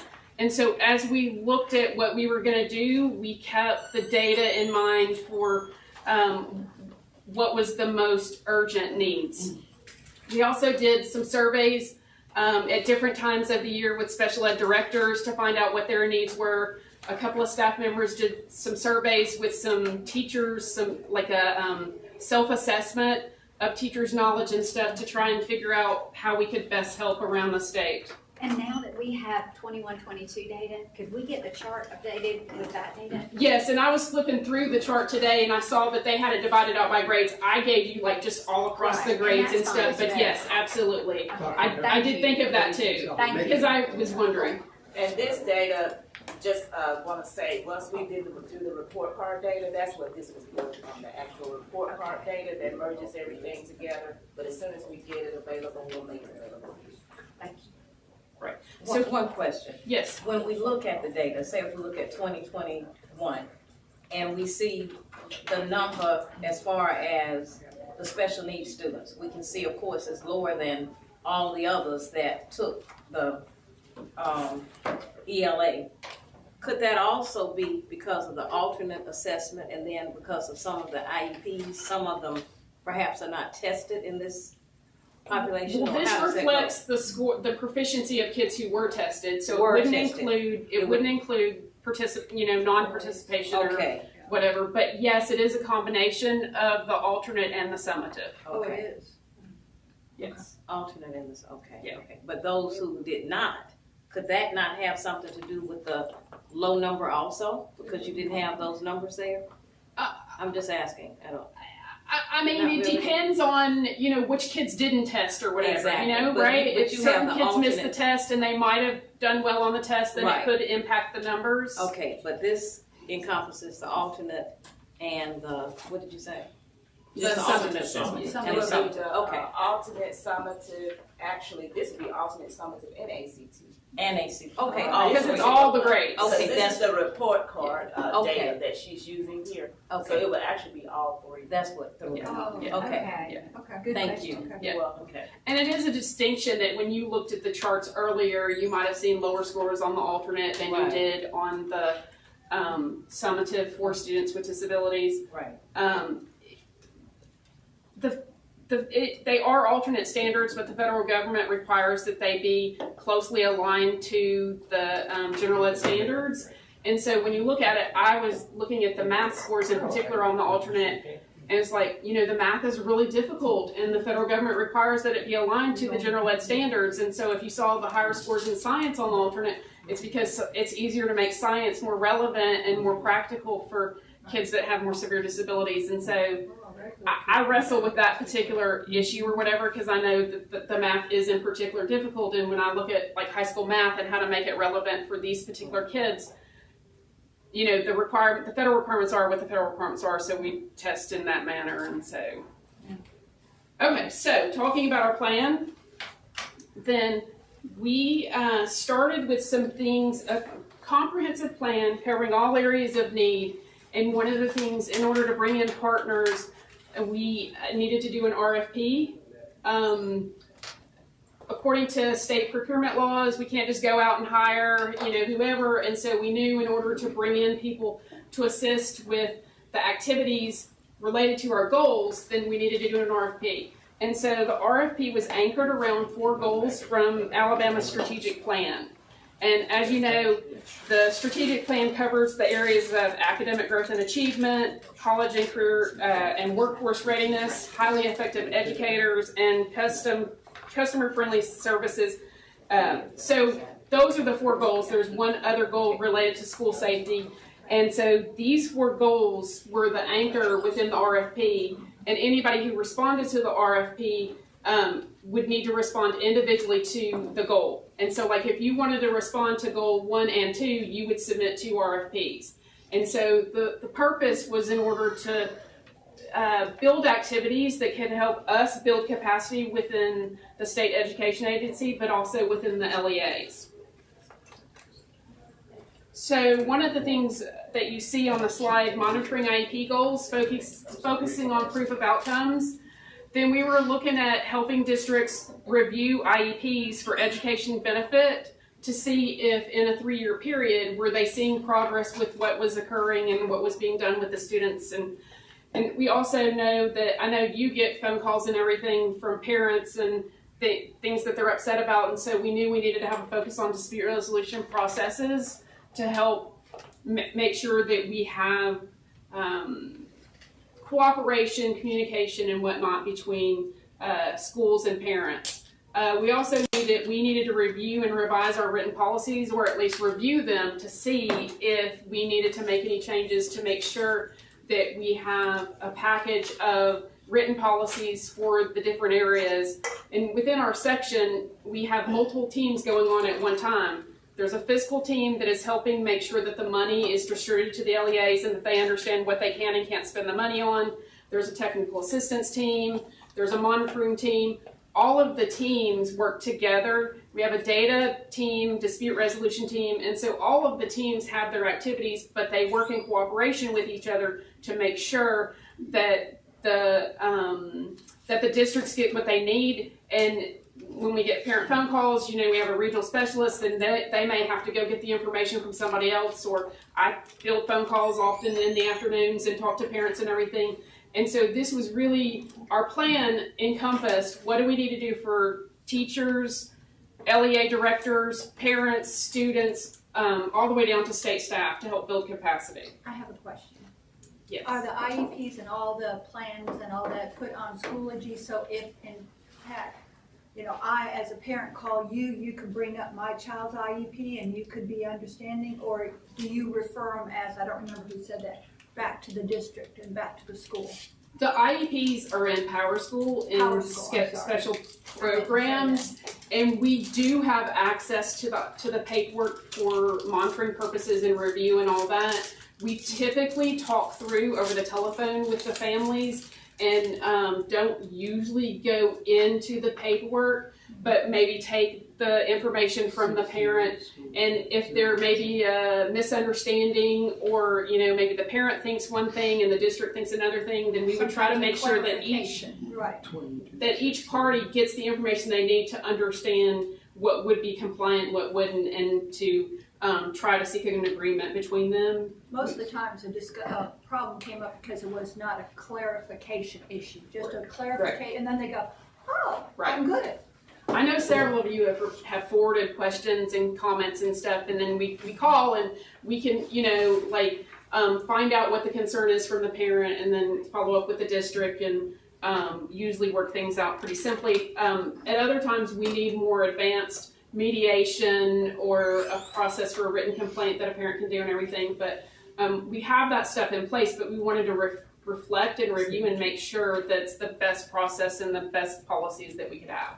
Does an IEP follow a child? Like we were talking about children that sometimes go from school to school. If I have a new one that has come in the middle of the year, can I go to Power School and find the IEP? The paperwork does follow them, and historically there's a certain number of IEPs that transferred over from sets into Power School, and yes, the IEP would go with them, and then the new teacher, the new IEP team would review the IEP and decide if it's appropriate to, for what the student currently needs based on maybe, they've moved, their situation's changed or something like that. So the IEP does go with them, but the new district would be expected to review it and make sure it's still appropriate and matches what the child needs.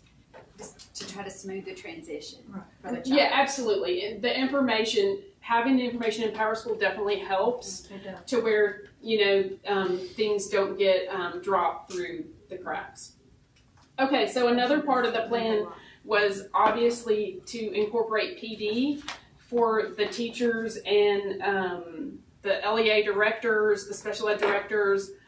And so when we looked at PD, then along with PD, we were looking for coaching to make sure that, I know there's a lot of talk about the teacher shortage, and right now, our teachers, our administrators, our school staff are our best human capital for making sure the kids get what they need. And, you've heard different things about people being discouraged and, the shortage and needing more people and everything.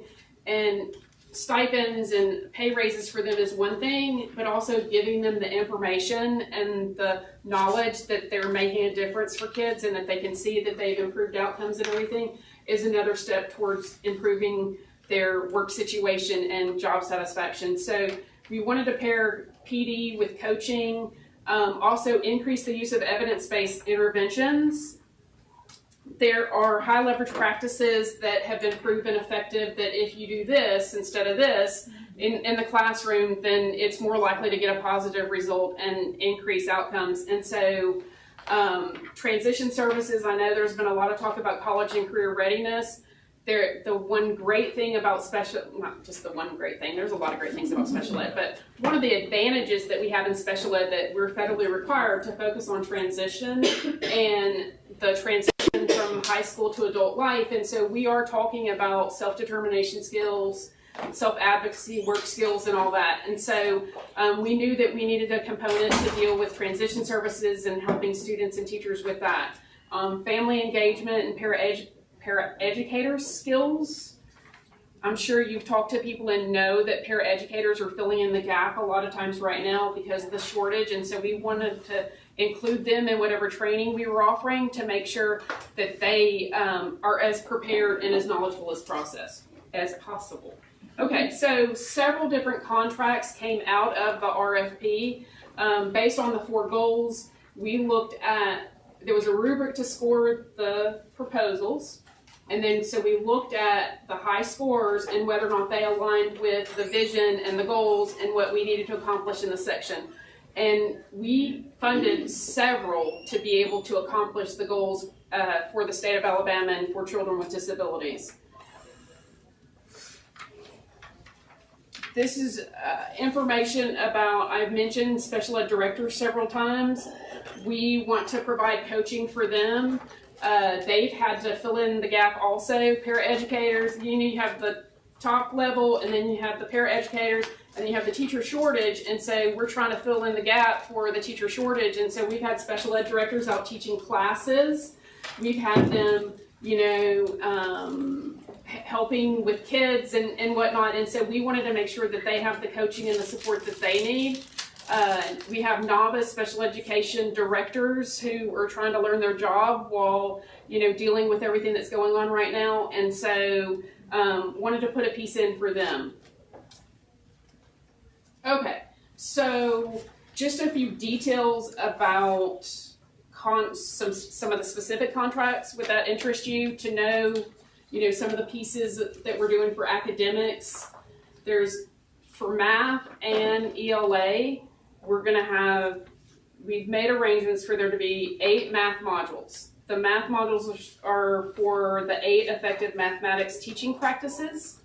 And the modules will be available for general ed and special ed teachers around the state. Like any teacher can get a login for the math modules. We're going to have ELA modules for the science of reading in grades 4 through 8. Is Bonnie still back there? Okay, so ARI has a lot of training and a lot of emphasis on K through 3.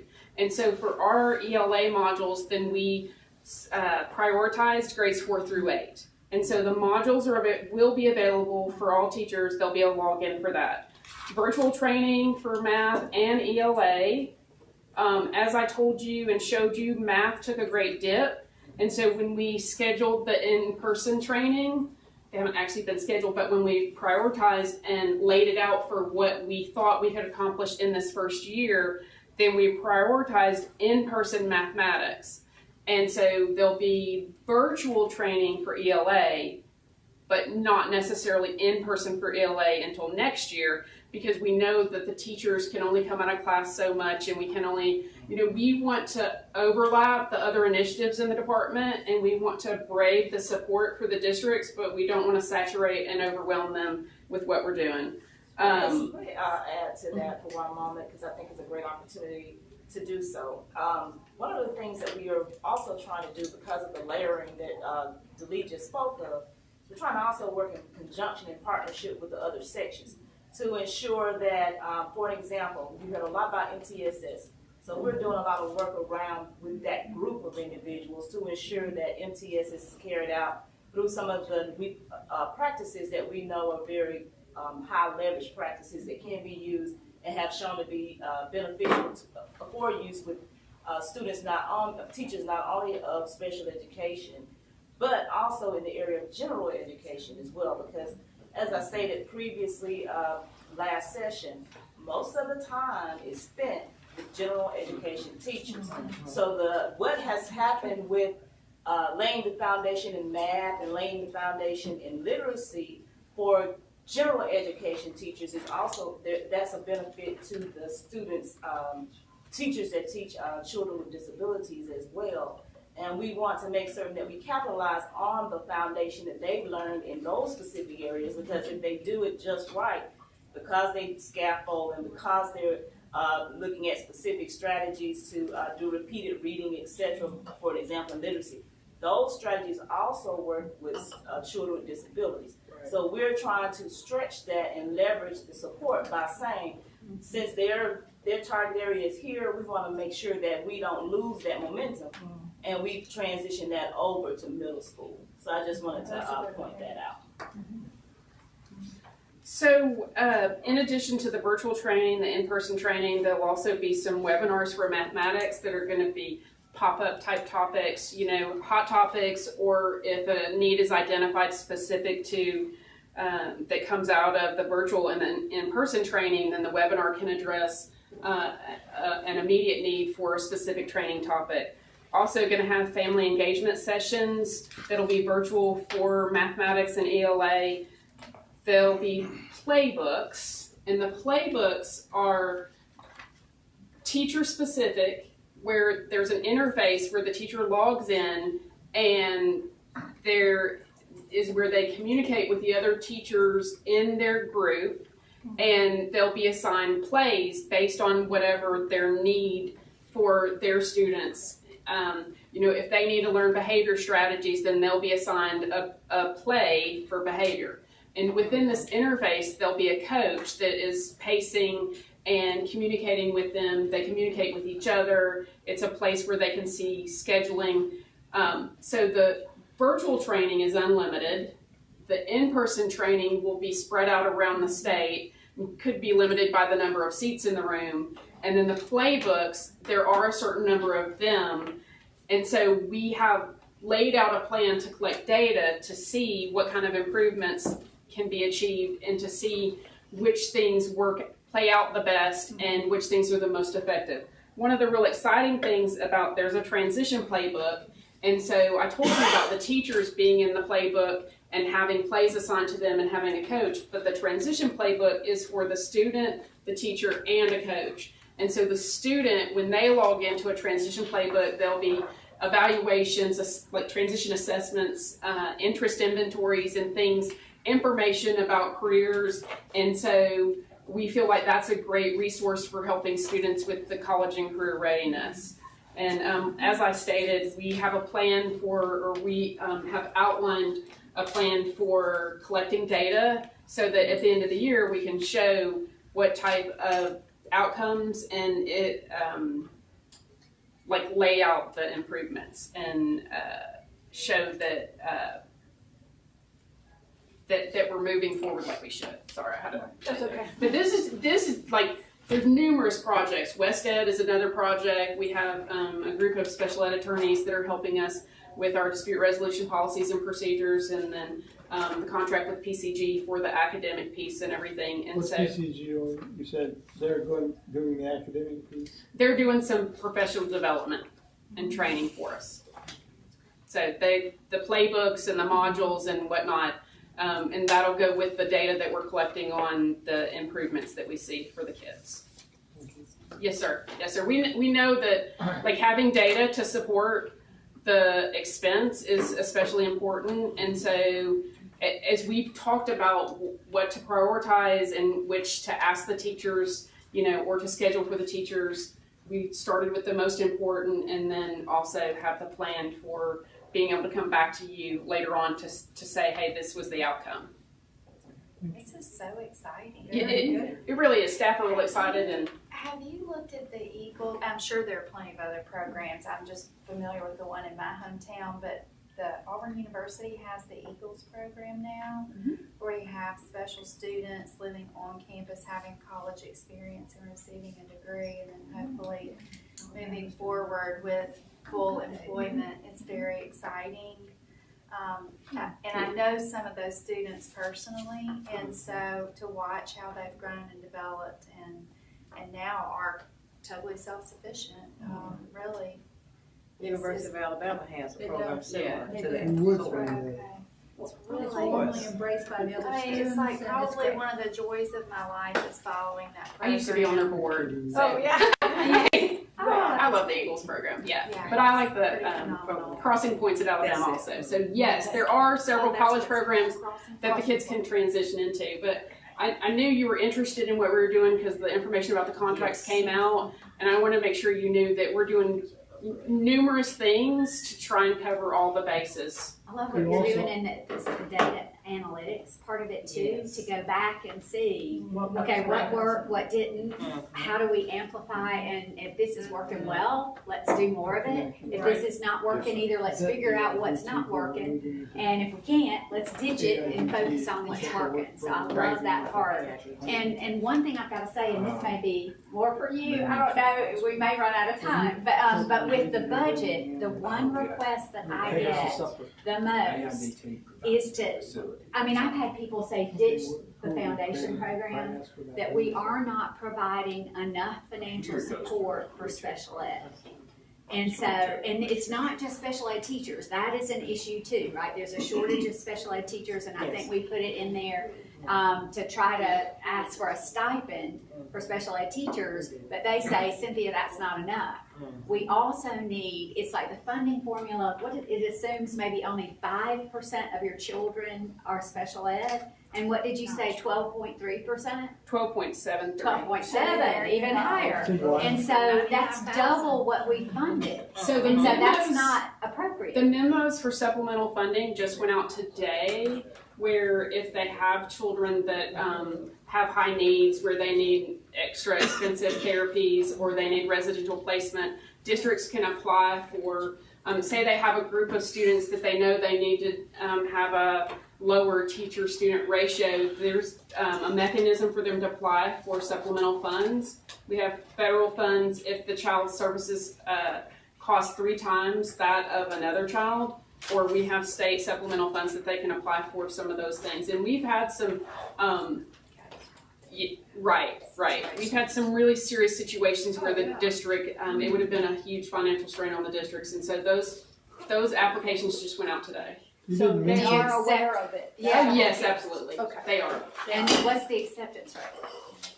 on the. If they apply for the amount to serve those children, is it 100% accepted? If they meet the criteria, we had a very, if people were rejected, it was based on not meeting the criteria of the application. So there are funds out there. Even if they, let's say a school has 15% special ed, there's enough funds out there to support those children as we should support them. So the funds are meant to support high needs and catastrophic type situations. They're not necessarily meant to support the day-to-day because the districts have to keep in mind their maintenance of effort when they bring in state funds.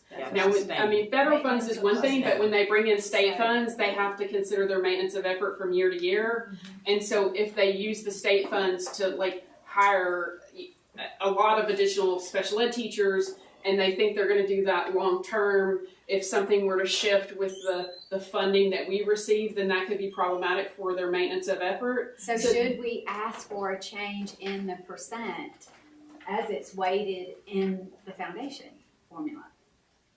Of course. You're talking about the foundation law. So the right. foundation The law, in 95, they said, so there is a way to get some extra teachers, and it's 5%, assuming that a special needs student needs 2.5 times more teachers than a general ed person. So it's actually 5 times 2.5. So it comes out to about 12%. But there's also the confusion. People say, well, then that means, some people try to do their own math with their phone and say, well, this is how many special ed teachers are supposed to be in my child's school. Well, that's not what the law says. There are 2 weights built into the foundation program, special ed and career tech. They're there to generate teachers, but they don't say this is where these teachers are earned and this is how they're going to be placed. So that is a confusion, and I agree with you. Now, we've talked about that my whole career about trying to get that number above 5%. But how we've gone at it the last 3 years is to say, well, because that takes a change in the foundation program law, and it's I almost said like an act of Congress. It's like an act of the legislature. But so what we've done is gone through the budget and asked for increases. So we got a new line item for the autism specialist, behavior specialist, a new line item for a hearing impaired specialist, and then we've gotten big increases in the high needs special ed. We changed the wording from catastrophic to make it more inclusive.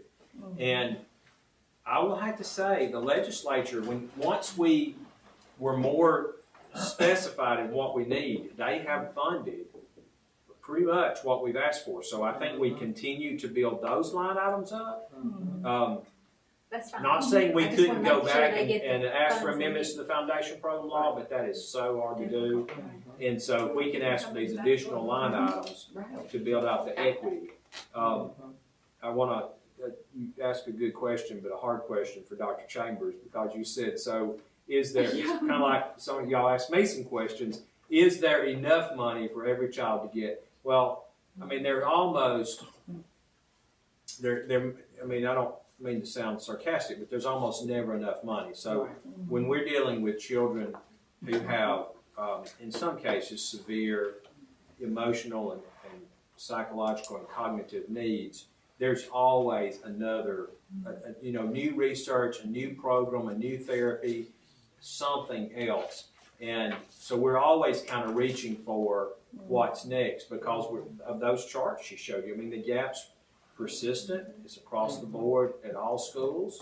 And so trying to, we're always trying to meet more needs there. So I think if we said we're going to take all the growth and just put it all into special education, we would still, there would be needs to be met.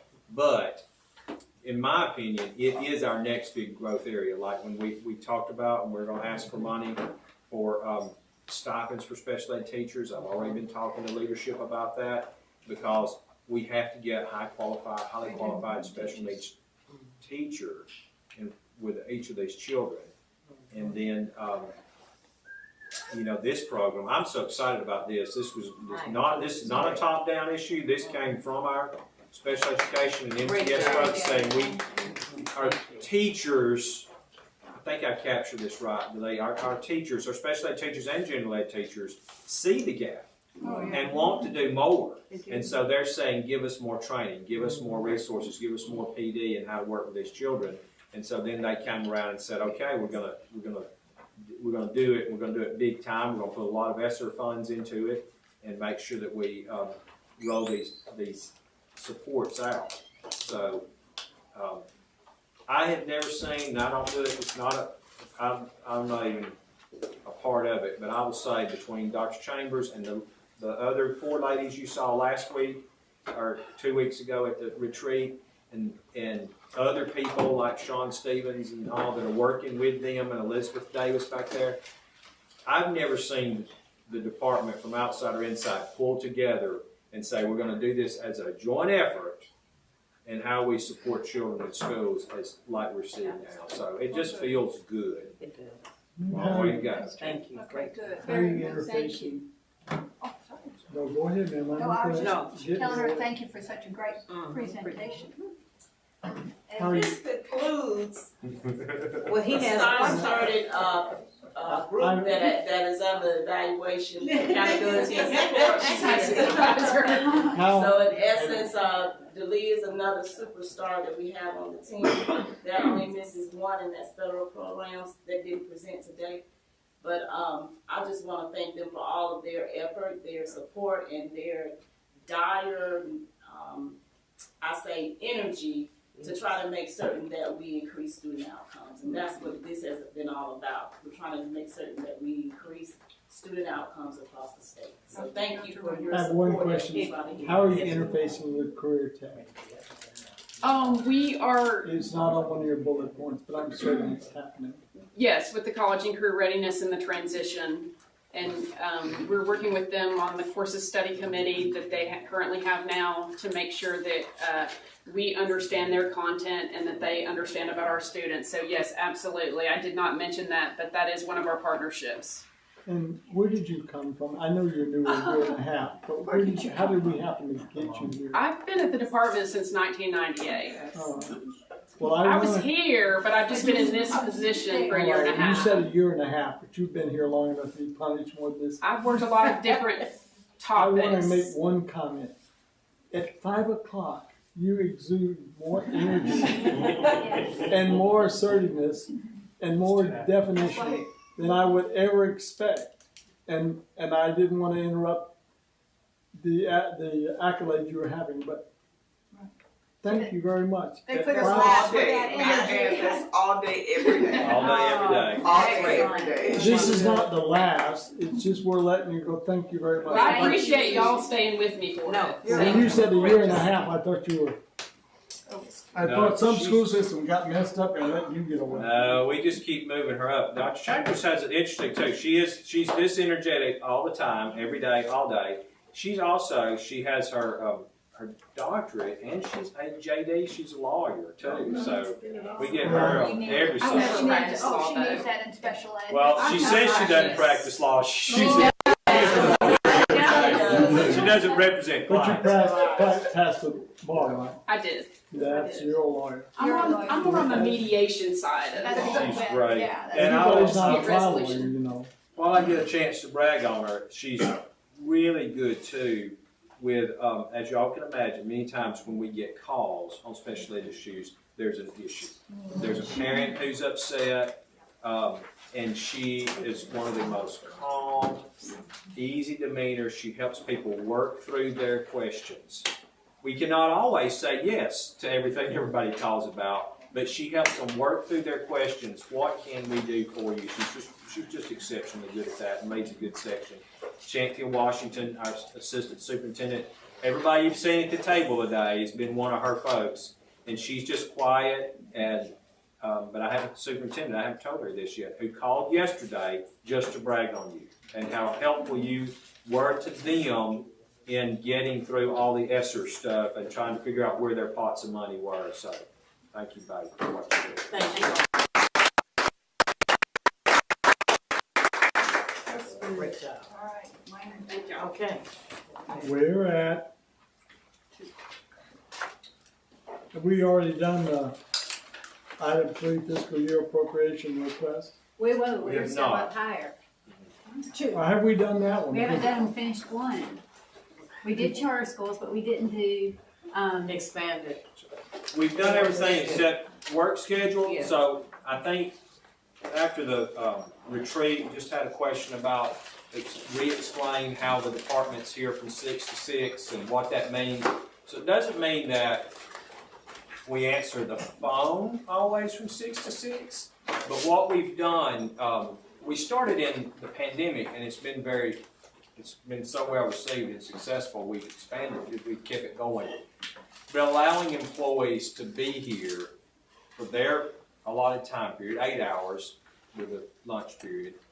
We did a couple of things. One, we've allowed them to shorten their lunch because it used to be a rule they had to take an hour's lunch. A lot of people, don't need an hour to eat lunch, and so they wanted to shorten lunch.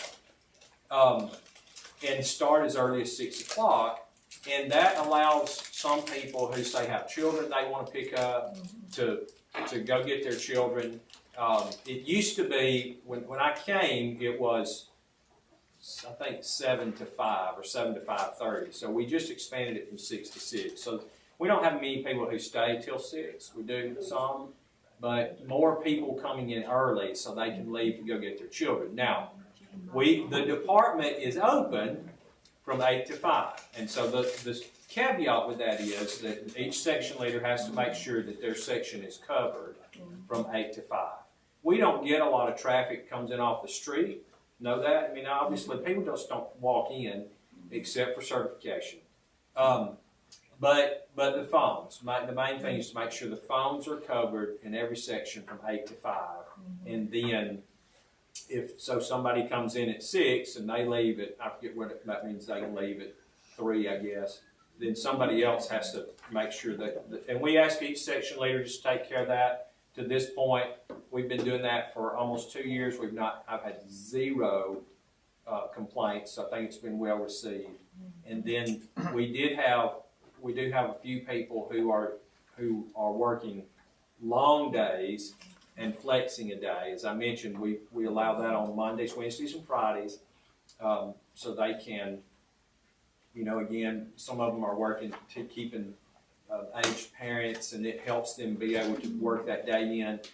The key is everybody can't have off Fridays, so they have. Again, we tell the section leaders you have to work that out within your section. It's really been, there's so few things we can do as a state agency to kind of build that morale and flexibility, and so that's been one of the really good things. The other one that some of you we've talked about, it was in the report a couple of years ago. I've talked to some of you about is regional offices, and we are working on that. Some of you have asked me, are we ever going to open a regional office? So we are working on that right now. That would obviously it takes approval outside of our department because the finance department sets, they control state properties, but they've been very open to that. And so I think within the next couple of months, I'll be able to come back to you and give you an update on that, which would allow us, we do have people, not a lot. We have people who move to Montgomery, but we have people because of family situations. One recently we lost because they have aging parents, and they told us, I love my job, I'd love to be here, but I've got to live closer to my parents in North Alabama. And so we're trying to think, well, if we have a regional office, and we're not going to start with 16, we'll start with 1, but could people then, be closer to home, we might be able to increase our employment pool. So we're working on that, and in a couple of months we'll be back to it. But I think that's all, of that section. So, but any questions you ever have, let us know. Any questions about this work schedule? I've had somebody contact me about that. That answered everything. Thank you. I've got a question real quick from the retreat, and it just has to do with Amsty, who does such a superb job, and just, so proud of all the work they do. But Sandy mentioned to me at the retreat, just at lunch, that she has the AMSTI has had some pretty severe losses in employees. 1 from math, 12 from science, 14 from retirement, and some science and motion positions that were left open and had 0 applicants. And so it's like, you know, we've got this great support team, but they're losing good people, and we're not seeming to be able to replace them. And so, she had a suggestion, I'll toss it out, that perhaps we could ask that our regional specialist could qualify for the Teams Act, because a lot of them are going back to the classroom where they can make a much higher salary. You can't blame them. I can't blame anybody for doing that, right? That's looking out for yourself and for your family. And so there's no blame attached to this, but it's how do we then have a strong, solid support team in place to do the good work that AMSTI does when we're asking them to come for a much lower salary than what they could make in a classroom. And so I toss that out to the financial people. If y'all have suggestions, that would be great, because it does seem like it's a problem, and it's probably going to get worse before it gets better. Yeah, Teams has definitely been hard to compete with. So, you know, it's the old shoot yourself in the foot. We have talked to legislators, including sponsors of those bills, about that, and that's a hard sell, because I mean, their thing was, we want to drive people to the classroom, not to the department. But we do need support. We'll talk about that with them. There'll be 2 issues. One would be if the legislature said, okay, you can take Teams money from the Teams fund to pay department employees who work with science and math, computer science, then we would, I hate to go back to state personnel, but then that doesn't necessarily mean that we can pay on that, because if we hire somebody as an ed specialist, they're hired as an ed specialist. So now there's no provision for them to get, say, a special supplement because they work with science or math. And so it would take a change, not just in the budget, but in the law to allow that. So when we did talk about that, when Teams passed, I brought it up to the sponsors, like, this is going to be a problem for our department. But, you know, they felt like they really wanted to drive people to the classroom. The success is, it worked. It worked, right. But it really has, ASIM particularly, I mean, we cannot find those science and or physics and chemistry specialists, because they can just make so much more going back to an individual and I saw school. the science scores were up. Yeah. You know, and so it seems like they've been doing a really good job, and so you hate to lose that level of support. We'll work on that. I mean, it would take legislation to do it. It would take a couple of things. Dr. McCarty, we're now moving into board questions, and I think you just asked the first ones. Well, that was sort of from the retreat, but yes, that should be the That was first a board question, and the retreat was not on the agenda, so. It's a good point, and we'll work on that. It was a follow-up. It said follow-up in here, something about Whatever. It doesn't matter if it's 1 or 2. It's I'm feisty good over with there. it. She's completely on track. It is a problem for us. Well, I just, you know, you have to speak up for when we have good people and good programs in place, but you can't. Well, we've redone AMSTI. We've just, you know, done a major overhaul of the warehousing system. We finally have all that under control. And so you hate to see a program that's been overhauled. Everybody agrees it is now on the right trajectory. Makes Dr. Ledwell feel good, because now she can retire and go do something else. And then say, oh, and by the way, we're not going to fund it with people to keep it running. So we've got to deal with that. Yes. Okay. More questions It's now. coming. Okay, one, and this sort of is with the budget again. I'm not gonna belabor the point, but it's the, had a phone call, and you and I talked about it, about the need for counselors. And I'll just give you the situation in my, one of my school systems. School bounces back and forth from year to year between 475 enrollment and 525. And this year it was 475. And so they lost their counselor, they lost their assistant principal.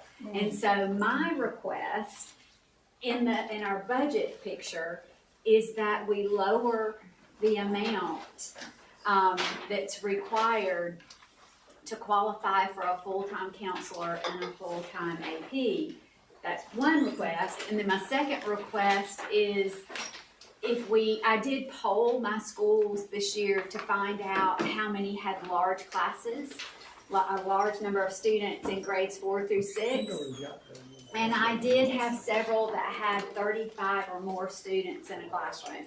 And so I would urge you to lower the divisors in grades 4 through 6 if at all possible, because they are higher than they are in any other grade level. So Dr. McCarty, I assume we moved to Dr. Payne. In spite of the fact that we were board questions, we're now in item. No, Well, we can come back, but this question is about the Well, budget, it's a so I financial wanted question, to. but it's the budget, so it's totally I'm trying to appropriate. assume where we are, Dr. So if you look on page 6 with that question, and when we can go back to other questions and come back to the budget, but on page 6, halfway down, page 6 of the budget, under item 3, what you'll see based on our discussion last month, we adjust the divisors to use the K6, K3 divisors for K6 and 712 divisors, or the 912 divisors for 712. If we did that, it would create 4,063 new teacher units. We're not likely to get all of that, but our focus would be on lowering the 4, 5, and 6. That's where we really need our first priority. Please, yes. I've already expressed that to one of the budget chairs. So we also, you see in there, we increase the extension multiplier for school-based administration and counseling, which would be an additional $25 million, and every school with at least 250 students would receive a full-time assistant principal. And it's not just that, but all of those change. Dr. Payne can better explain it. Now that whole thing is, you see, $586 million. So we got hammered in the press for asking for $800 million. We're now at 880, I think. But that would be, we're not likely to, if let's say that the legislature Trish Crane and the objects to gods, being that phrase. she didn't hammer it. But we had,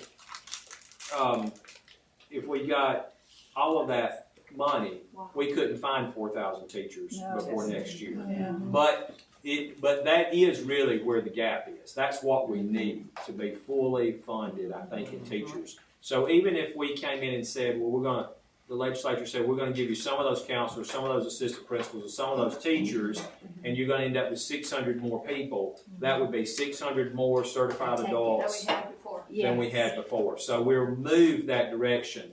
There you go. But the 4,063, that's where, if we had all the money in the world and we had a supply of teachers, that is really how many more we need to do this thing right. Pursuant to Dr. McCarty's question, I'm determining that we move to Mr. Payne, and then we'll go back to board questions. With all due respect, Dr. Payne, you have the floor. All right, no problem. So a couple of things in there too. I want to point out where we were still on page 6 in there. We kind of skipped over one there where we did talk about adjusting the ADM factor for earned school counselor units. And so we made that where it would double.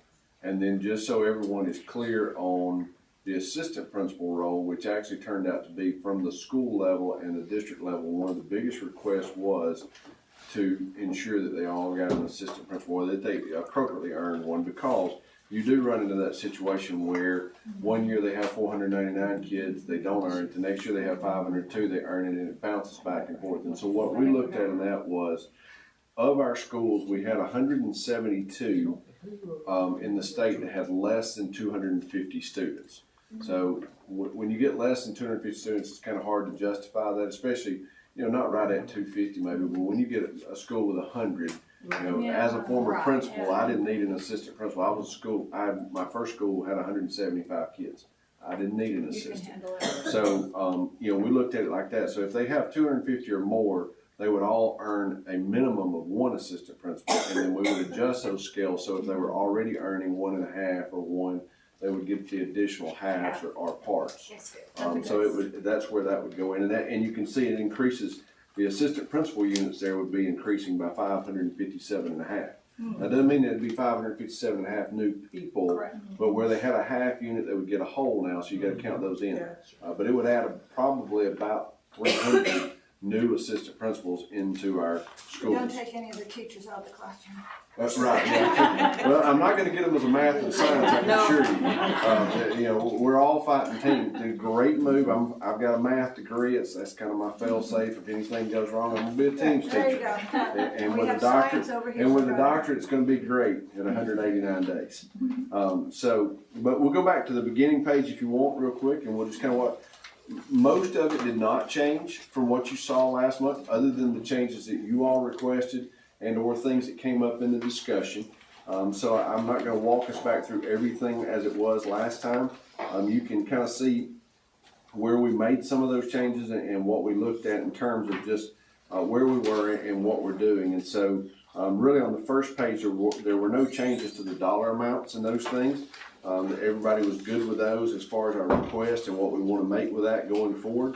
And so we're looking at how those will work.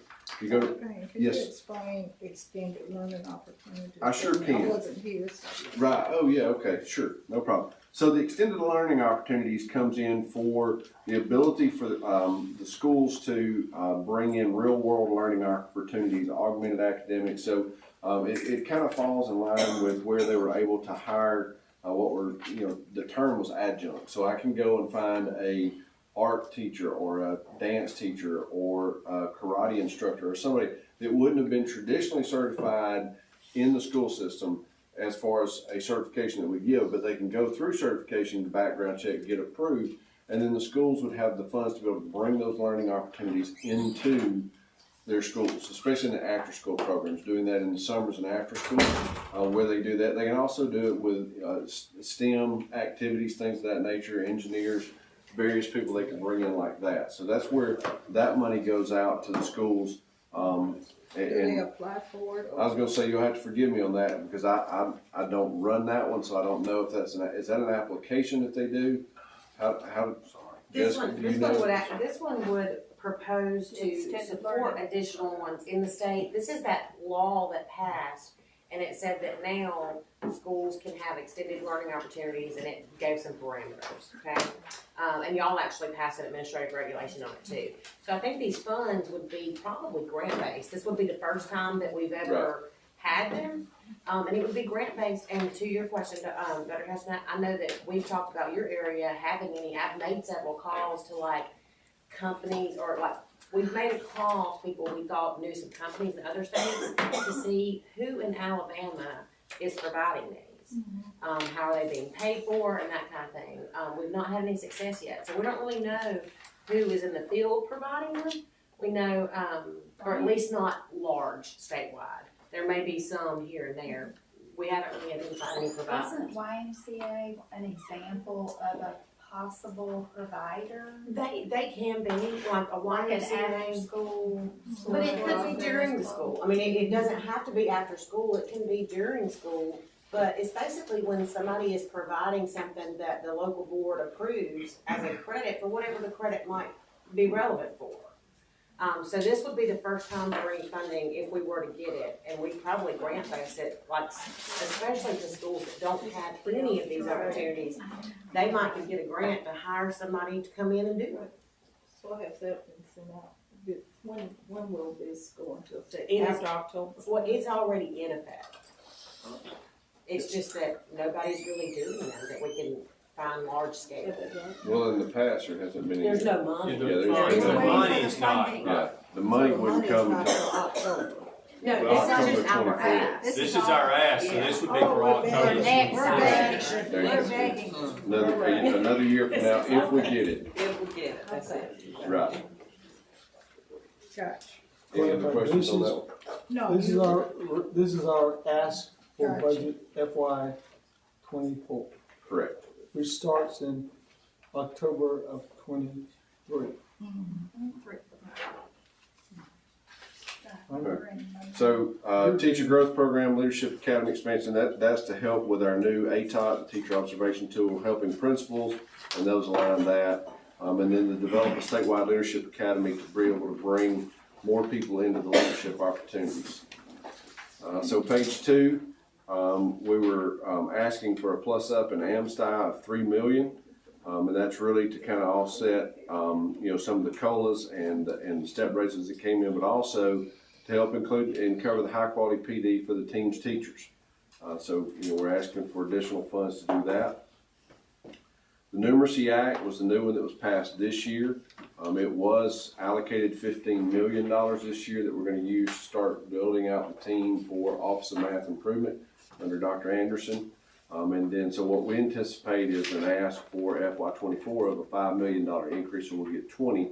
And that'll be, primarily because at that point we should be bringing on a cadre of building-based math coaches and those things. And so as we add those, we'll have to have the money to cover salaries and benefits and those things for them. I know you're not in charge of staff, but where are you gonna put them all?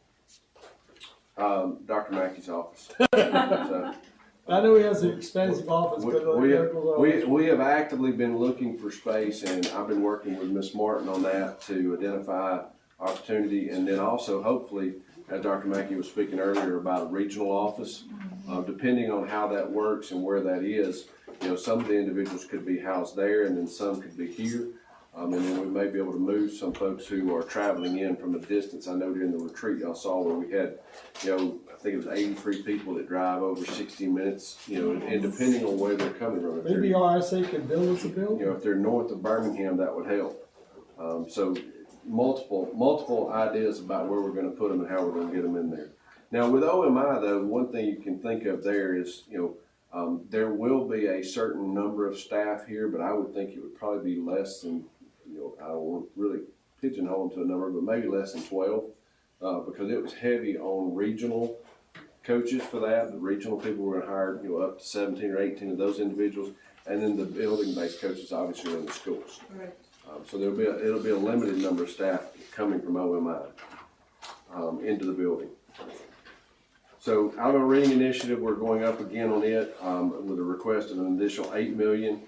There again, it's really to offset some of the COLA that came in, the pay raise that came in, the benefits to that for nearly 800 reading coaches that we have that we do through contract with the school systems, additional professional developments, and then some opportunity to really help them out on their data reporting and those things to make things more efficient, to be able to push the data out faster, to synthesize that and connect it to all areas of the data that they have. Struggling readers beyond grade 3, that's where, ARI really focuses on K3, so our section there asked for additional funds to focus on those beyond grade 3. And so that came from our instructional folks looking for that to really help them with their ELA course of study and those things as they go forward there. So they would have some funding. They don't currently have that. We have to just find that in other places. So looking for a line item of that one. Office of School Improvement is, and you can see there, the ask is a $950,000, and that's to go from 3 to 7 literacy coaches, and then also to add 3 math specialists experienced in teaching elementary math to really work in those schools that are identified that the Office of School Improvement helps with. Thank you. So the next 2 are stipend programs that we have the therapist stipend program in place.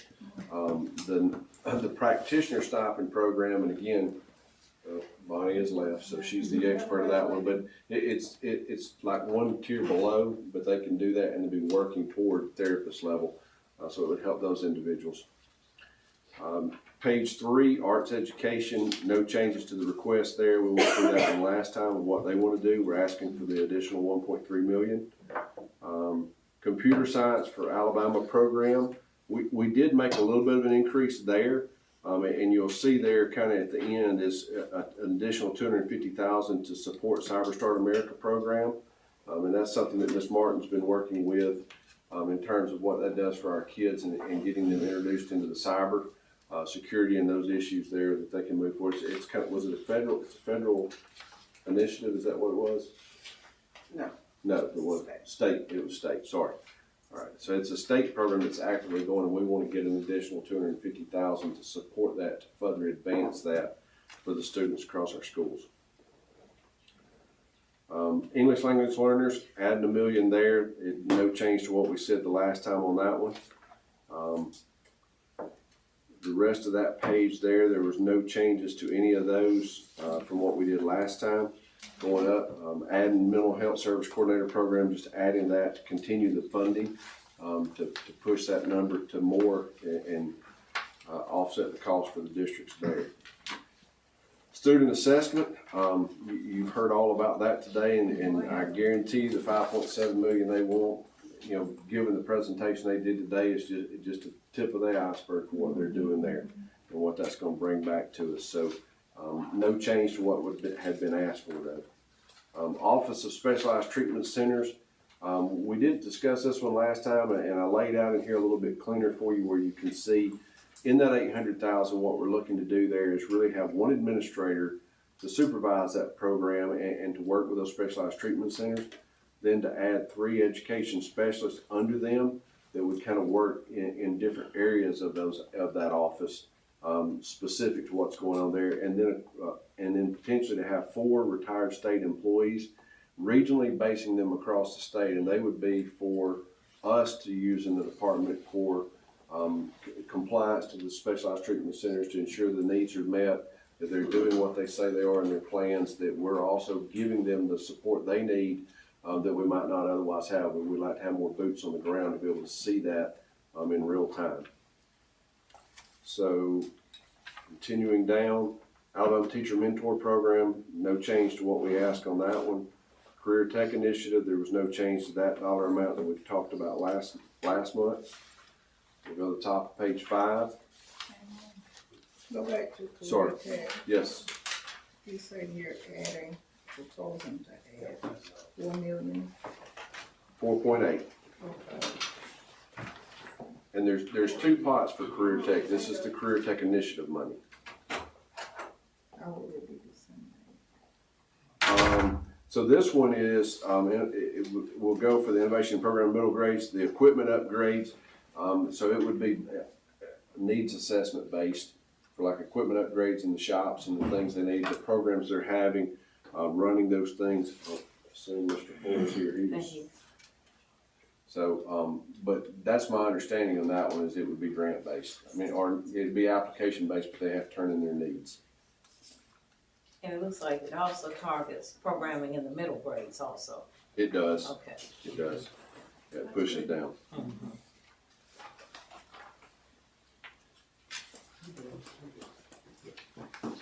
So top of page 5, the first few things there are really not, I mean, they're in our ETF, but they're not ours. Jobs for Alabama graduates, asking for an additional $3 million. And again, will fund 60 programs at $75,000 each, bringing that total up there to push that more for those programs at that. And then there'll be a remaining amount of money there that will fund 2 new education specialists, staff travel, and the affiliation. We already have several. I think we have 2 or 3, maybe 4 specialists that are working in jobs for Alabama graduates now. And so that money would just offset the cost of travel and then the 4% pay raise and those things in there. But it's really to add from 60 programs up to 75, or to get to 60 programs total, funded at $75,000 apiece. The remaining on this page, there were no changes to that. We did put back, or it was in there last time, but the special education teacher incentive stipend, $68 million request for that. And what we have to adjust there, it probably, when you run the numbers on it, if we were to get this funding, it would probably not take a full $68 million to do that. But what you have to account for in that when you do something like that, just like they had to when teams came to be, is you have to account for everyone who is actively teaching and is certified in special ed. Because we have lots of special education teachers who may not be teaching in the special ed curriculum right now or that assignment, but they might want to go that way if indeed there was a stipend coming. And so we, from a budget standpoint, I have to ask for what I think the very highest total could be, and then we can work backwards from there. So page 6. we've really talked about the largest portion of page 6, which is that foundation program. There's been some discussion since our request was made, and we did that with you all to go over it last month, about the last part. If you look in the foundation program there, where it says increase OCE to support school safety and security, operational costs and support personnel. And we had a fairly lengthy discussion in here last time about SROs and certification and training and who funds those. And we understand, you know, all of the individual districts have different contracts with their local sheriff or their city police and or themselves and the way they do that. And so, but it's come to light that what we may want to do there is really to kind of hone into what that dollar amount would be. We were talking about somewhere around 100 million to be able to put into that, but putting it in OC, then we may want to pull that out and ask for that in its own line item and be very specific to the public and to the legislators about the fact that it is for school security and safety, and do that. And so, you know, if that's something that you all want to do. It'd be very prudent Okay. and be easier to sell and less likely to be cut. Right, exactly, because if it's in OC, it's real easy to just say we don't want to do that, but if we do it the other way, and so. I'd love to tell them that they're endangering my children, so. Right, and so one of the things, we'll look at, I'll just pull that out then, and I'll do the dollar amount assessment of that. That's a And then, of wise course, decision. obviously, when we do that, there'll end up being some type of legislation to it. Jessica will work that side to make sure the language is in there, that it gets the intent that we've all discussed here to do that. One thing that we have talked about already in advance, we expected your answer might be that way, to let's actually put the words on there for school safety and security. We wanna be careful about not letting them say that it's for SROs only. Because some of our SROs are paid for by law enforcement, you know, like it's a partnership and some, and if anybody sees that this is a line item for SROs, the first thing that would happen is all of our partners would bail out and our schools would have to pay for it all. So we wanna be very careful about that language that legislators might look at, and we've worked to put together that sheet showing them, you know, these are all of our school safety things and where money is and how it's working. And some of them may be contracts with people who are law enforcement, may not be credentialed as SROs. I think we mentioned that, and you know that. Thank you. Okay, good idea. Good. All right, the remainder of that page, there are no changes from our discussions last month, in terms of what we're doing, trying to ask for fully funded transportation, asking for an increase to school nurses, obviously to add more nurses, and to be able to do that program for our students. And then there again, Career Tech O&M comes in for a $2 million increase to continue to look at the priorities in Alabama as far as growing workforce development and expanding Career Tech programs. Dr. Payne, I've got one general question. Sure. And I didn't realize the difference. It didn't hit me until even recently that city systems are oftentimes very different than county systems, whether it's with the audit that they have to do, like a county audit has to be done by the general examiner's office. City audit can contract with We a need to buy our CPA. own, we pay our own. And then transportation. You know, issue transportation costs are generally much more expensive for a county system than for a city system. And I think there are other examples too. But is there some thought into treating city and county systems more the same? Don't we reimburse per mile though? That's gonna be like almost a, Also says all in the the way code. back to like a constitutional It's in the issue. code, like Because that. the city County and and the county. counties are the school system, and an incorporated municipality has to vote to create a system where there's no requirement for a city to provide education services. There is a requirement for the county to provide education services. And I think she's talking about the differential in providing transportation. Just seems Yeah, that but some when, of but the I'm saying costs when they make are the decision higher. when an incorporated area decides to open up the school system, the same rules don't apply for them that might the county. Yeah. And so it's almost like they would have to make the decision to provide all those things and offer it to their students, but the county doesn't have a choice. So cities are actually forbidden by law to let a kid on a bus if the kid lives within 2 miles of their school. But we waive that requirement if cities ask us to waive it. Well, and that's a general, that's Yeah, nothing and you have to cities- answer right now, but it's just something. Cities don't have to Cities bus. don't have No to city bus. has to bus. For your County information, should. Dr. McCarty, there's a system that I know that doesn't bus anybody at the high school level. They bus K through 8 because there's the local prerogative. I have one too. And we do have some. And so therein lies the differential in funding in the requirement, because if they're gonna do things locally, they have access to more local funds also to offset that. I've been in both of them. Well, it's more of a thoughtful, like, just think on it. Right. You know, if there's Sure. a way to be more equitable to our cities and our counties, you know, and again, you don't have to give me an answer right now, Right, but just, sure. it just comes up from time to time And when let- I'm visiting schools. Let me ask like another caveat on top of that while we're, special education is different. So there is no state law requiring cities to bus students, but under federal provisions, we do bus special needs children in all systems. Because I know one city system, that's all they bus is special education. Yep.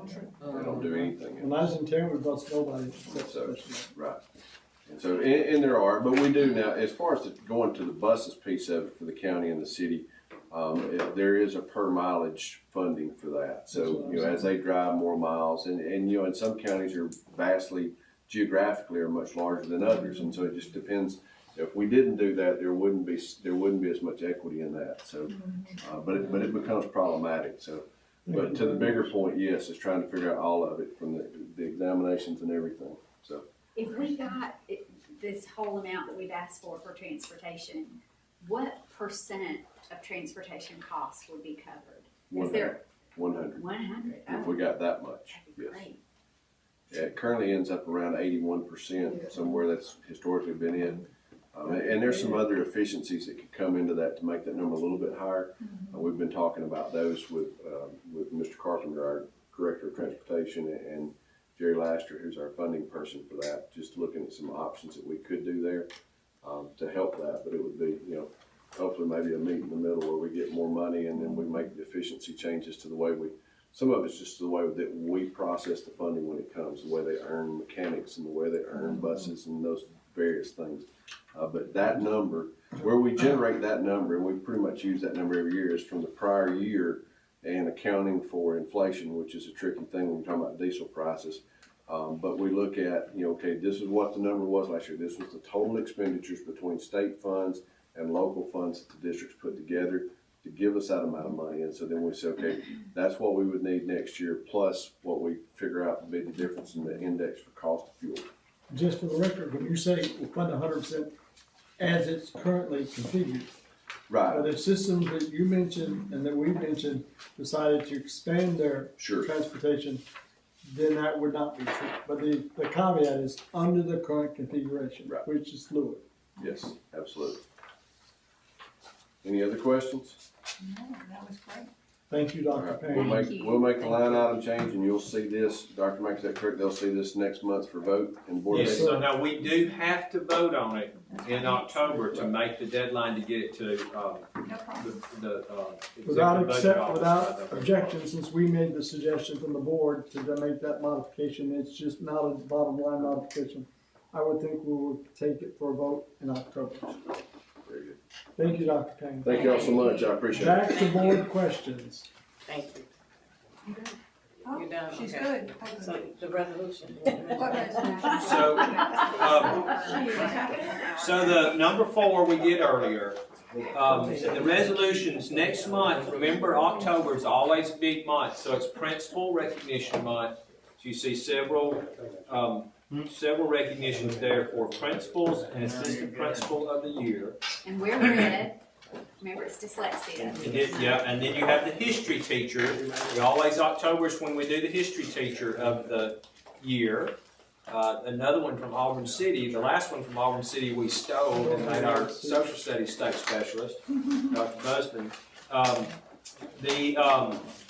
So number 11 is actually a really big deal. but I know we're close to the end. But let me explain 11, and I had hoped that Nick would be here. He worked on this a lot, but I know he had to go. But anyway, you need to look at 11, and I mean, I'm very certainly open to you voting on it, but what we're saying is it's a resolution about attendance, student and teacher attendance. And what you would be doing is authorizing or instructing the department to create a system for collecting teacher attendance data. So teachers don't work for us, so we don't have any teacher attendance data. The districts do. There's a lot of misinformation out there. I've been told by a couple of people, not a lot, that 20% of teachers are absent, or like they're absent 20% of the days of the school year. And I said, well, teachers only earn 9 sick days and 2 personal days. That's 11. If they take all 11, that's way less. That's like 7%. So everybody can't be out 20% of the time. They're literally, mathematically, it's not possible. Now, average is a little different, because the number one reason that teachers are absent is pregnancy. And they're usually absent for a long number of days. So they collect their days, and then they spend a lot at one time. But we don't actually have specific, to system. We just don't have that data. So we've talked internally, well, could we do that? And we would have to depend, because the districts keep up with that in different mechanisms, in their finance systems. Essentially, we'd have to collect it by survey data. They would have to turn it into us. We can do it, though, annually. We would just have them to give us the data. And this is something the Workforce Council has asked us to do. And so, to track. Now, be cautious. They've not asked us to do anything with it, and we even put a caveat in here that it is not the intention of the board to take teachers' sick leave from them or something like that. But I think it merits some discussion. I know it's 5:30 and some of our members are gone. We can certainly bring it to a vote next month. It's not an emergency, though. I would prefer, I think, that you take it and read it, and then let's have discussion on it next month's work session and look at voting on it in November. I'm worried. Is that what you're recommending, Dr. That's my recommendation, yes, That's the decision. Without objection, we will defer item 11 to the work session next month. Okay. That's next month. So it's out there in the public now. I will share it with superintendents when I see them in October. You can share it with folks and then look at it. We'll rediscuss it next month. I know that I read something in the national where we don't do absenteeism for education or something article, so maybe that's what. It's teachers. We do keep up with student absentee data, I'm obviously. talking about employees. Yes, sir. This is not just teachers, this will be. It'd be all, right. You say teachers, but it's all. employees. Well, no, we were only asked to do teachers, so we've not looked at doing cafeteria workers and all that, just teachers.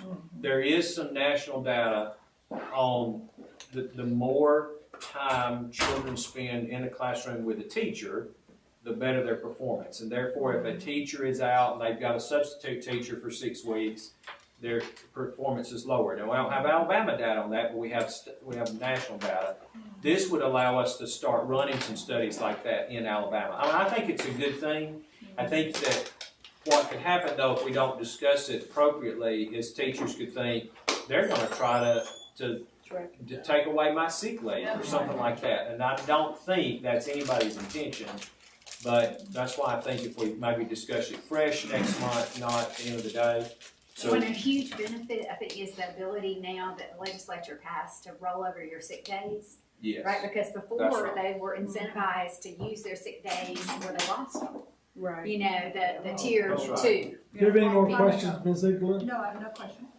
We wear red, We're red. We're red. because it'll be dyslexia Gentlemen, month. wear red Can you send me an email? I don't have a red I'll suit. send you Without objection, we are adjourned. Thank you, thank you. Well, M&M's, we're red. Yeah. Yeah, something to keep- M&M